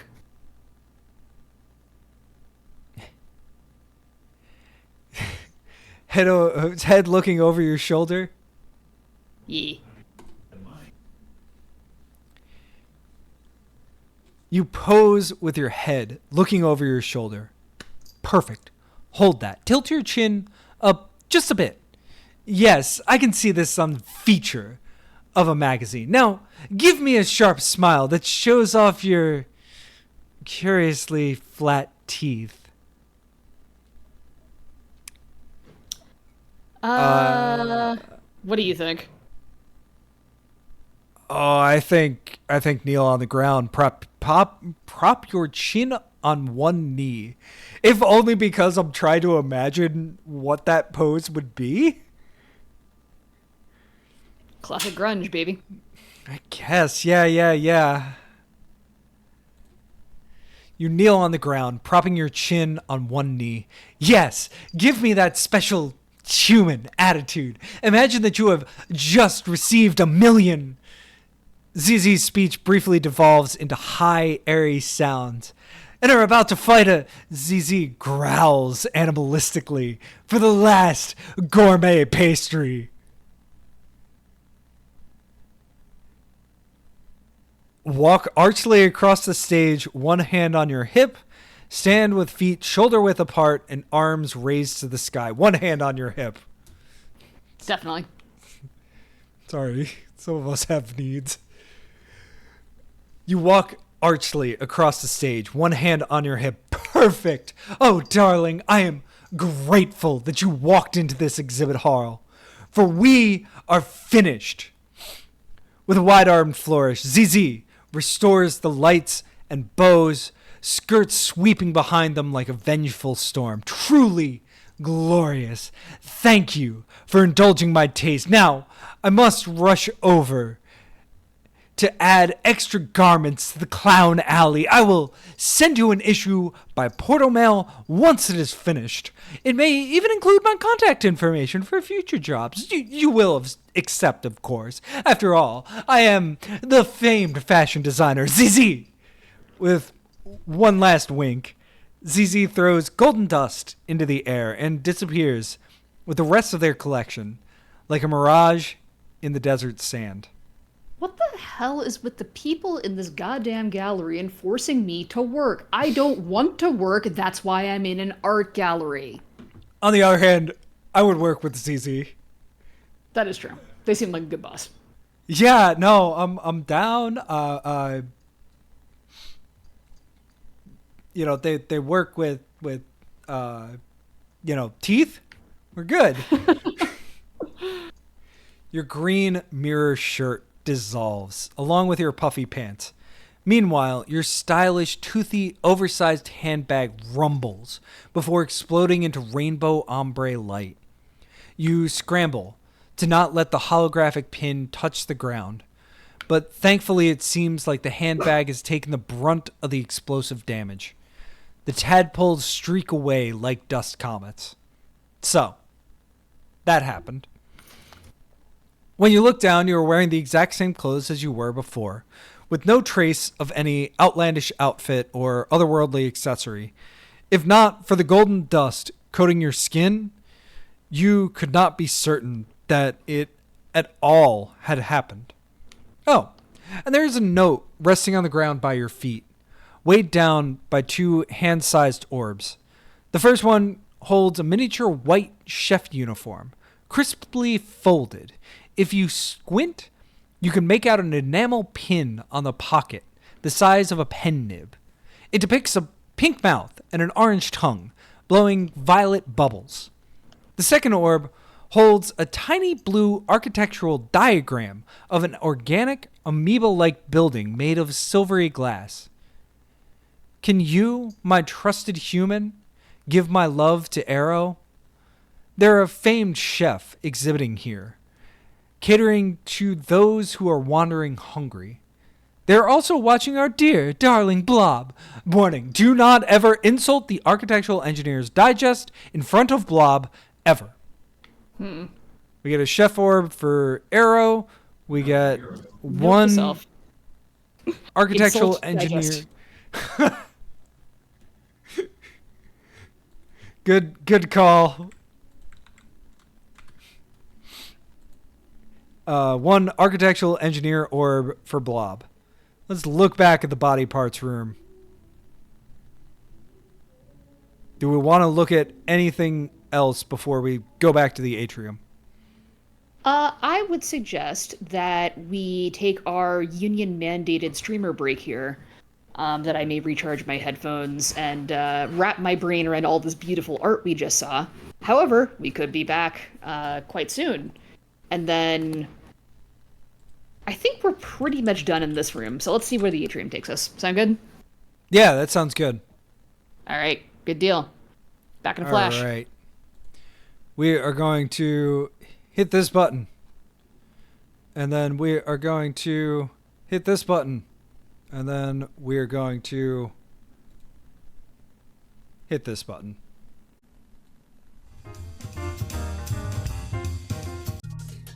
My dog would like you all to know that she does not appreciate any of this modern art stuff, and representational is the only thing that she considers true artistry.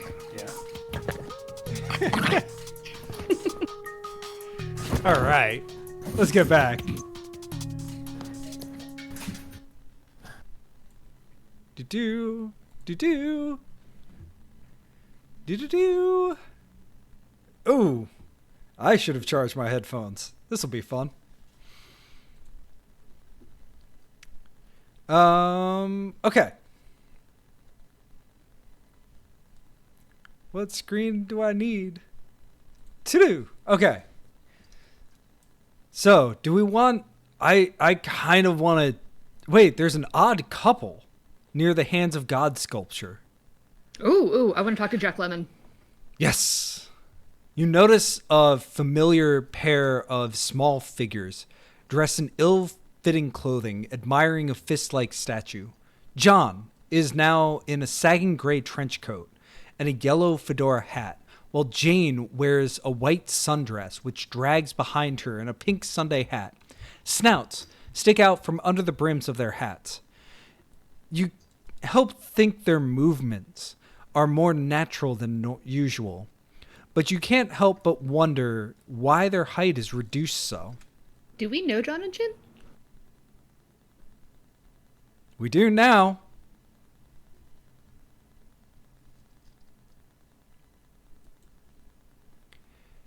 As you approach the odd couple, you can see that the figure in the trench coat has chocolate-covered fur, and the one in the Sunday dress is tannish cream. You wave hello, and the two figures rush over to you with a patter of tiny feet. "It's the romantic!" John shouts in a high-pitched shrill. "Have you seen this statue? It's really freaky, but cool, right, Hazel? My goodness, you really... Such a poetic Fifi." Jane, Hazel, squeals as she presses her face against John's Fifi's face, touching her snoot to his. Oh, Hazel.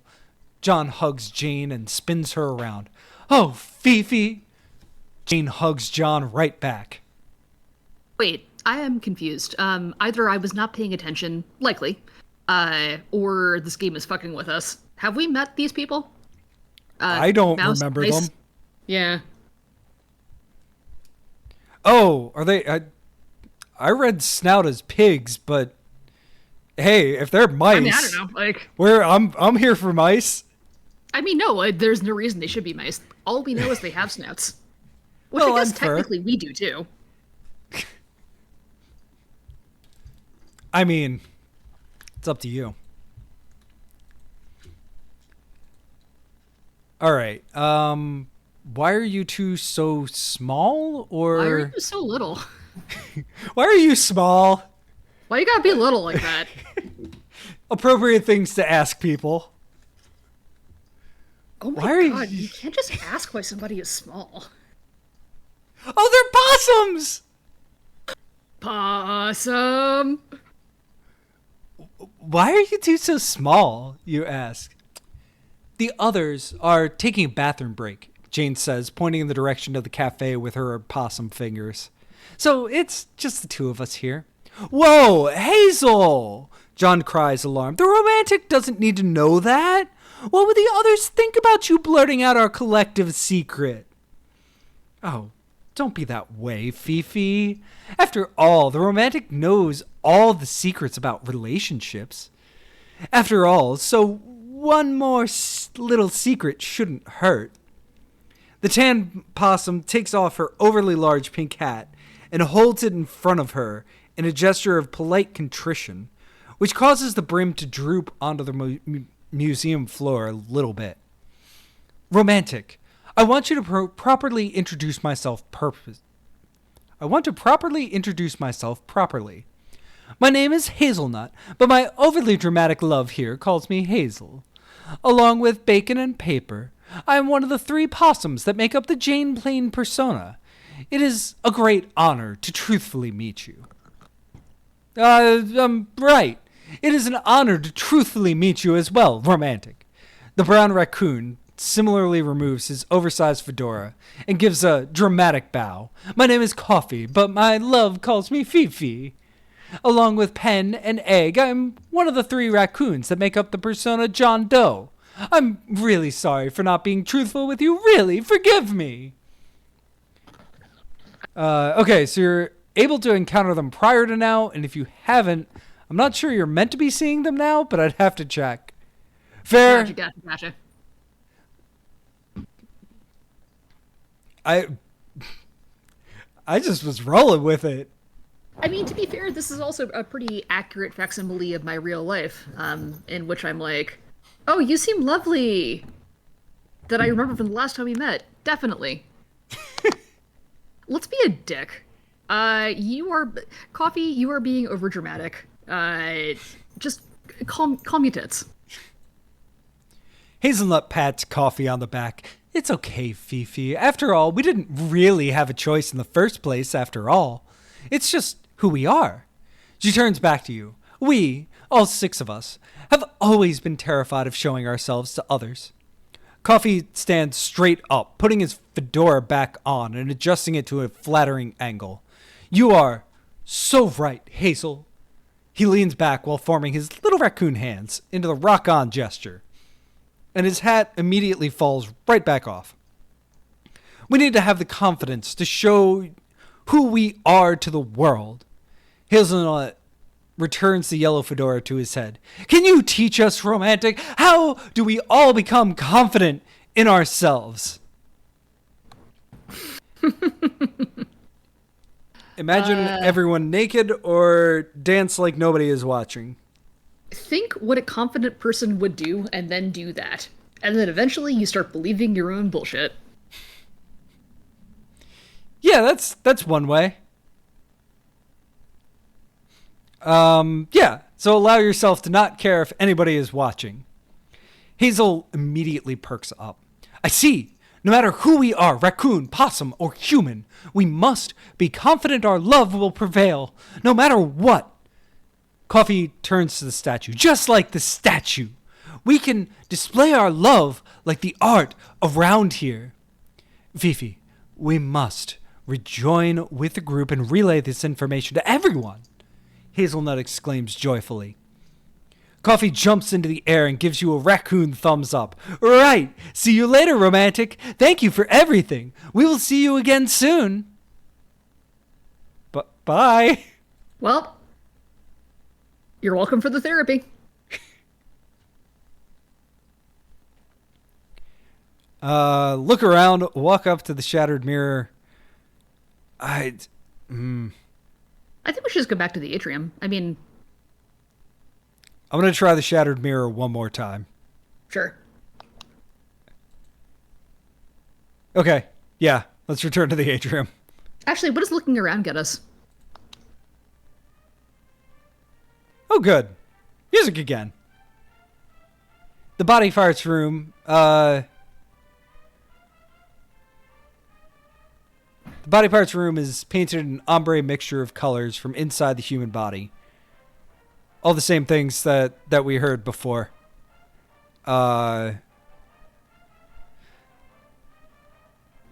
Wait. No, not at all. I don't know why I said that. Painted in the ombre mixture of colors from inside the human body, waves of dark red to pink, ochre brown, and pale white. Emerging from the ombre walls are dull brown casts of outstretched hands and legs, a car-sized head, half submerged into the wall with mouth open and gasping for air. A colossal, shiny torso covers one entire wall. In the light, you notice deep wrinkles on the sculptures, so detailed that you can see scatterings of freckles and pronounced pores. One of the hands even has a diamond ring.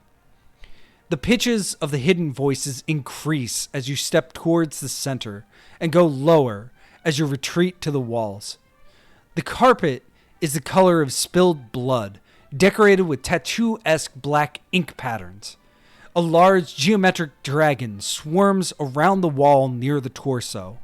The other tattoos include a cherry blossom tree with petals dancing around it in a swirling cloud. For a moment, you think you hear Zizi's laughter, but it could just as easily have been another patron out in the atrium. I'm going to test something. I did just save. I do want to see what the self, goals, and map are at this point. Yeah. That might break it again, but we'll see. Okay, self didn't do anything. Goals, we got our goals. Map, okay. Alright. We are not touching the self, goals, and map buttons ever again. No right. Goals, no map. Just like I approach life. Return to the age. Yep, okay. So how do we do this? Restart, load. We're good. Cool. Return to the atrium. Yeah. We're back. You return to find the atrium changed once more. The columns are still present, but now they serve more as connectors for the pointed arches between them. The arches arc over more than half the length of the rounded walls, with their points supporting the bottom of the dome. Their height and shape remind you of flying buttresses. The eclectic doors, spaced around the walls, look all the more incongruous in such a dramatic setting. The dome itself is much more structural, with ribbing running up its length towards the skylight. Ornate chairs are dotted throughout the room. At the center of the space is a freestanding column with a framed photograph hanging on it. That photograph! Look at this photograph! I think that I've already told you this, but I never ceased to delight in it. I read an interview with the editor of the AV Club music section, or excuse me, the Seattle Stranger music section a long time ago, where he told us that the internal newsroom name for that kind of grunge style of singing, like your Scott Stapp-ish, intonation is, quote, the hunger dunger dang.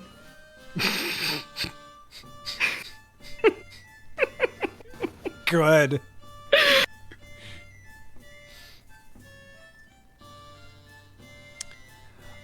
A column just slightly taller than you stands alone in the middle of the room.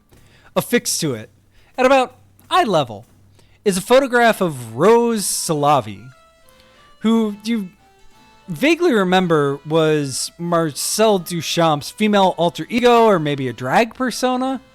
A placard sits below it. Drawn onto Rose's face in ink pen are a curled handlebar mustache and a goatee. I was waiting for the Turlet King to make an appearance. The placard on the column below the photograph reads as follows: Avery Squat Pump, LATNKD. Photograph, ink pen, curator's note. The title of this piece is an approximate grammogram of the French phrase "Elle était encadrée," which means she has been framed. Incroyable. Okay. What's a dome look like now? Diagonal ribs cross the length of the dome and would meet at its apex if it weren't for the skylight. They make the dome look much more geometric and structural than it has before, and make the entire space feel more severe. The skylight itself is finally covered with glass, which is crisscrossed and broken up into panes by metal tracery.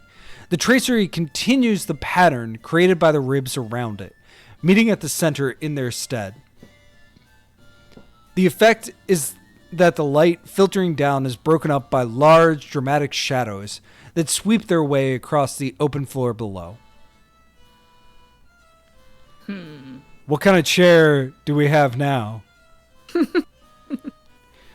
The designs of chairs range from the historically appropriate Gothic to the more modern understanding of a Gothic aesthetic. Sturdy wooden chairs with backs designed to look like cathedral windows are sat right next to crushed velvet monstrosities with ornamental bat wings. You choose one of the coolest looking ones and have a seat.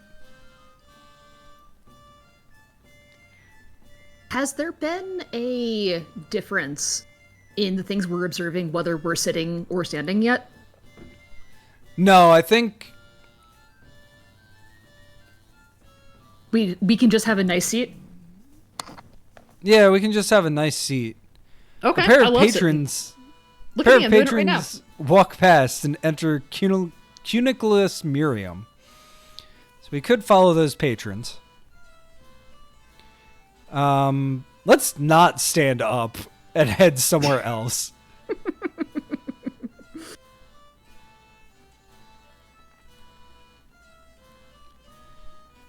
Sand collection, sword-shaped door, Cuniculus Murium. Okay. Let's,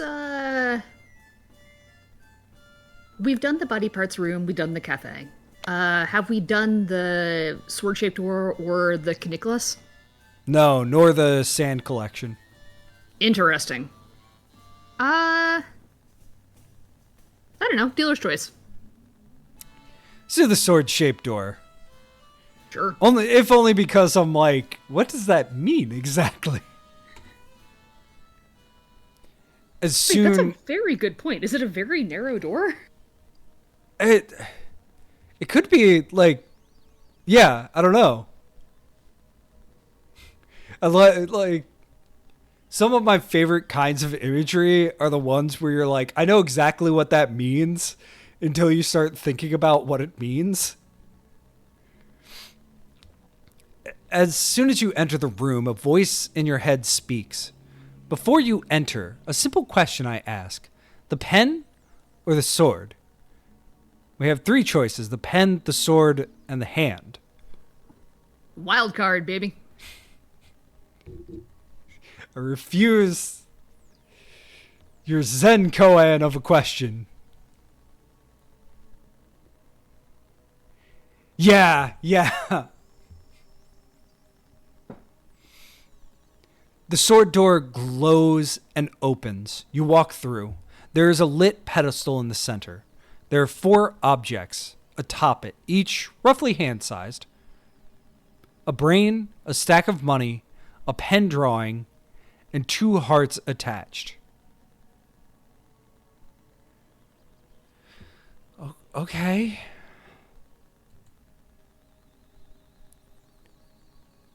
Let's go down the list.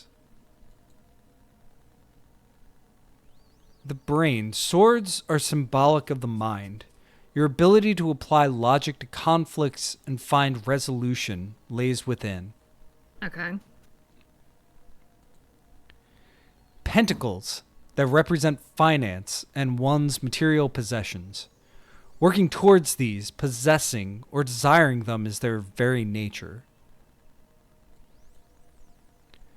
Wands emblematic of creativity and ambition. Those ideas flow through your heart, your mind. All it takes is a stroke of the brush, a mark of the pen, for your creativity to come to fruition. Cups represent our emotions and all that they represent and serve. They are present in our relationships and help drive lines of thought relating to feeling what others are feeling. They can be quite powerful. After you have examined the 4 objects, 4 paintings alight on the walls of the room. The voice whispers, "I now present to you a challenge. Select a symbolic object on the pedestal and place it in the proper painting. Choose wisely."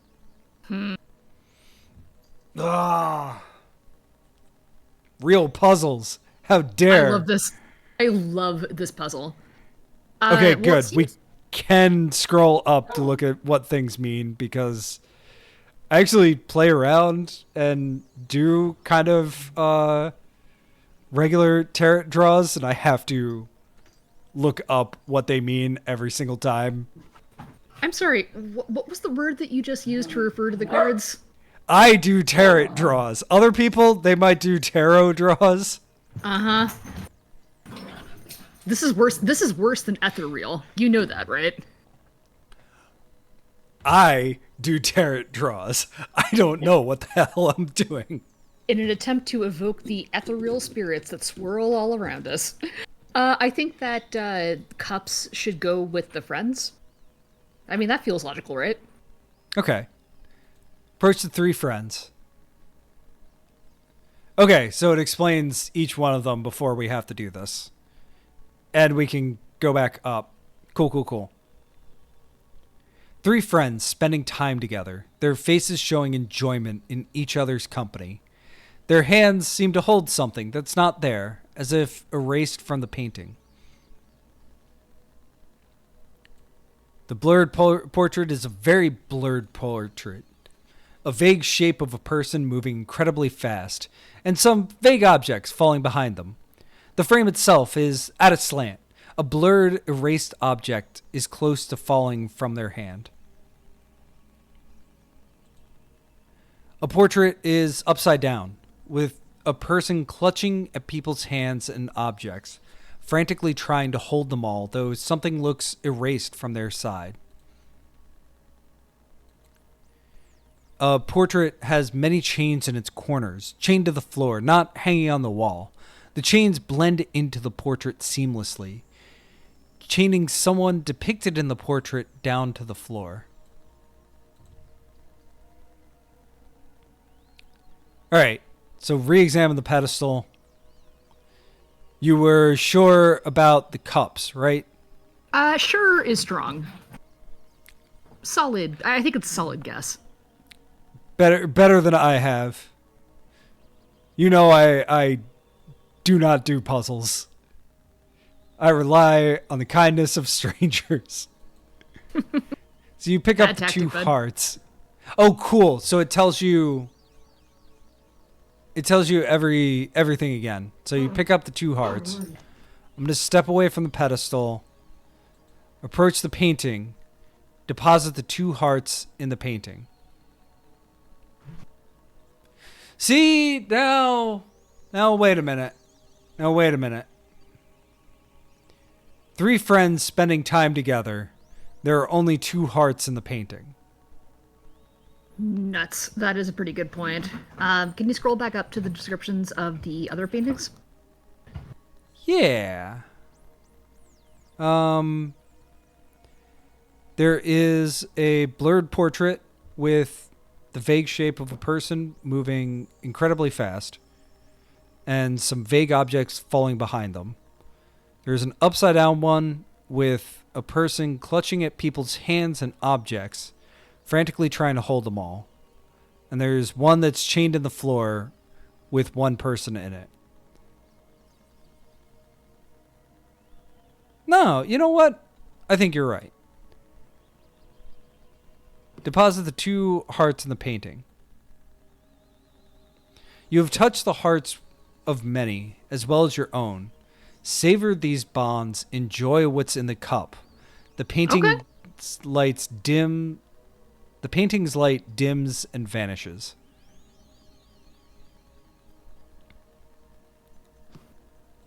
Okay. Cool. So we have the brain. Swords are symbolic of the mind.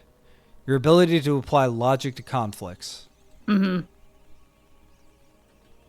I would say... Chain? Yeah, Question okay. mark? Deposit the brain. You must look within, where true strength lies. Swords can be used to slice through that which restricts us. The painting's light dims and vanishes. There might not be a wrong answer here, and I'm good with that. Mm-hmm. Pick up the stack of money. Step away. So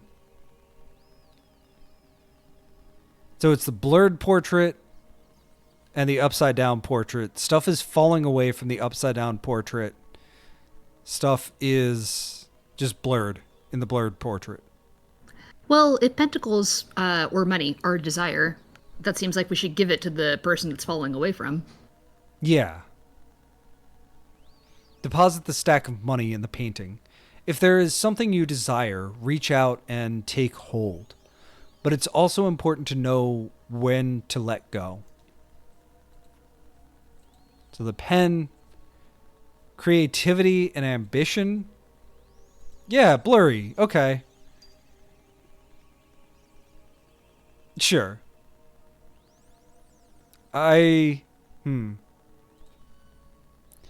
It's important to see through things to the end, just as it's important to take things as you are able. Don't rush. The painting's light dims and vanishes. The pedestal glows again with light from above, this time where the objects were. New ones have taken their place. A sword, a cup, a wand, and a paper with a symbol. They are attached and all lower into the pedestal one after the other. A scroll rolls out from a previously hidden compartment. Material possessions, emotional intelligence and regulation, a logical mind, and having the courage and will to bring your creativity and desires to fruition. All are representative of a well-rounded, holy life. I hope you leave here with a more open mind. The sword door glows and opens. You may now exit. On the way out the door, you find parchment decorated with arcane symbols. Tuesday. I swore I wrote an entry yesterday. Nothing but a torn page in my notebook. Chose to work late last night. Peter made a million comments about knowing the gallery's rhythms and dedication and true art scholars, and I just thought, sod it. I'm going to wipe the Harvard-educated smirk off his face. Bit of an old-fashioned swatting up. Give me another week here, and I'll know just as much as he does. Silly snob. Weird thing happened. 1 minute, I was buffing the copper plate. I know I'm not supposed to touch the exhibits, but some creature sneezed up a snot wad the size of a colostomy bag. And the next, I'm waking up on a ship's deck. A ship!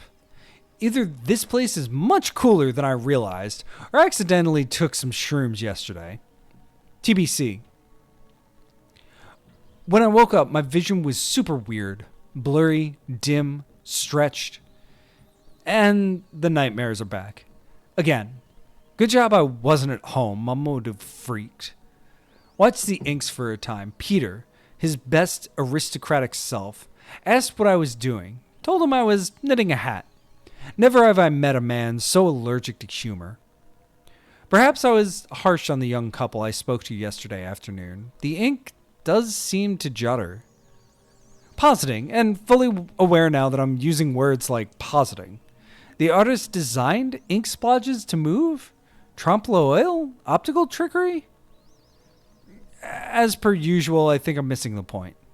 Early start yesterday and lack of sleep is having an effect on me. Paintings don't move, Emma. Okay. With all respect to Emma, Peter seems fine. Has he actually done anything? He was weird. He was a little overbearing. You notice more bite marks and examine the place where you found the letter. More bits of paper, business cards, leaflets, a receipt for 100 gold coins. Leave the room while reflecting on a more open mind. We're back in the atrium. The circular room has been wallpapered in light green and sky blue pinstripes. The columns have grown understated, now little more than wooden panels breaking up the expanse of the wall. The dome has simplified as well, its surface now entirely comprised of smooth off-white stucco. Elegant Regency furniture is dotted around the space, all curves and flourishes. The floor is tiled with the same off-white color as the dome. In the center of the space, on a raised platform, is a large pyramid of soda cans. All right. Do we have anything we can throw at the pyramid? We certainly do, but it's not going to let us. Devastating. Sitting on the platform is a pyramid composed of unopened soda cans. There are a number of different flavors, brands, and beverage sizes represented. The colors of the cans form a gradient. The pyramid is orange at its base and sweeps from there through yellow to green at the tip. The placard affixed to the platform reads as follows: Avery Squat Pump, Regent C. Cans of orange, mango, kiwi, and pineapple soda made with juice that was not certified fair trade. Okay, so this entire area is just a rotating Avery Squat Pump exhibit.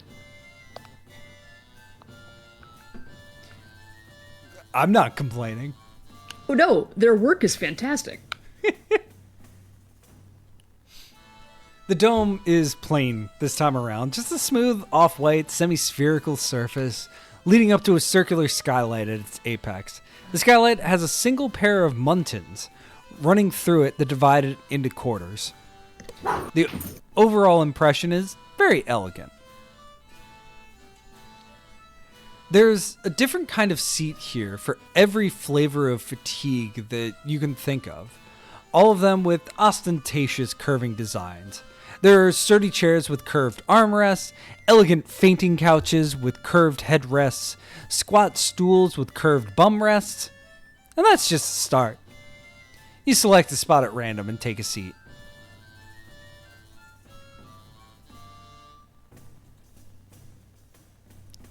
Look around the room. Oh, yeah. Oh, it's the same thing. Take a seat. Yeah, we're good. Head somewhere else. We've done the body parts room. We've done the sword-shaped door. We did the gift shop. We attempted the gift shop. Sand collection. Got it. You open the door labeled Sand Collection, expecting artifacts? Probably stolen, curated by someone named Sand. What you find instead is sand. So much sand that it blocks you from entering the room. Doesn't seem like much of a loss. If you want to see more stuff about sand, you can poke around our YouTube early on, and there's that was Shade. Shade is the one that was about sand. On your way out, you slip on a page that sails out of the room with you. Wednesday. Mom called yesterday. She's worried about me. Said she knew she told me to get a job, but didn't mean leave home. I reminded her she didn't so much tell me to get a job as yell at me. And of course, when I finally do get one, I'm still doing it wrong. Things get heated. I might have snapped. Yes, I felt guilty. So I decided to stay here. Just for a few nights till we both cool off and she stops worrying so much. What's not to love about a camp bed and a broom closet? Me and the mice are on excellent terms. Drama warning. I woke up screaming. Yes, I know. Yes, I meditated before bed. No, it still doesn't work. Nobody was around to hear, so all good. The scabs on my knees are just pulling free. I used to heal this quickly when I was a girl. Flipping it over, the page is torn, missing the first few lines of writing. Pushed me and I flew right up into the ceiling, flapping like a penguin. Terrifying. Peter's been polishing the floor again. I caught a sculpture on the way down in my suit jacket. My good suit jacket. Ripped. Told Peter this gallery would be awesome if it weren't for the patrons. And he flipped out on me. Said I wasn't taking my job seriously. I told him I was taking it so seriously that I hadn't been home in 2 days. Big mistake. Huge. Now he's watching me all the time. What is with it? What is with the old people in my life? I can't believe I didn't see it before. Didn't commit. Didn't think about it enough, obviously. But so many works in here. Move. Anyway, so I was running and I flew and I fell and the pain wasn't so bad apart from my ripped suit. That was painful. It just got so I couldn't breathe for a minute. I was so embarrassed. I ran and I ended up here. Mom called again at lunch. She said she could tell my nightmares were back and I was so freaked out. Has she been spying on me? She needs to stop trying to shrink me every time we have a conversation. Told her I just needed space. The gallery at night is such a release. Empty halls, so much space to think. You place it with the others. As you do, you hear a chuckle. Last room? Yeah. I have to say, I am kind of getting invested in Emma's story. Yeah, I love how it's like it's speeding up, sort of like drip from a faucet. Yeah, no, it looked fairly benign from the outset, and now things are getting a little weird. All right, Cuniculus Murium. Mice! A tantalizing title.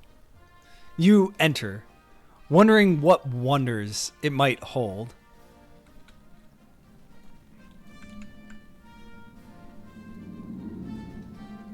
An overhead light illuminates a lectern in the middle of the room.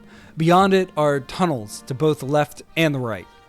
As you enter, a merry, martial-sounding tune fills the air, and a mischief of mice march out from behind the wannabe podium. These mischiefers are dressed in double-breasted red jackets and black busbies.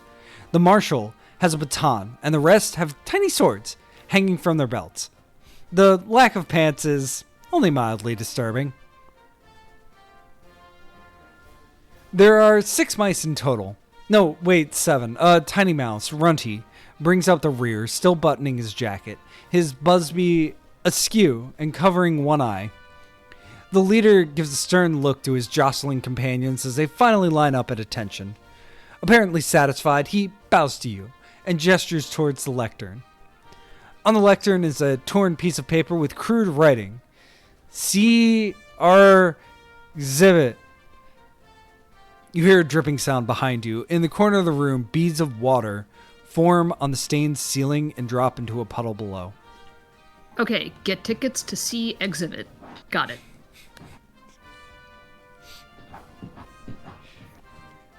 Examine the lectern. Tunnel on the left, tunnel on the right.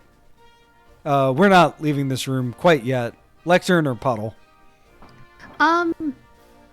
Let's check the lectern and then go to the right to see what's on the note. Okay.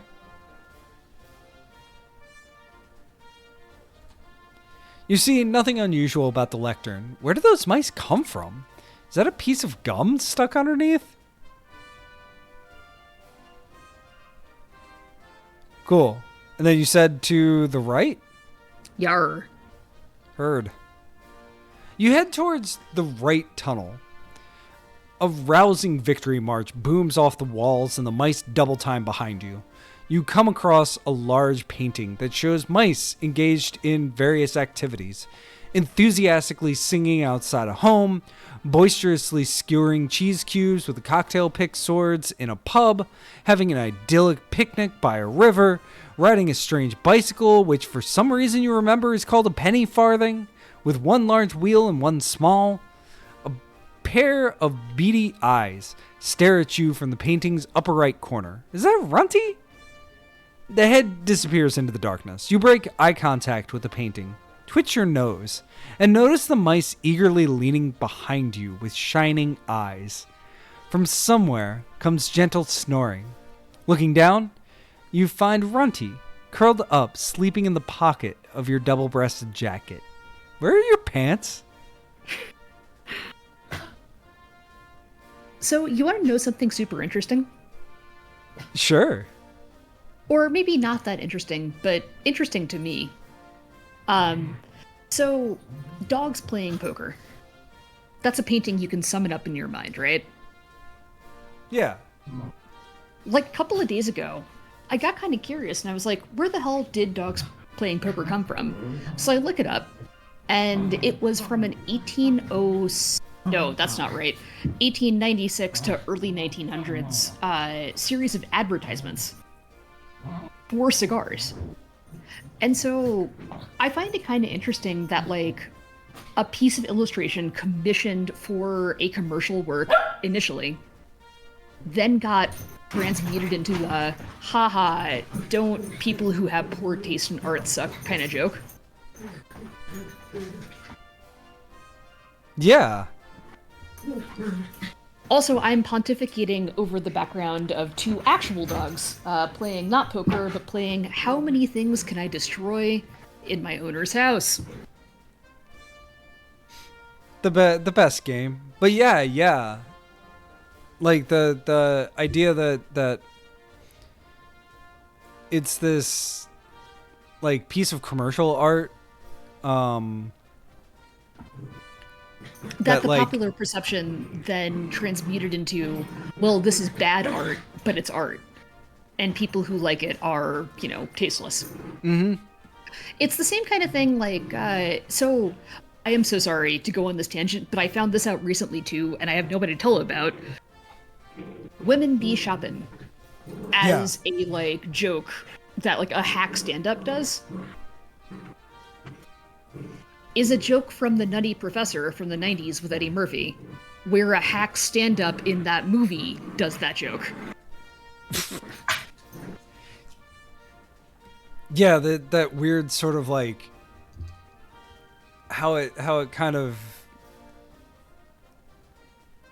But it feels true. Yeah, like there's so many things. I think about like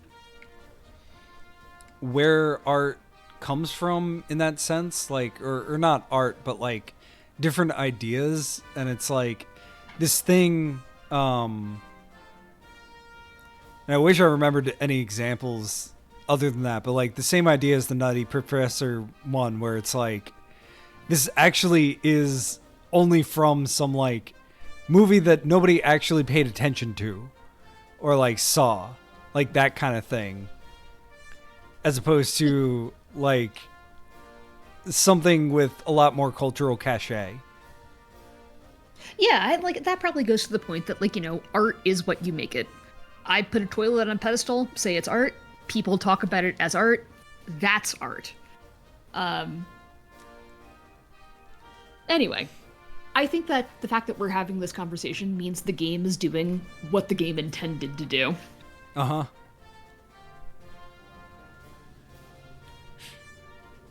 I have been staring at engage in mousy activities. Oh, yeah, no, obviously, we mouse. We mouse and baby. Oh, God. Okay, we have choices. Do we draw our sword? Do we make music? Do we eat? Lazy run. Eat. You decide to have a bite to eat. Is it cheese? Is it peanut butter? Is it seeds? It is not cheese. It is not cheese.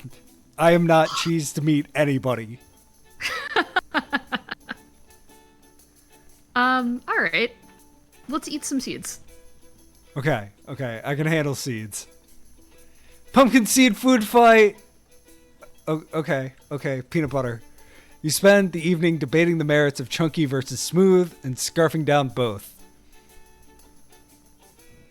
In a sense, this is like the opposite of going back to the very, very beginning of this conversation. This is the opposite of Superluminal Vagrant Twin, which is broad but shallow. And this is not narrow, but, more limited, certainly. But oh boy, does it go deep. Yeah. In all of the authors, it's interesting because I don't know any of these authors, and like, I'm gonna drop the link one more time just because the itch page links to all the authors who wanted to have links. But no, so like it's not like something where the author, their like weird preferences, things like that necessarily, and yet you can see what people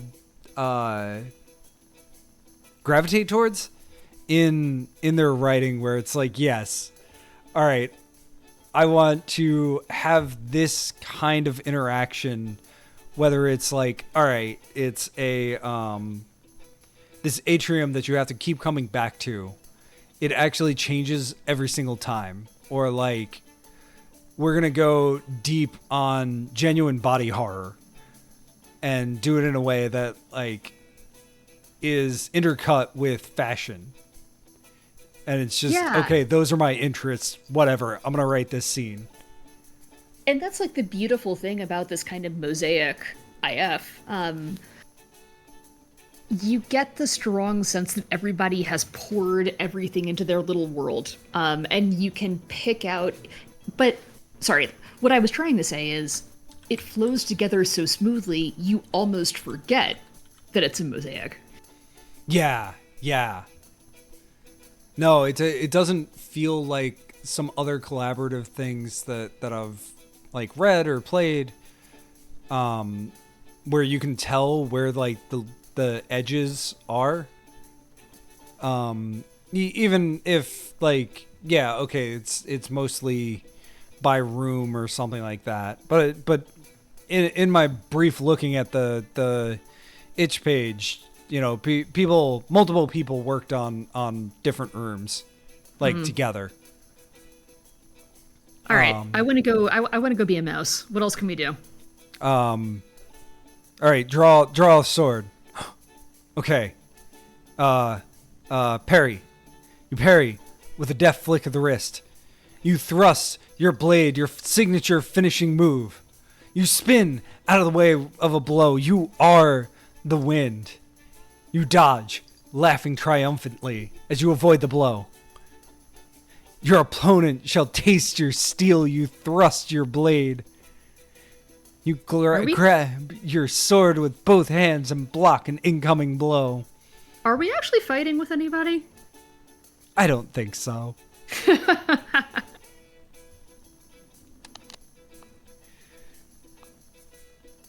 But that makes me want to go back and look. Okay. Hey, you got chocolate in my peanut butter. A brief food fight ensues. Cute. Your fellow mice laugh as you attempt to speak with peanut butter stuck to the roof of your mouth. Okay. Just needed to check that. You decide to make some music. You decide to sing. The harmonies weave together into a fine tapestry.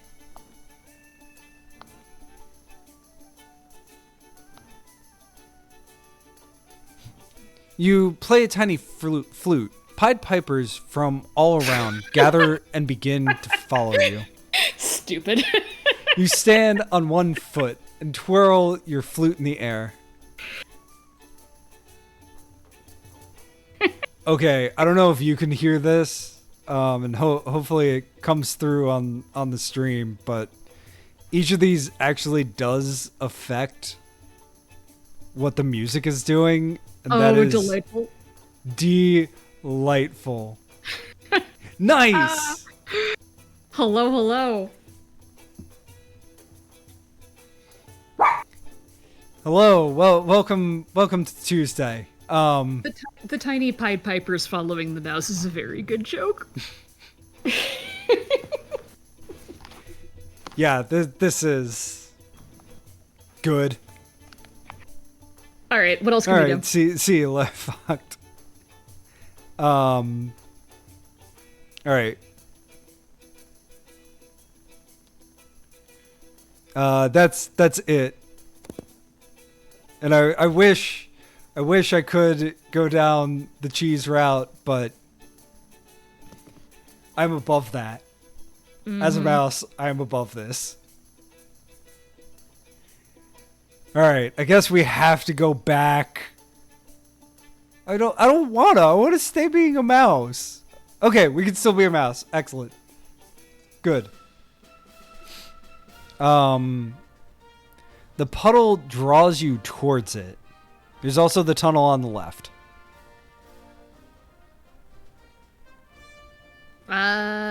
Let's do left. As you start left, the marshal catches your eye and gives you a subtle negative shake of the head. He then nods to the right tunnel with a smile. Go left anyway. So defiant, this game. Can't tell me what to fucking do. You go left anyway. Yes! You go left anyway. As you head into the tunnel, the mice briskly turn you around and shoo you out. The marshal shrugs, shoulders drooping. A funerary march vibrates through the room as the mice shuffle with you to the door. They collect your nice red jacket and hand you a cheese cube. Runty is clutching his Busby in both his hands, crying inconsolably. He rushes towards the lectern and, giving one last forlorn look over his shoulder, disappears behind it. The other mice then trudge behind the lectern and out of sight. Well, we got a cube of cheese. Cool. What kind of cheese, though? I don't know. Do you want me to tempt hitting the self button? Let's save and see if right, that gives anything. Save. No. I'm gonna try what was suggested and just hit refresh. Alright. I'm gonna you can see all the things that I searched. Most of which were about this game. Actually, I'm going to open it in a new tab really quick and see. Oh, it just keeps up. Cool. Oh, what's that? Jason Alexander Vor fan art. Okay. Left anyway.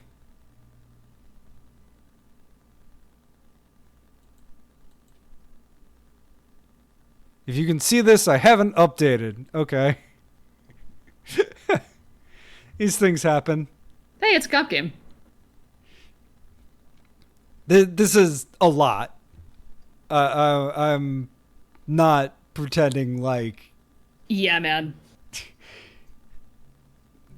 Totally understandable. And looking at the itch post, the authors are not updating until after the competition, but they have a list of bug fixes. That they're like, yeah, we're gonna update some stuff. All right, head down the tunnel. Oop. It very broke. Let's try that again. Load. Head down the tunnel. Ooh. Oh no.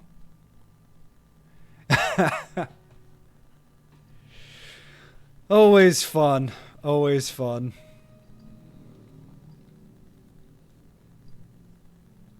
You open a white wooden door to reveal an exceedingly bright room. The glare from within almost blinding. Once your eyes begin to adjust, you see that there is nothing on any of the walls. It's just white. White everywhere. Floor, ceiling, walls. White, W-H-I-T-E, with a hint of nothing but white.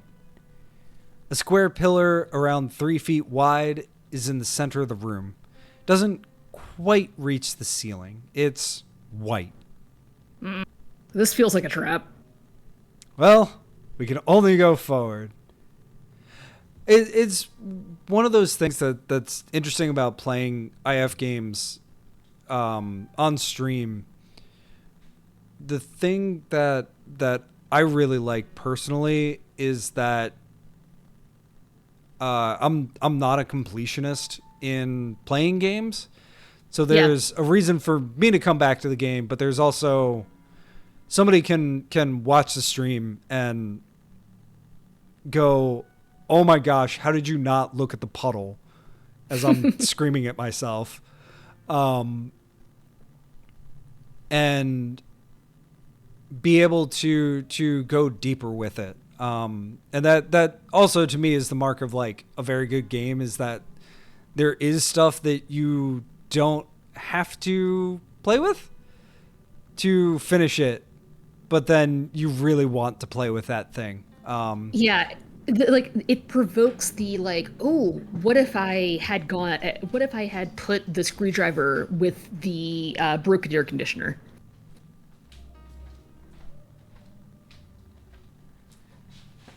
Yeah, and to that point, like Josh was mentioning the Taylor codes in CJ Possian's game that I played, and I actually only unlocked the like easiest one to unlock. Yeah, I'm extremely bad that I missed out on the dress up stream. That's okay. You can play it. What's exciting to me is that it was even more mechanically interesting than just dressing up, which I was like excited for to begin with, and then it was like, oh, and here's a stat bonus, and I was like, oh, how dare you? And anyway, you can play that game and this one and many, many more at IFComp.com.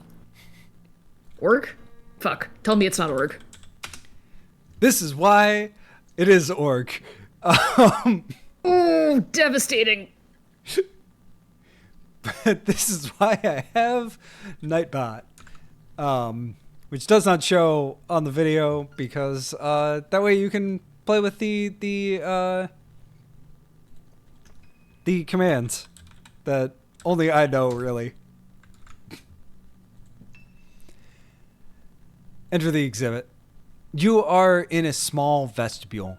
Nestled inside stands a lectern, which you hadn't noticed before because, like the rest of the room, it's quite white. A placard sits upon the lectern. Kazulupo, 1963 onward. D void. If a space is devoid of art from which we might derive meaning, what does that space alone tell us? What can we extract from nothing? What part do we play in an empty space? Devoid will be activated at 11 a.m. for 1 hour. Please do not touch. You have no idea the time in this place. For all you know, it could be 10:59. So you could try waiting for a minute. Do we wait? Do we leave? I mean, are we comfy? We're not uncomfy. Passivity run. Can't sit. Can wait. You wait. It wasn't 10:59, although it could be now. You decide to hang around and see if anything happens. Look around? A space within rooms, but also between rooms. This one is serving its purpose well enough. There's not much here apart from a doorstop. Perhaps you should have wedged the door open on the way in. You could always change your mind at some point. We could pick up the doorstop. We could inspect the lectern while we wait. Or we could come back later. Let's inspect the lectern and then pick up the doorstop and then GTFO. Okay. You notice it has something stuffed under one corner of its base.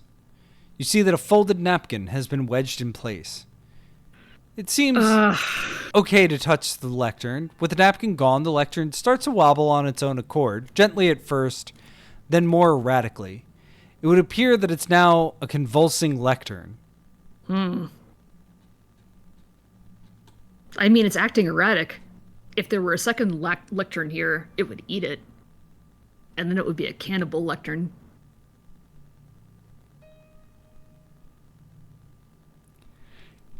Ow!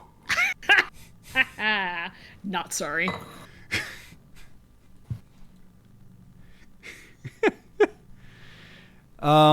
Okay. I want to wait and see what this does before we pick up the doorstop. Hell yeah. You wait for an indeterminable amount of time until the blankness is finally broken by a sudden, intrusive, loud burst of static, followed by a continuing thrum, which emanates from the central pillar. The oral onslaught makes your head feel fuzzy, like your skull is being stuffed with cotton wool. Despite the lack of visual stimuli, it's already sensory overload, but you feel you should experience it, whatever it happens to be. You continue to wonder what you aren't supposed to touch as you take a step forward. As your foot hovers over the floor, the entire surface starts to pulsate with a red glow. A voice calls out from the void of white, speaking in an accent that you cannot place. "Stop, please. Don't move any further." You weren't planning on doing so. "I'm over here. You can't see me. The pillar is in the way. I can see you, though. I can see you waving on camera." You look up. You don't see a camera. "I can assure you there's a camera. I saw you waving." Tell them you weren't waving. Ask them what it is you aren't supposed to touch.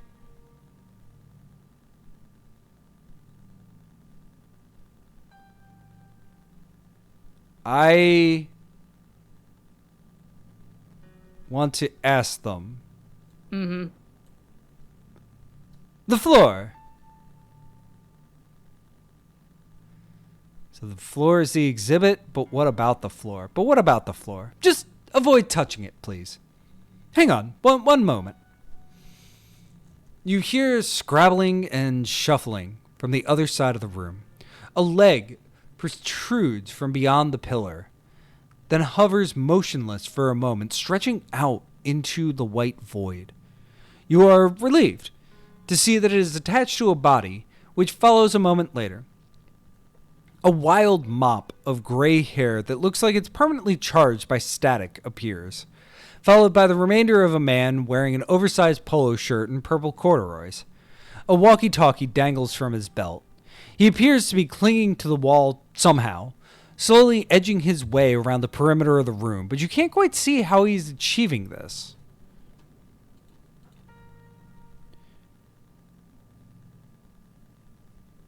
Look closer, closer.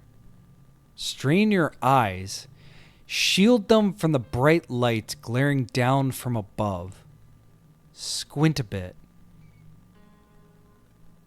You can't quite see for all the white, but the man appears to be gripping onto something, standing on something, as he edges his way closer to you. You peer around the corner of the vestibule and notice lots of small square recesses set into the walls at random intervals. The man continues his way around the room. As he overstretches to reach for a foothold, the walkie-talkie detaches from his belt and falls to the floor. It lands face down, then wobbles itself bolt upright before stopping still with an unnatural stat. He glances over to you to check that you didn't notice what you noticed. I'll leave it there. He clambers on and eventually arrives next to you. You see that the name tag on his gallery-branded t-shirt reads Victor. So, you just need to do that. Then make your way to the exit, wherever it is. He says, hands on hips, still catching his breath.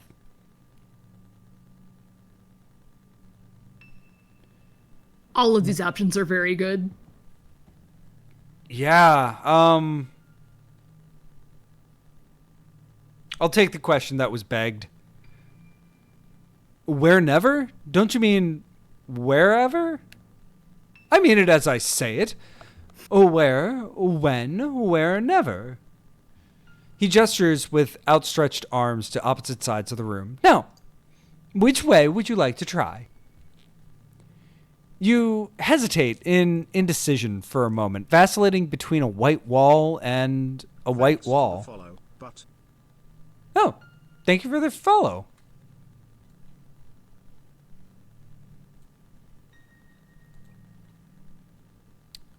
West side or east side? West side, baby. Are you sure? Perhaps it's easier on the other side, although I've never tried that way myself. I like how this run is equal parts laziness and defiance. Fuck your directions. I'm going west. All right. Heck yeah. Hello, Divine. How are you? Happy Tuesday. You make your way along the west side of the room. Once you arrive about halfway, you notice a recess up above you that seems a little out of reach. It's too far. Stretch out a little more. Your fingers hook around the edge of the handhold. You feel a button inside. Press the button. Hi, Pearl.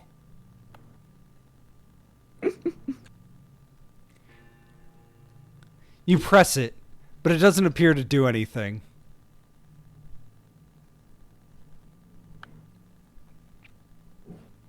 Do you want to keep climbing?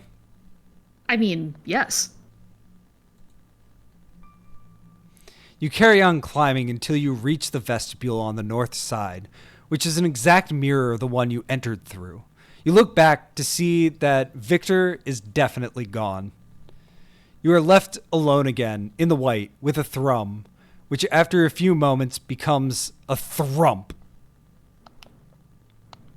Thrump? not quite the, onomatopoeia there.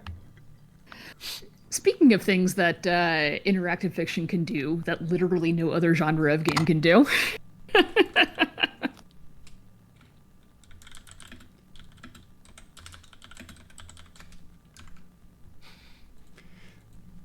thump. The sound is coming from inside the central pillar. It becomes louder and more frequent as cracks begin to appear in the plaster, exposing a black surface that bleeds into the remaining white, eating away at it. It is absolutely time to leave. You open the door as Victor's voice fills the room behind you. It's muffled, sounding as if it's coming from within the pillar. You can leave, but that's the wrong exit. Victor's words seem at once as if whispered right into your ear and also bellowed at you from a great distance. You decide it would be best if you separated yourself from this place. As you leave, you turn back to see the light from the room alternating rapidly between red and white as the self-closing doors slowly meet together. A sign on the doors reads, "We are currently preparing this space for a new exhibition." The sound of collapsing rubble comes from within, followed by a prolonged blast of static that pains your ears. As you reach to cover your ears, the noise stops abruptly, the sudden silence as painful as the cacophony that preceded it. The light leaking through the doors disappears, and it seems that this experience is finally at an end. That was perhaps the most exhausting piece of art you have ever witnessed. You feel mentally and physically drained.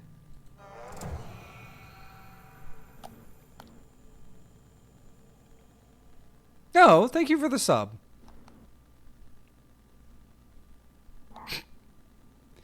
Yeah, I was not questioning the hour on that.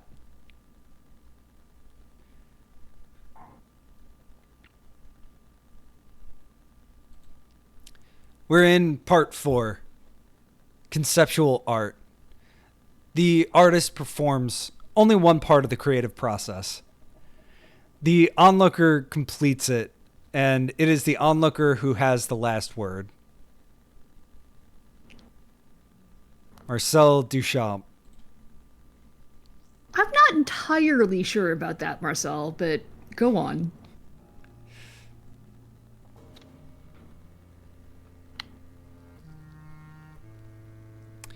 A cold draft assails you as you walk into a familiar room, pale-walled and cavernous. The patterned floor seems to cling to the soles of your shoes, ripping away with every step. In the dim and flickering light, you can see them, the ink stains looming over you. Have they always been this large? Despite yourself, you stare deeply into them.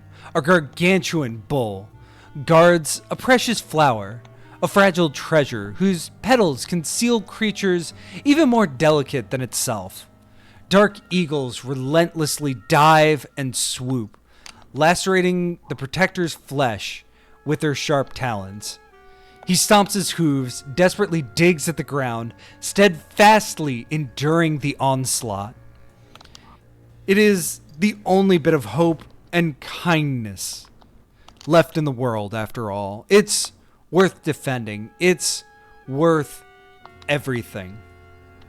Head down and bracing himself, he gazes deeply into the flower, the last splash of color to be found. He hasn't yet realized how vibrant is the blood that drips down his face. Frazzled, you tear your eyes from the oppressive display and get your bearings, squinting to read the plaques beside every doorway. You ponder where to go next. Away from the doors, a small alcove beckons to you.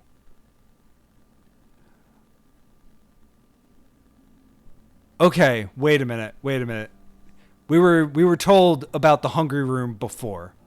Yeah, ZZ said something about it, right? Yes. Do I remember what that was? Do you remember what that was? Sure don't. Well, let's go there. All right, sounds good.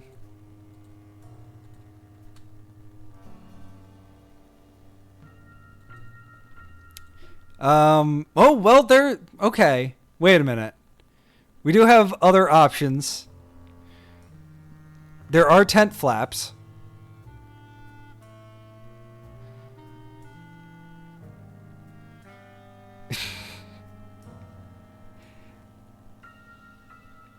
So we could pass through the tent flaps if you want.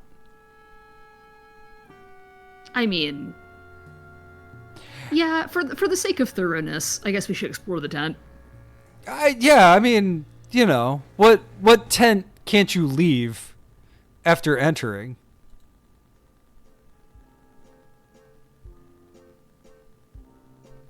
God damn it. Well, this is our life now. Okay, so now Entry of the Gladiator starts playing. Buttered popcorn. That's it. That's what this room smells like as you push back the dusty canvas curtain. Pungent darkness floods over you. The air is thick, oily almost, and a sheen of grease is building up on your exposed skin. As your eyes adjust, the room melts into focus. You're in a tent of some sort, one with yellow and red stripes running down the sides. The fabric ripples, but the source of the breeze isn't obvious. Light struggles to filter through, illuminating the corners and cracks of the room with a hazy negligence. The space off to the right is lined with vanities. Each mirror is framed with vintage Edison bulbs, barely lit. The countertops are cluttered with garish colors. Off to the left is a clothing rack. It's packed solid enough that the rack bar is dipping in the middle. It's hard to discern one article from the next, but the high percentage of polka dots is giving you an ice-pick migraine. A door is on the back wall, like a literal door, frame and everything, embedded right into the canvas. Perhaps it doesn't realize it's a tent.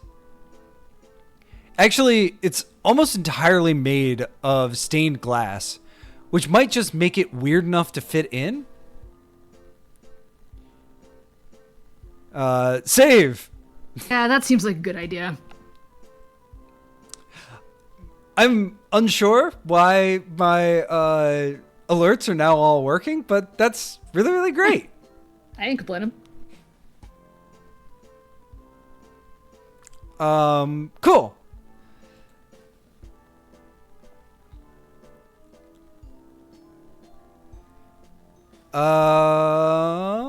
So, vanity, clothing rack, go straight for the door. Vanity, I want to dress up. Yeah, I mean, come on.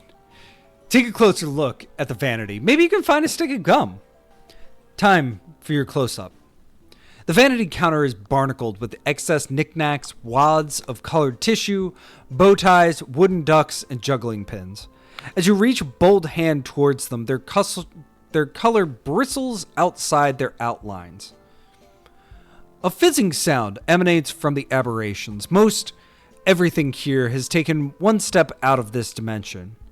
If only you took your multivitamin today, but no. You had cereal for breakfast, and not even the good kind with those little styrofoam marshmallows that squeak against your spit-wet teeth. There are a few noteworthy items here that aren't slipping out of space. The vanity mirror framed with light bulbs, a pink alligator bag that definitely wasn't moving, and a small wooden box that, when looked at for too long, makes you taste root beer hard candy. Look into the mirror, open the alligator bag, open the carved box. Dealer's choice. I would like to taste root beer hard candy. I mean, who wouldn't? The wooden box is old, but you didn't pay enough attention in wooden box history class to know exactly how old. There's a seam around the top like the box is intended to open, but even when you hook your fingernails underneath, no amount of prying will get it to bulge. On the top of the box is a divot. Was that here before? It's round and shallow, smaller than your palm but bigger than a button. Perhaps the size of a Chuck E. Cheese token? But you're not even sure about that because the last time you saw one, you were just a kid. I mean, at least you took the class. There's an engraving of some sort at the bottom, but you can't make it out.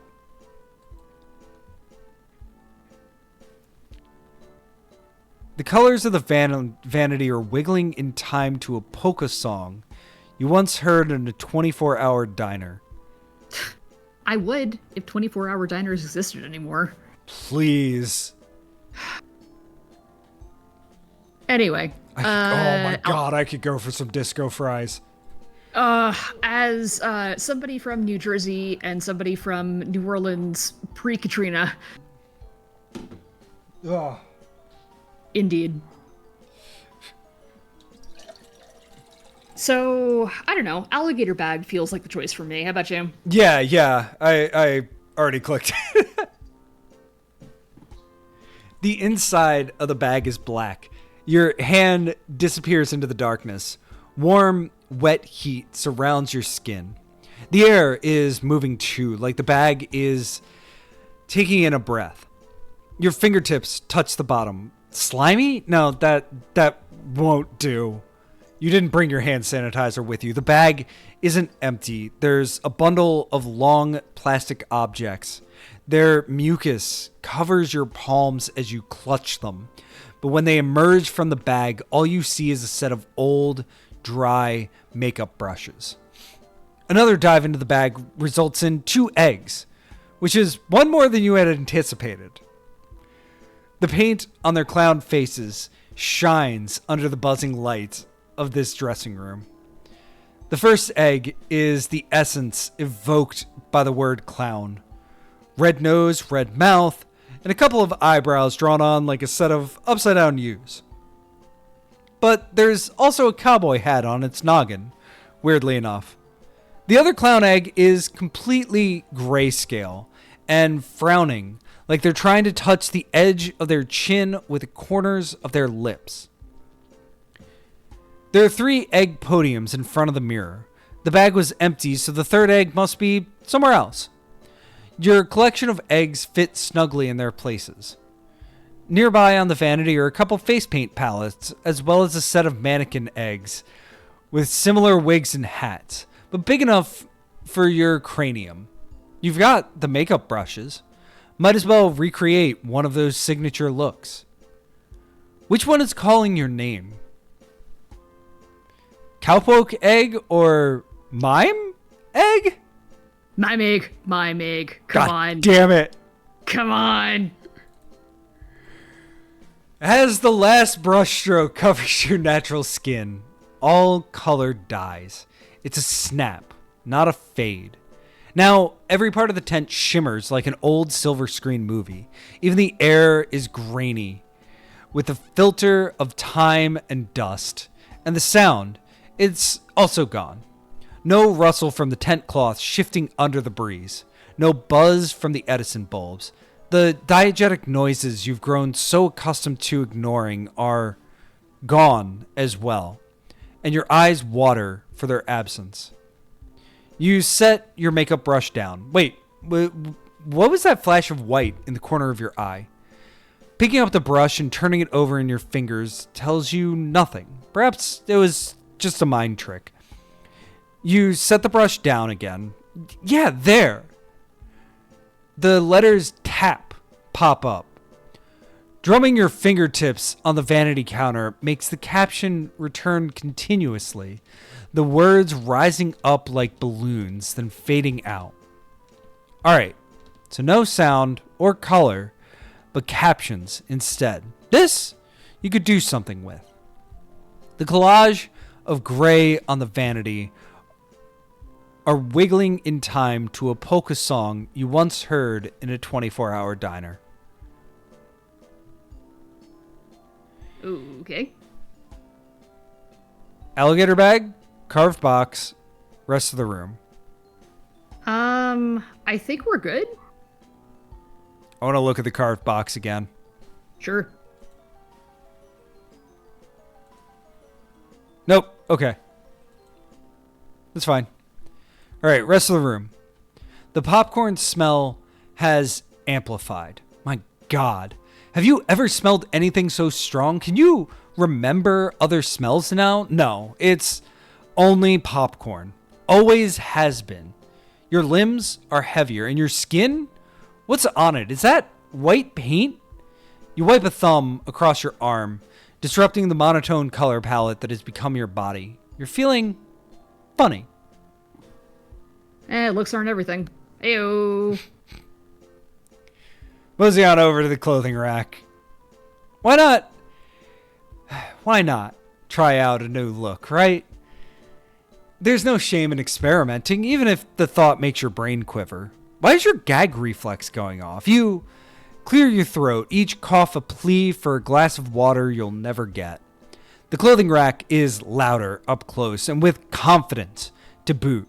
The longer you look at it, the more your eyes unfocus. Better take your pick quickly. Parachute dress, shoes, suspender pants. Which one? Let's do suspenders. Okay. Khakis? This you hadn't expected. They're ripe for a Walmart employee. No Best Buy, that's it. Geek Squad certified. There's something in that tiny, useless pocket no one uses. A coin. A two-headed coin, to be precise, with identical mass on both sides. They match the theater logo from your local city's troupe, except that only comedy is represented. The coin slips into your pocket, not like it's supposed to be there, but like it's temporarily crashing on your metaphorical pocket couch.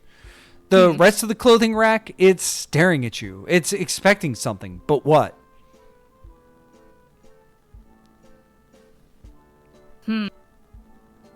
Well, parachute dress?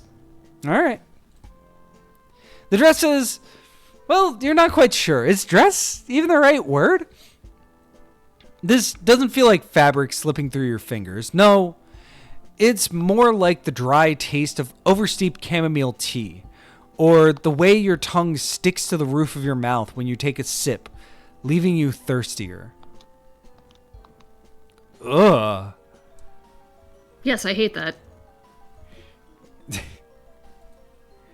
It shouldn't fit you, but it does, gliding over your clothes like a second skin. It's a part of you now, and that's all you've ever wanted. The rest of the clothing rack, it's staring at you. It's expecting something, but what? God, alright, fine. Fine, give me the shoes. Well, these are certainly shoe-shaped. It's like the person that designed them who had never seen shoes before and decided to make a pair one weekend based on a cartoon reference alone. There are scratches in the bulbous red leather and metal stains on the crusty shoelaces. The tongues are puckered, and from the mouths come that eau de provolone and the antiseptic spray used exclusively in bowling alleys. The sides of the bodies are distended and stretch marked from the memory of someone else's feet. Yep, these have been definitely worn before. Your feet are touch-starved.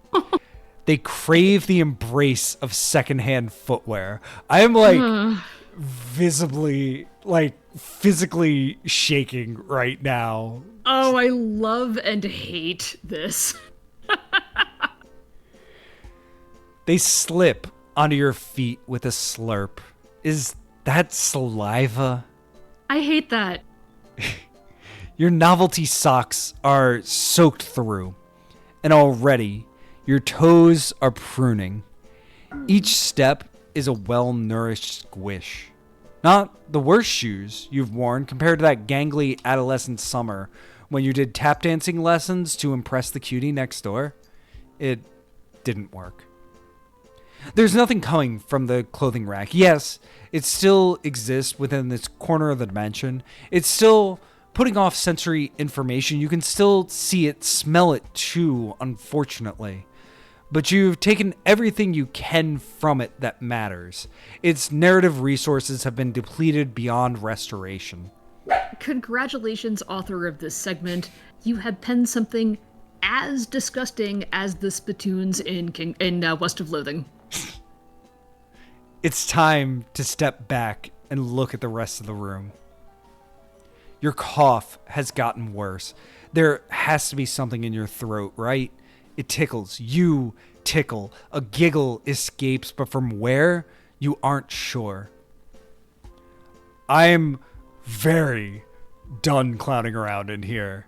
Let's take a gander at that door.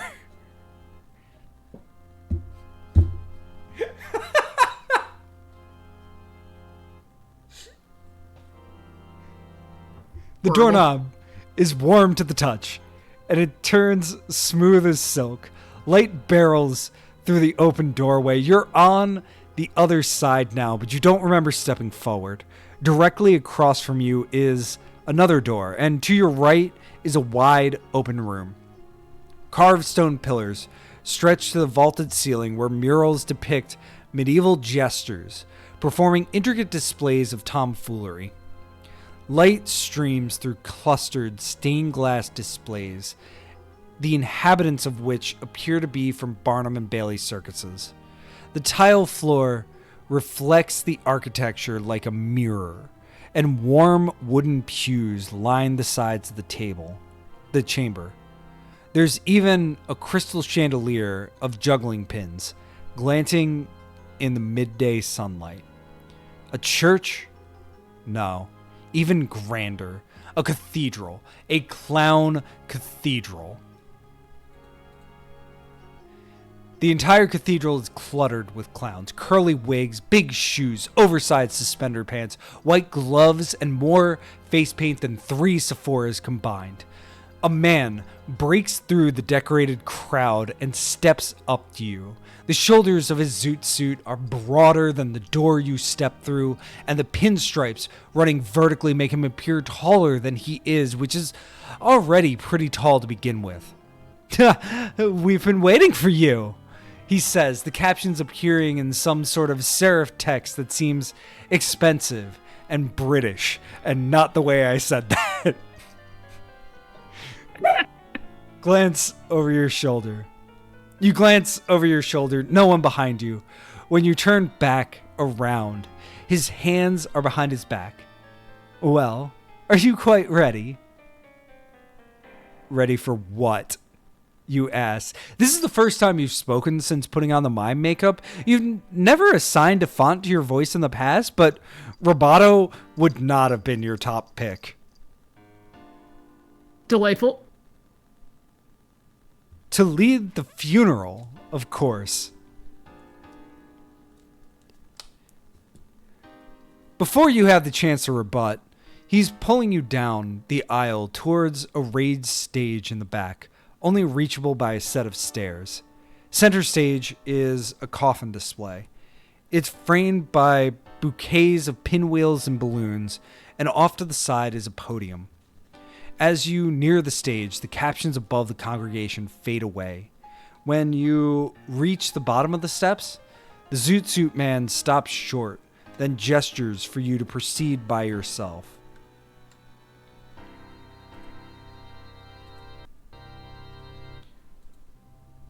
The first step lets out a musical tone, which is displayed on a set of floating lines like it came off a music sheet. The next step does the same, if only you knew how to read music. There's a set of props on the stage, juggling pins, banana peels, and glasses with fake noses, eyebrows, and a large mustache. That seems pretty standard, considering the audience. Somewhat less standard is the pop-up book, thicker than a Bible. There's a clown child on the cover. Her eyes are closed and she's kneeling with her hands pressed together in prayer.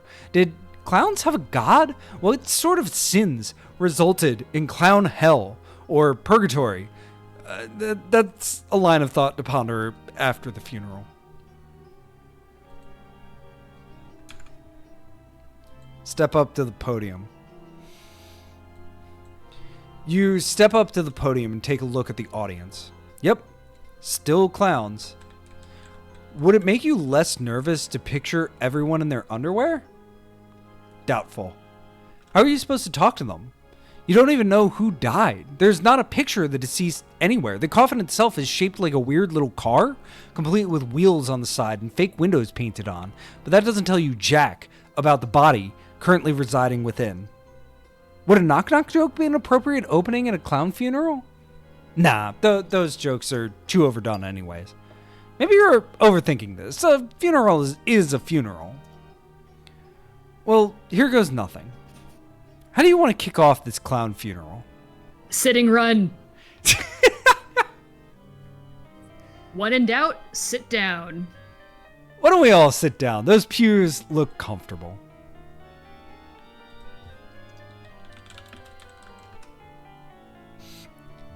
You pull your shoulders back, hoping to give the impression of confidence. You may now take your seat, you say, your captions floating up then expanding overhead like clouds as you project your voice. For a moment, the clouds do nothing. It's not until your words fade that they settle in. The moment they make contact with the pews, a swarm of text knocks you backwards. Braps, poofs, and occasional little poots assault your vision as 100 whoopee cushions activate simultaneously.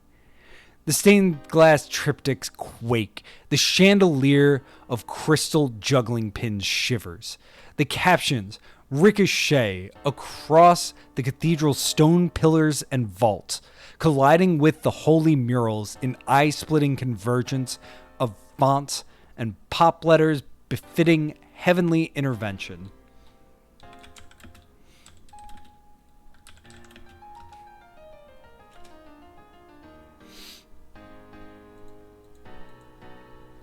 The clowns do not laugh. They do not smile. They show no reaction to the imitation flutter of fannies.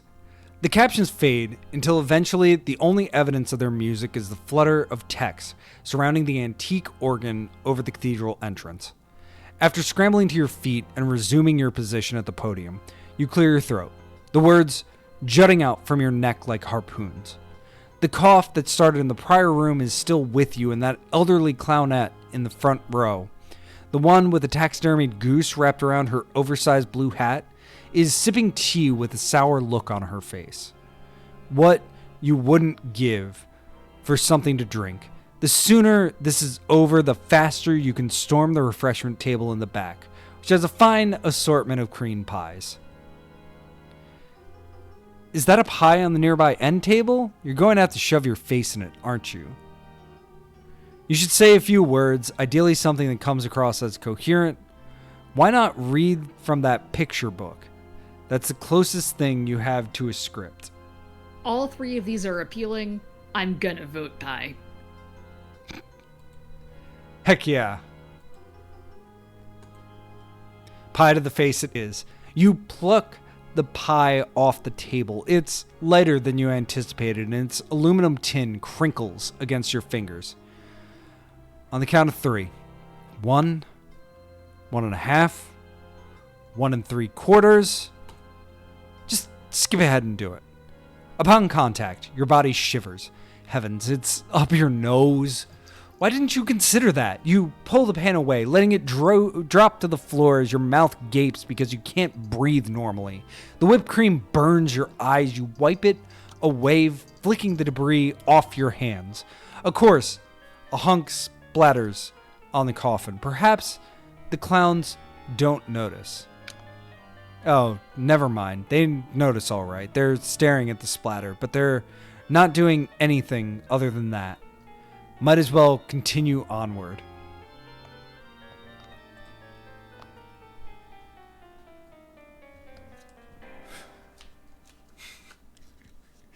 Lots of reading. The cough climbs up your throat. As you stifle it back, the zoot suit man points behind you, a water bottle. Thank goodness you crack the lid off and a stream of water smacks you right between the eyes. Desperately, you lick the water off as it runs down your face. It's bitter with the taste of your clown makeup, but beggars can't be choosers.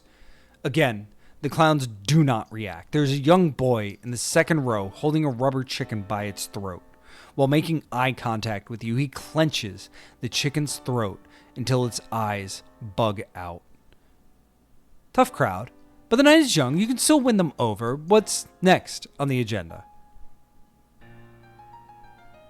Isn't this the part where attendees speak well of the dead, or the picture book? Let's improv a speech.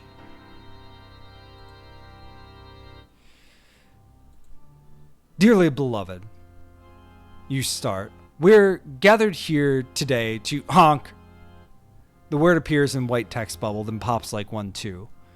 Honk, honk, and alas, a honk.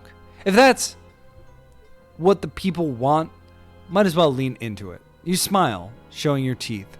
Let's all give a round of honks for the departed. The honking stops.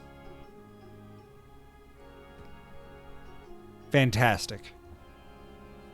And now the cough is back again. My word, there has to be something in your throat. A hearty gag sends a chunk upwards into your mouth. But as you retch, nothing comes out.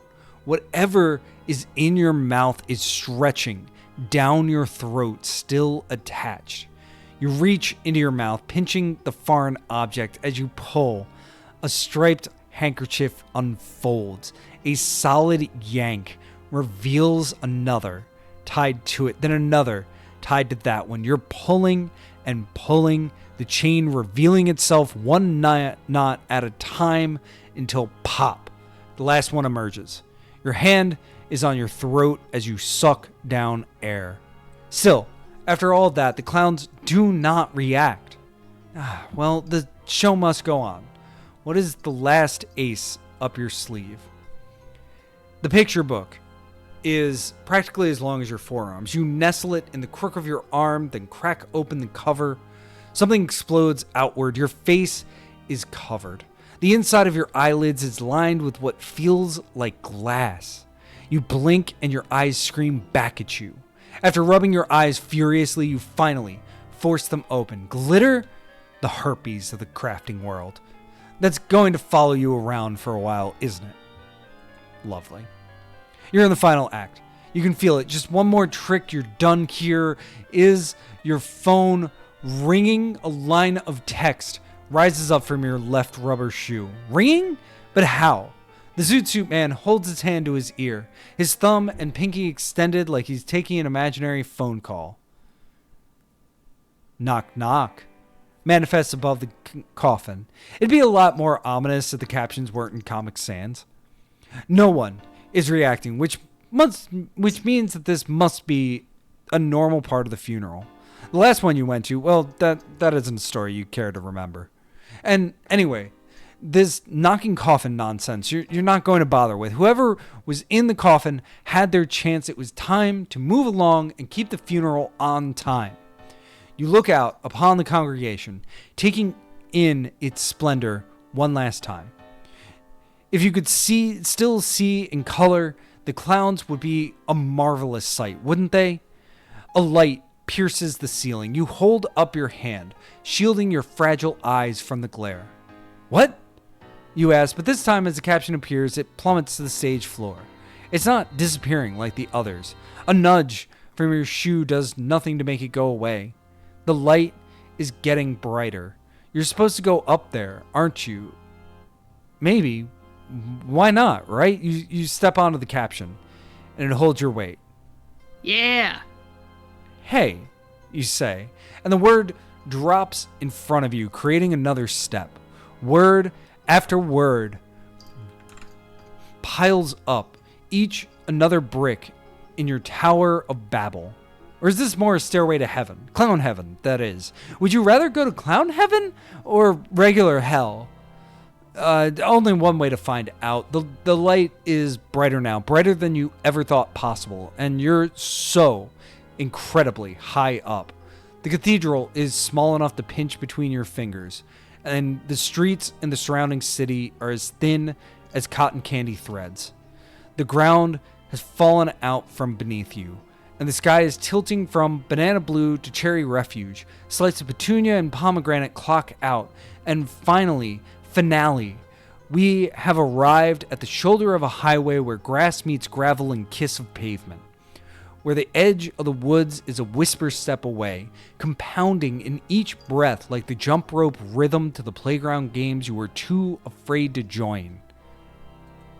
You're not afraid anymore. You're not afraid today. Not when you see the stars at the ends of your fingertips. The captioned stair steps that brought you here are coming apart by the letter. An M floats by your face, the black stroke outline peeling off like blue painter's tape. As the boundary goes, the white color of the letter blooms outward into the blackness of space with all the bliss of cream and iced coffee. You're rising through the smoke of language while your body, loosens lacy, unraveling, and relaxing into the surrounding pigment of words unspoken. That's what you are now, words unspoken. Not waiting to be said, but already let loose, then erased. Because silence isn't the absence of sound, but a building brick of its own material strong enough to cornerstone a foundation, or smash a bond like a painless window. You are the noneness of outer space. You are the space between the outer margins. You are everything. Everything. The words become you. And as you gaze into the light gazes back. You swear you see a smile before it all fizzles out. You fall like a stone into dense white mist that is bubbling with froth as thick as gauze.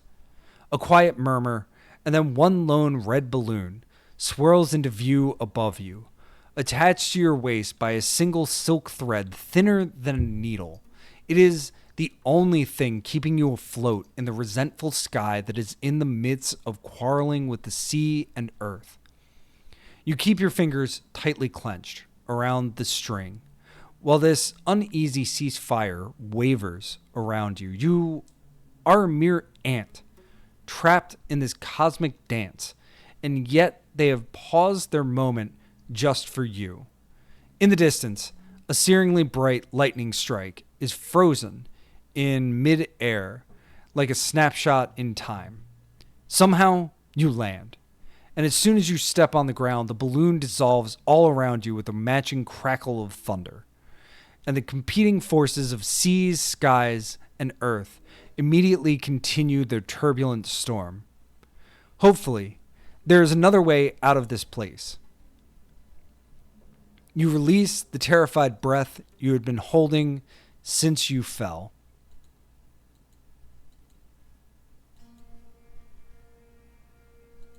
Damn.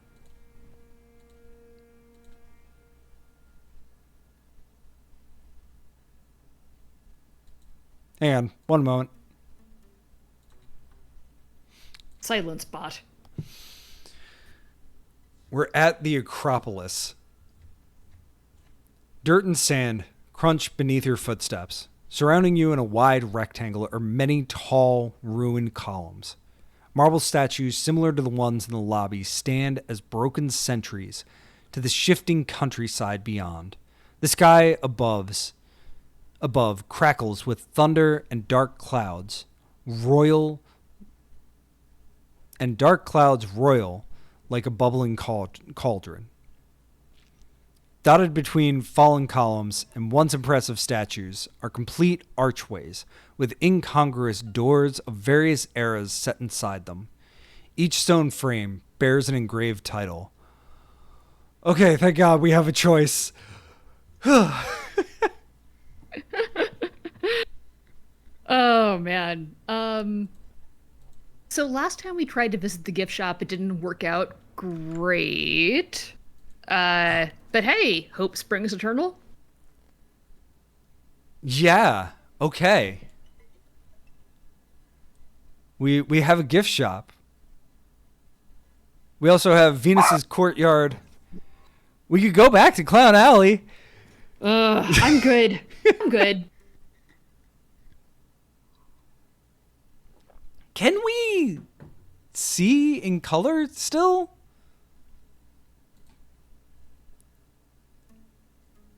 We'll find out, I guess. and the wing of the four humors. So where are we at this point? Hey, the map works. Okay, so we went from the Inkblot Room. Heck yeah.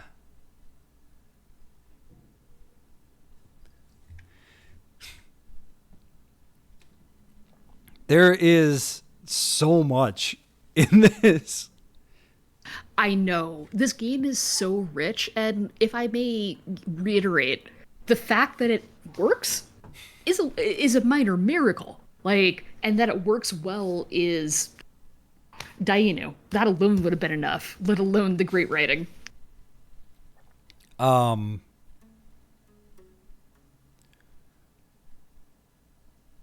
Yeah, okay.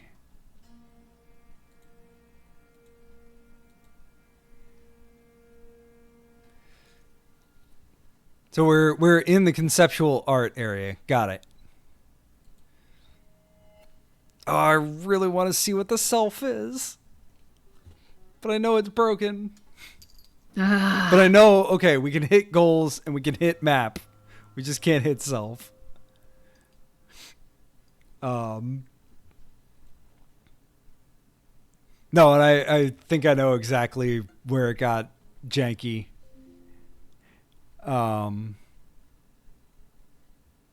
Weird. Okay, gift shop. Gift shop.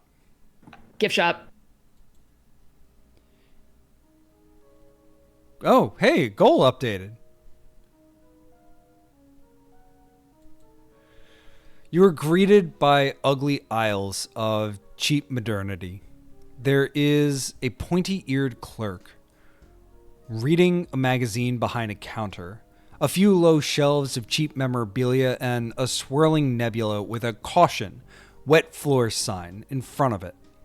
On the far wall is another imposing door opposite the stone archway you came in through, and behind the cash register an alcove for garbage. Goal updated. Escape the gallery. All we have to do is unblock the exit, and we can escape the gallery. Okay. How does one unblock an exit then? With your hands? Let's peruse the aisles. We earned all this money and teeth. It's I want to spend some money and teeth. The clerk is loudly popping gum while flipping through a magazine. Each bubble pops a different color. Hey, we can see in color again. Please save. Save.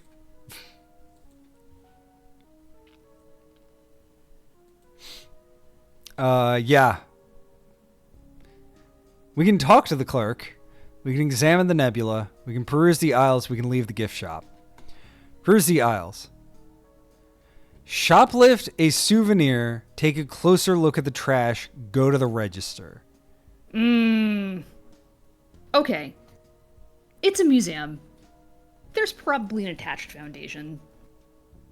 There's probably a grant that is a tax shelter attached to that foundation. You can get a snow globe, right? Each aisle you walk down seems longer than the last. You count your steps and confirm. 22 paces, then 36. When you reach the end, you're the same stone's throw away from the other side of the store. Each time you go down an infinitely growing aisle, there seems to be some different things in them. Something recognizable, something unique, food. Yeah. Yeah, food? Yeah, you know that the museum gift shop is going to have, like, a $12 thing of broccoli puffs. What museums do you go to that have broccoli puffs? I mean, I'm thinking specifically of, like, the quote-unquote junk food aisle at the health food store, where it's basically all just junk food, but it says organic on it, so... Fair. To be clear, I'm not disparaging here. I like me some broccoli cheesy poofs from the Whole Foods. My preferred snacks are do not pretend to be food. You swipe. Yes, I know your love of Funyuns. I have been obsessed with those. So there's a Japanese food store like right around the corner, and they have like puffed rice. They have like softer than sort of like cheese balls, but instead of cheese, they're a little bit larger and they're takoyaki flavored. They're so good. Oh, the takoyaki food. I know exactly what you're talking about, and that is God's stoner snack food in his heaven, my friend. Anyway, this is not a takoyaki ball. This is, you swipe a candy bar written over in a language you've never seen before and put it in your pocket. The clerk doesn't look up from their magazine, but says, I don't care what you take, but if you have an allergic reaction, I'm going on break. You have +1 mystery candy bar, inventory updated. Nice. Not what you expected, but maybe this will work? We can go back down the Hello! How are you, Miss Roy? Ahoy.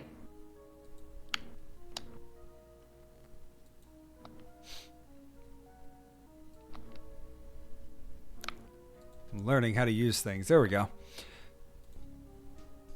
No, I want something unique. Happy Tuesday. Happy Text Adventure Tuesday. Peruse the aisles. Shoplift another souvenir. Find something unique. Here we go.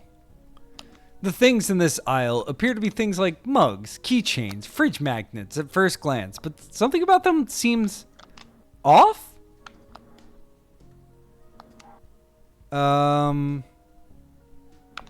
Magnet.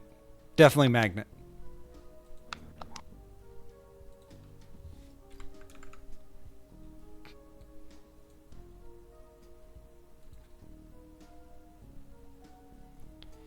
You take what seems to be a magnet of a cartoon mouse. That's a cute gift, right?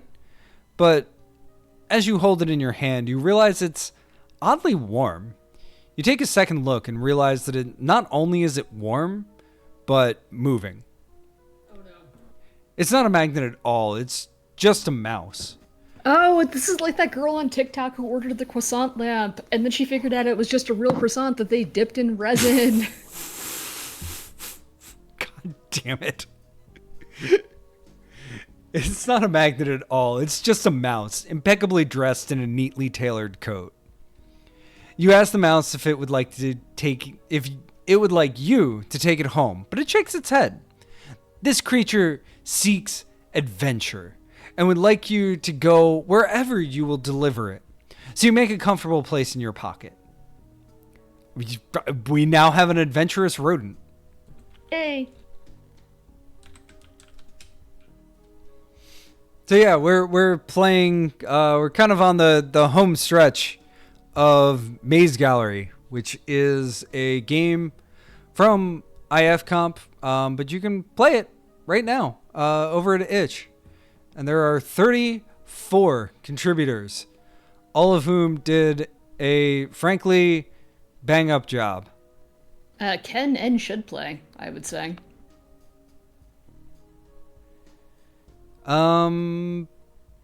Trash time. Trash time. Trash time. Yes! The art piece appears to be a pile of black garbage bags neatly assembled in a corner. Some of the garbage bags are sliced open, their rancid contents spilling forth. Other bags are intact, but loosely sealed, allowing an unidentifiable brown liquid to slowly ooze from them. The muddy ooze coalesces into a single trail.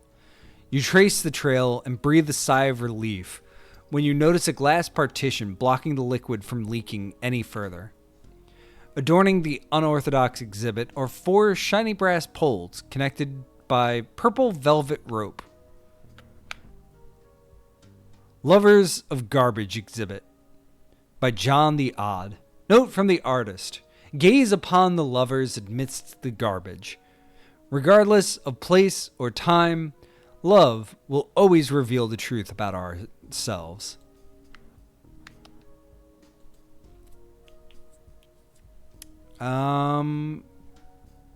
Go up to the register? Yeah, why not? The clerk is loudly popping gum while flipping through a magazine. Each bubble pops a different color. Yeah, talk to the clerk. As you approach, one of the clerk's pointy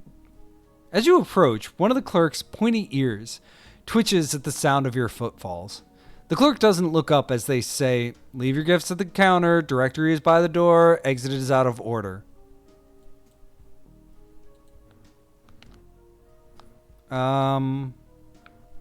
What do you mean out of order? What is this place? Actually, I need help finding something else. I'm curious about what something else is. Just look yourself. The shop isn't that big. If you can't find it, we don't have it. The clerk makes a big deal of putting their magazine back on the shelf. You notice their ears flex as they stretch a couple times, then stay turned away from you to choose which magazine they're going to read next. That seems to have ended the conversation. The clerk is loudly popping gum while flipping through a magazine. Each bubble pops a different color. So, we could look at the directory. Mm-hmm. Let's do that. Hello, Miss O'Quill. Happy Tuesday. Hello. We are having a very nice evening. We get to play some games. Oh, Text Adventure Tuesday. So these are all the places that we've been. There are certainly places blocked off from us. We didn't go to the Historiette collection. Sorry. Oh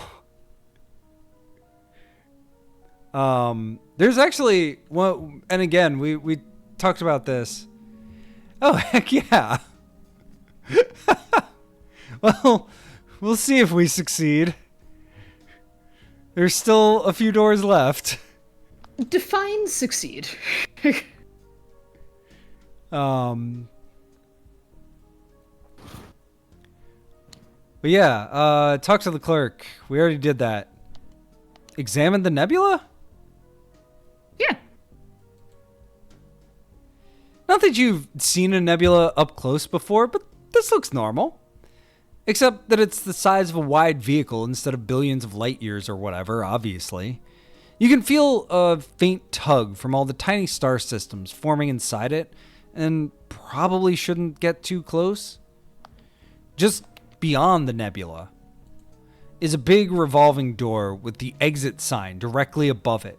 The only thing that pulls at you more than the world that lies beyond is the world that lies between, namely the Star Factory. You won't be able to leave while that's here. So, how do we get rid of it?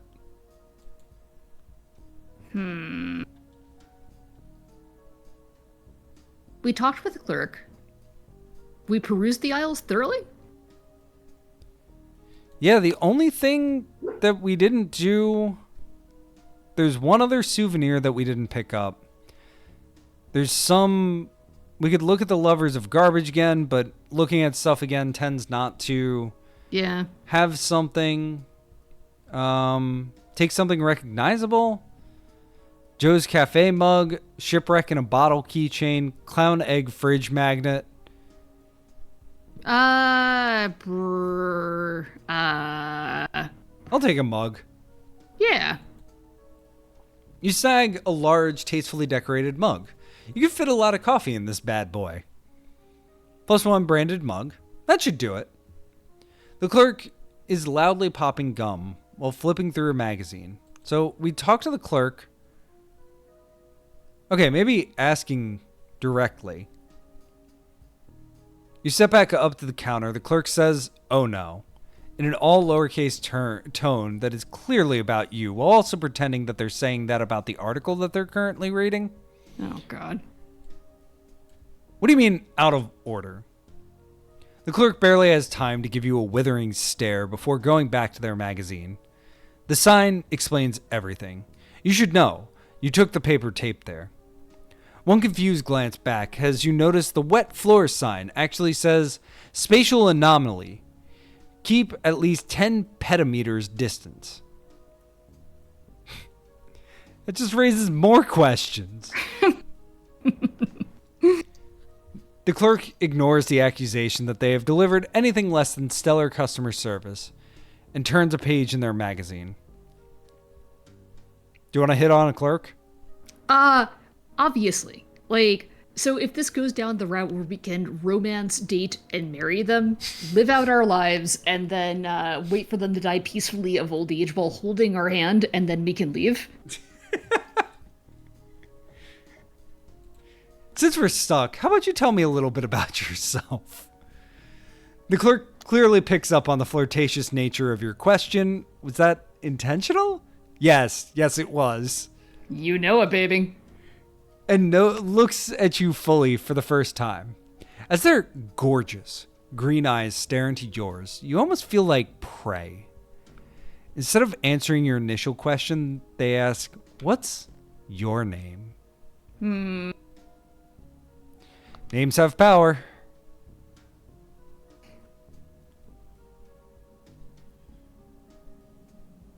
Real name, nickname, politely refuse.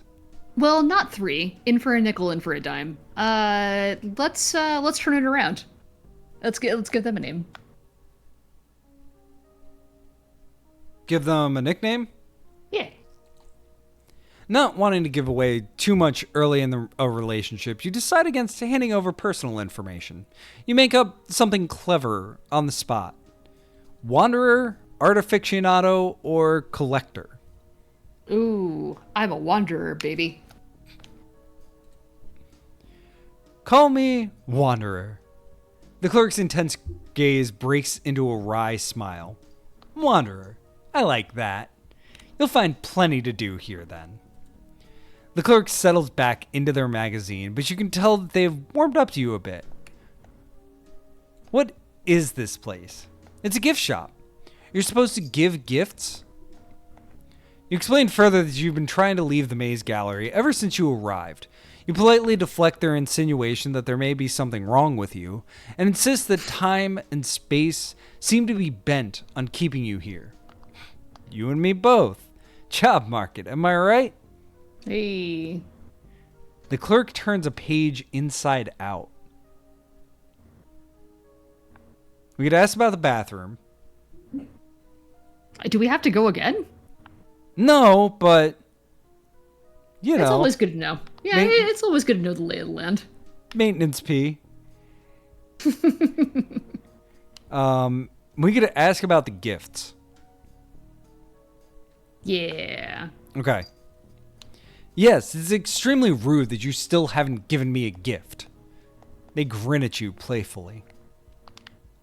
Okay, what do you want? Surprise me. Okay, wait a minute. We give the clerk a snack. We bribe them. We hand them paperwork. We give them what we shoplifted. Definitely not that. Yeah. Snack, I guess we could bribe them. I mean, we earned that money fair and square. Or teeth. We earned those teeth fair and square. Choices. Yeah, money or teeth. Teeth. As you drop the teeth onto the counter, there is the unique sound of enamel on laminate, followed by a moment of silence. The clerk picks up each one individually and places them in the register. Money is money, they say. I want to hand them paperwork, too. Mm-hmm. Yeah! A notice of termination? Yes! Yes! Oh, darn. You set your termination notice from Joe's Café onto the counter. The clerk snorts for a moment. Ugh, if only. Then files it away. As long as I don't have to sign anything. Well? Do you want to go for... Do we have any other paperwork? I don't think so. Eh. Oh, no. Oops. Ah, nuts. Nards. Okay. We're in game. Yeah. Oh, even better. Okay, hang on. Shoplift a souvenir. Steal a snack.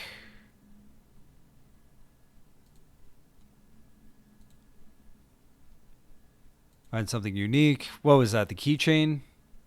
I believe so, yeah. Nope. That was a string of teeth. Interesting. Wait a minute. Maybe it's just random. Because I thought it was a keychain. Find something else unique. Nope. Okay, hang on. If not, then not. Mystery candy bar.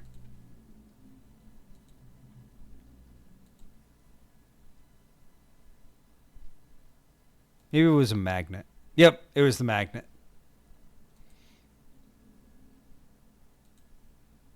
Joe's Cafe mug. Peruse the aisles. Take a closer look at the trash. Step away.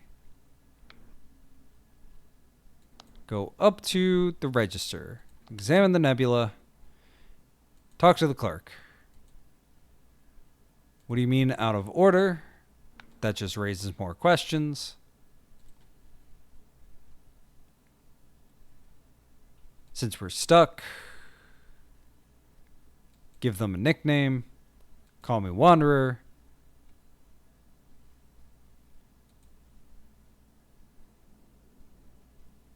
I need help finding something else. What is this place? About those gifts. Okay, what do you want? Hand them paperwork. Offer a notice of termination.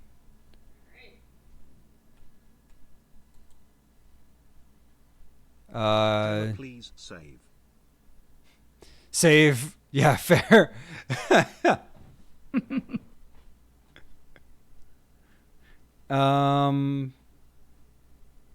Bribe them.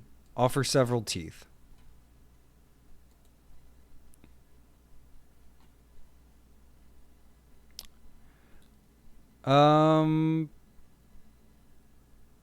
We could give them a snack. Yeah, why not? I mean, this feels like the final boss, more or less. Oh, okay. Wait a minute. We can offer a single small cube of cheese. We can offer the audio tour, which you're fairly sure would be edible if microwaved for 5 minutes. Or the candy bar. Oh, the audio tour finally comes in handy. This is the Douglas Adams sandwich all over again. You offer the potato with the headset plugged into it, and the clerk chuckles as they take it. I was feeling a bit peckish. No, all right. It is now your turn to give me a gift. Fair point. Clerk thinks for a moment, then gestures to the shop. Why don't you take a souvenir? And if you have any other things you merely forgot to give me. Their voice trails off, dripping with implication. You venture into the aisles. At first, you're simply browsing, but eventually you find yourself walking determinedly, as though in a trance, delving further and further, but not farther, into the shop. Then, suddenly, awakening from your stupor, you stop. You find yourself surrounded by keys? House key, locker key, piano key, hotel key, car key. piano key? I'm gonna save here. Yeah. White key or a black key? Black, always. It's a black piano key, all right. Baffled, you put it back in the piano and keep looking. Okay. What about an Allen key? There's a big bucket of hexagonal tools of various sizes. One is so big that hefting it in your hand makes you wonder what size bolt must be needed to fit it. You drop it back in the bucket and keep looking.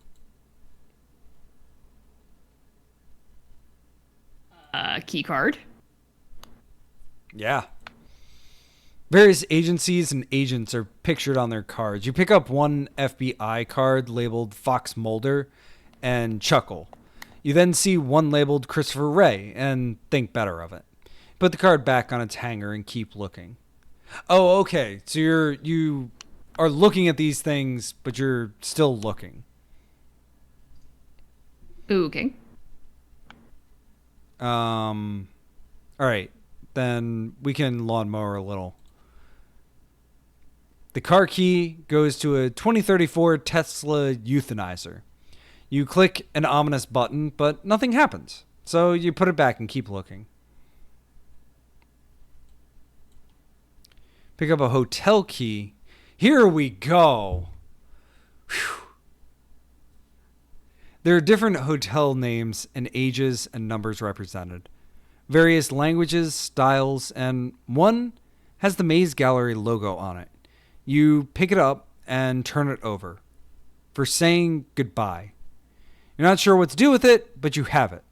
You have a nebula key.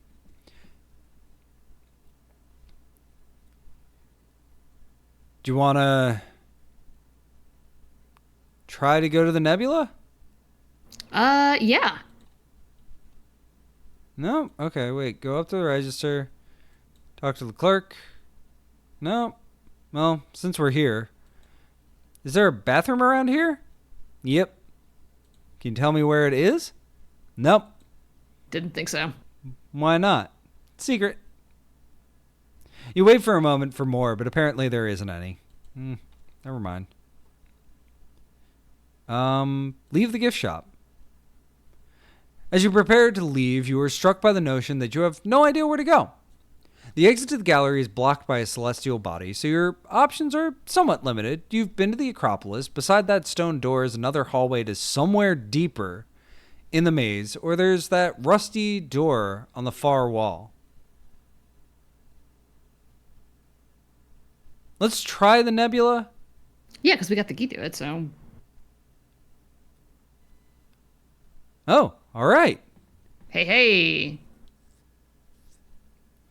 You take the key out of your pocket. You're tempted to just toss it in, but before you have the opportunity, the dinosaur janitor passes by. Oh, there it is. I knew that key was somewhere. Thank you. They accept the key from you, close up the nebula, then take it to a more appropriate location.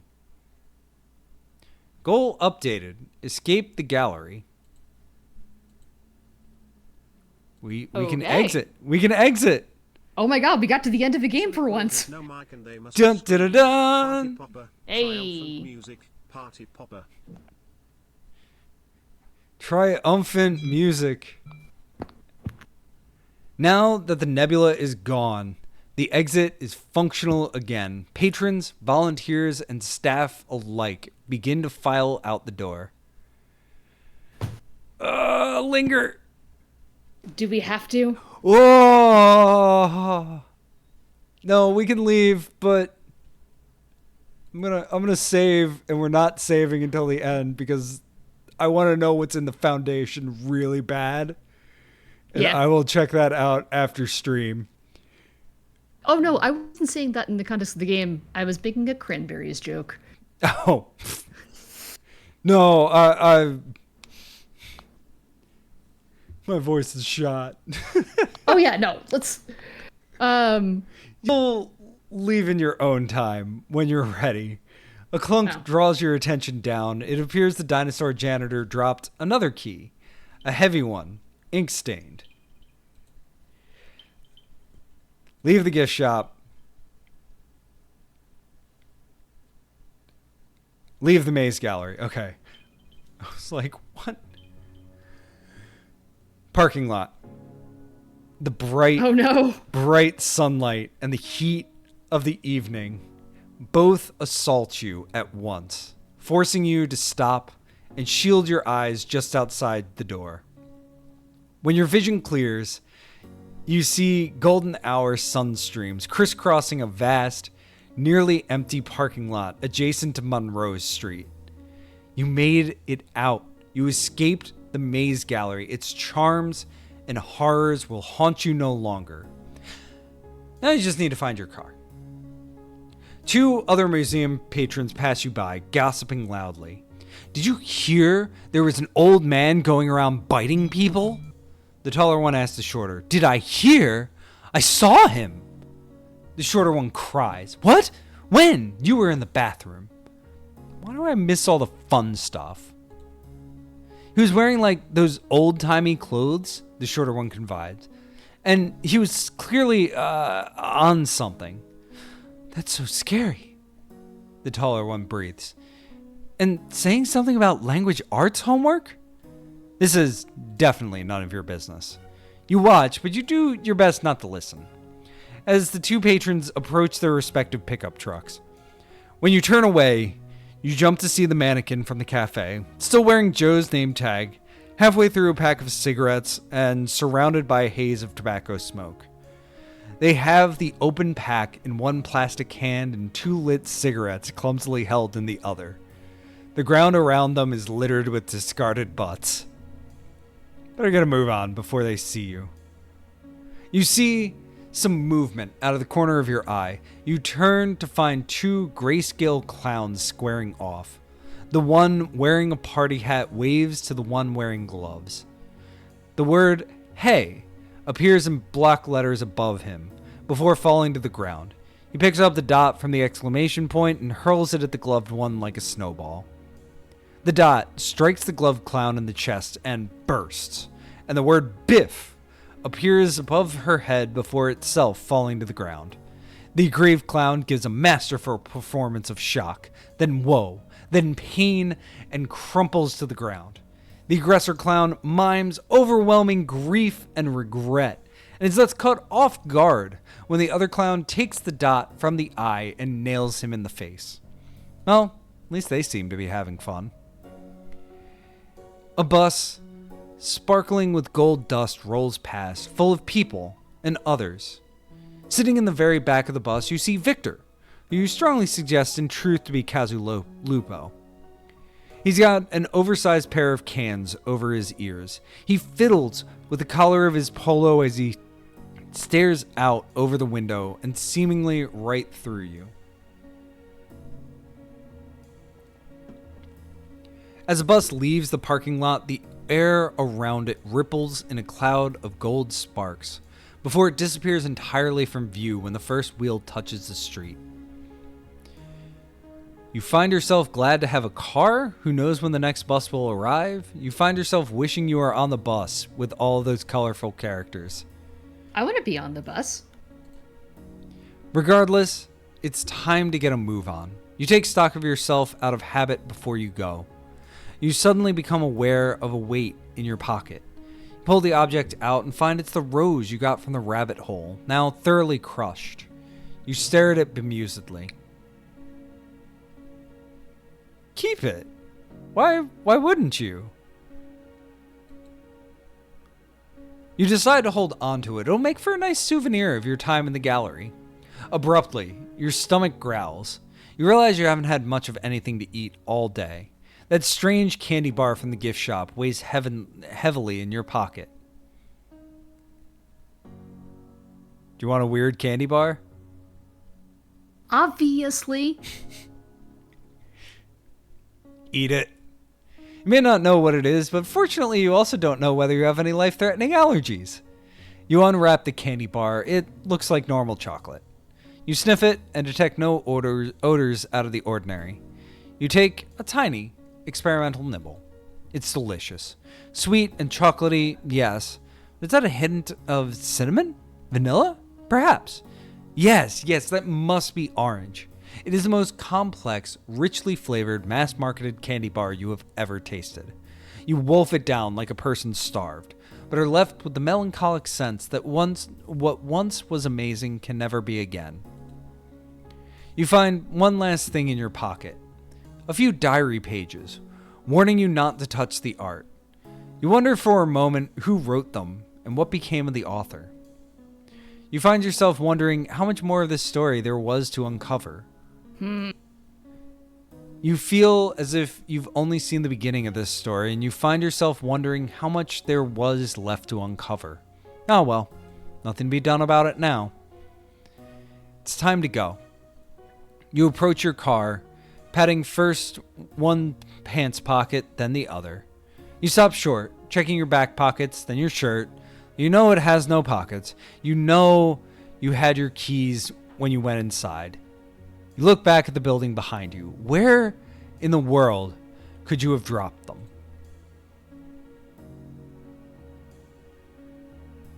Thank you for making the Maze Gallery.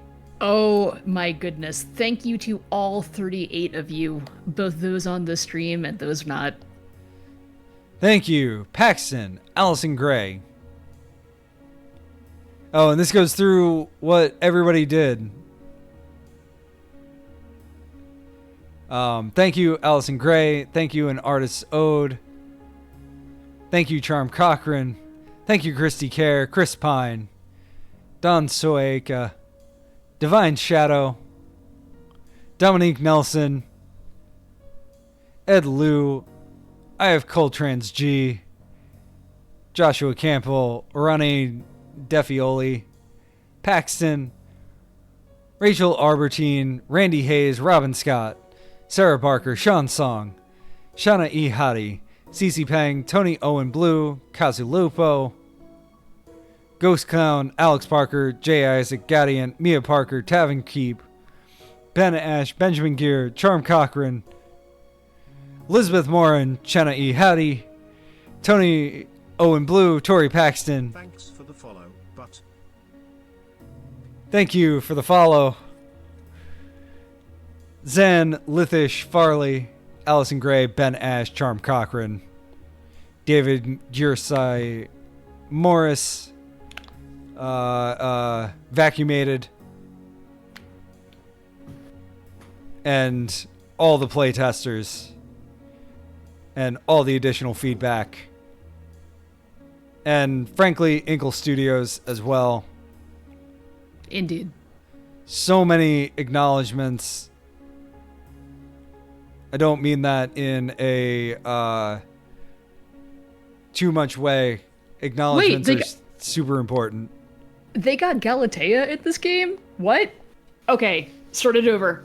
We're going a different route.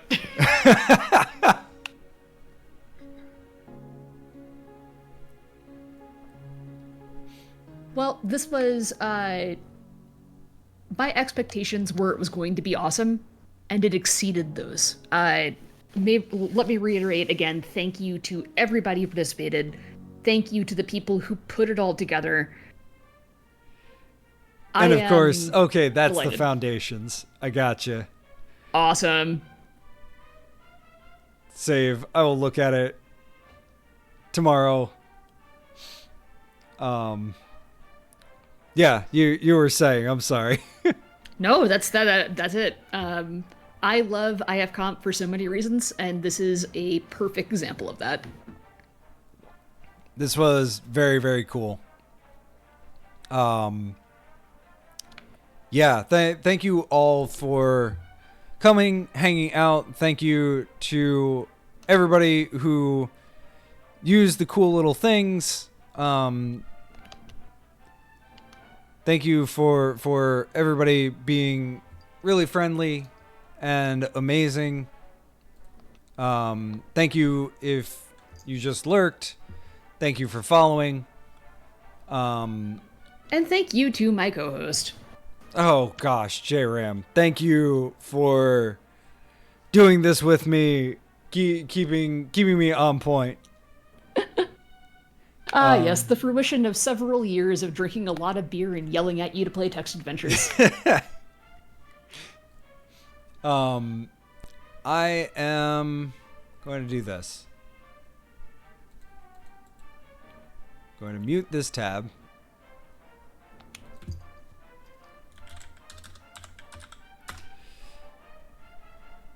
It is, of course, good vibes to stop by somewhere else. What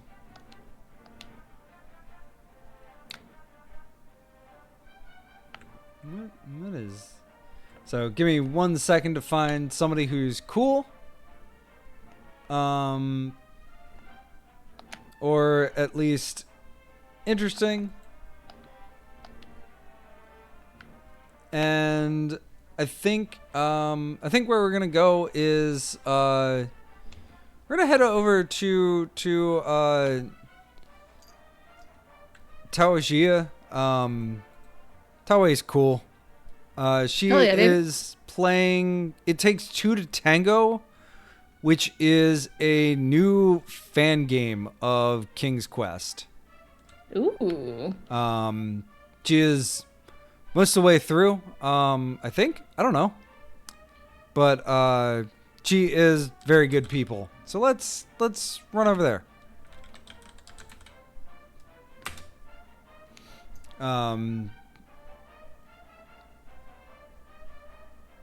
But yes, thank you so much for hanging out. We will do more IFComp, whether it's just me or everybody. And we'll see you next time. Good night, good luck, and don't forget to Zizzy. Doodles.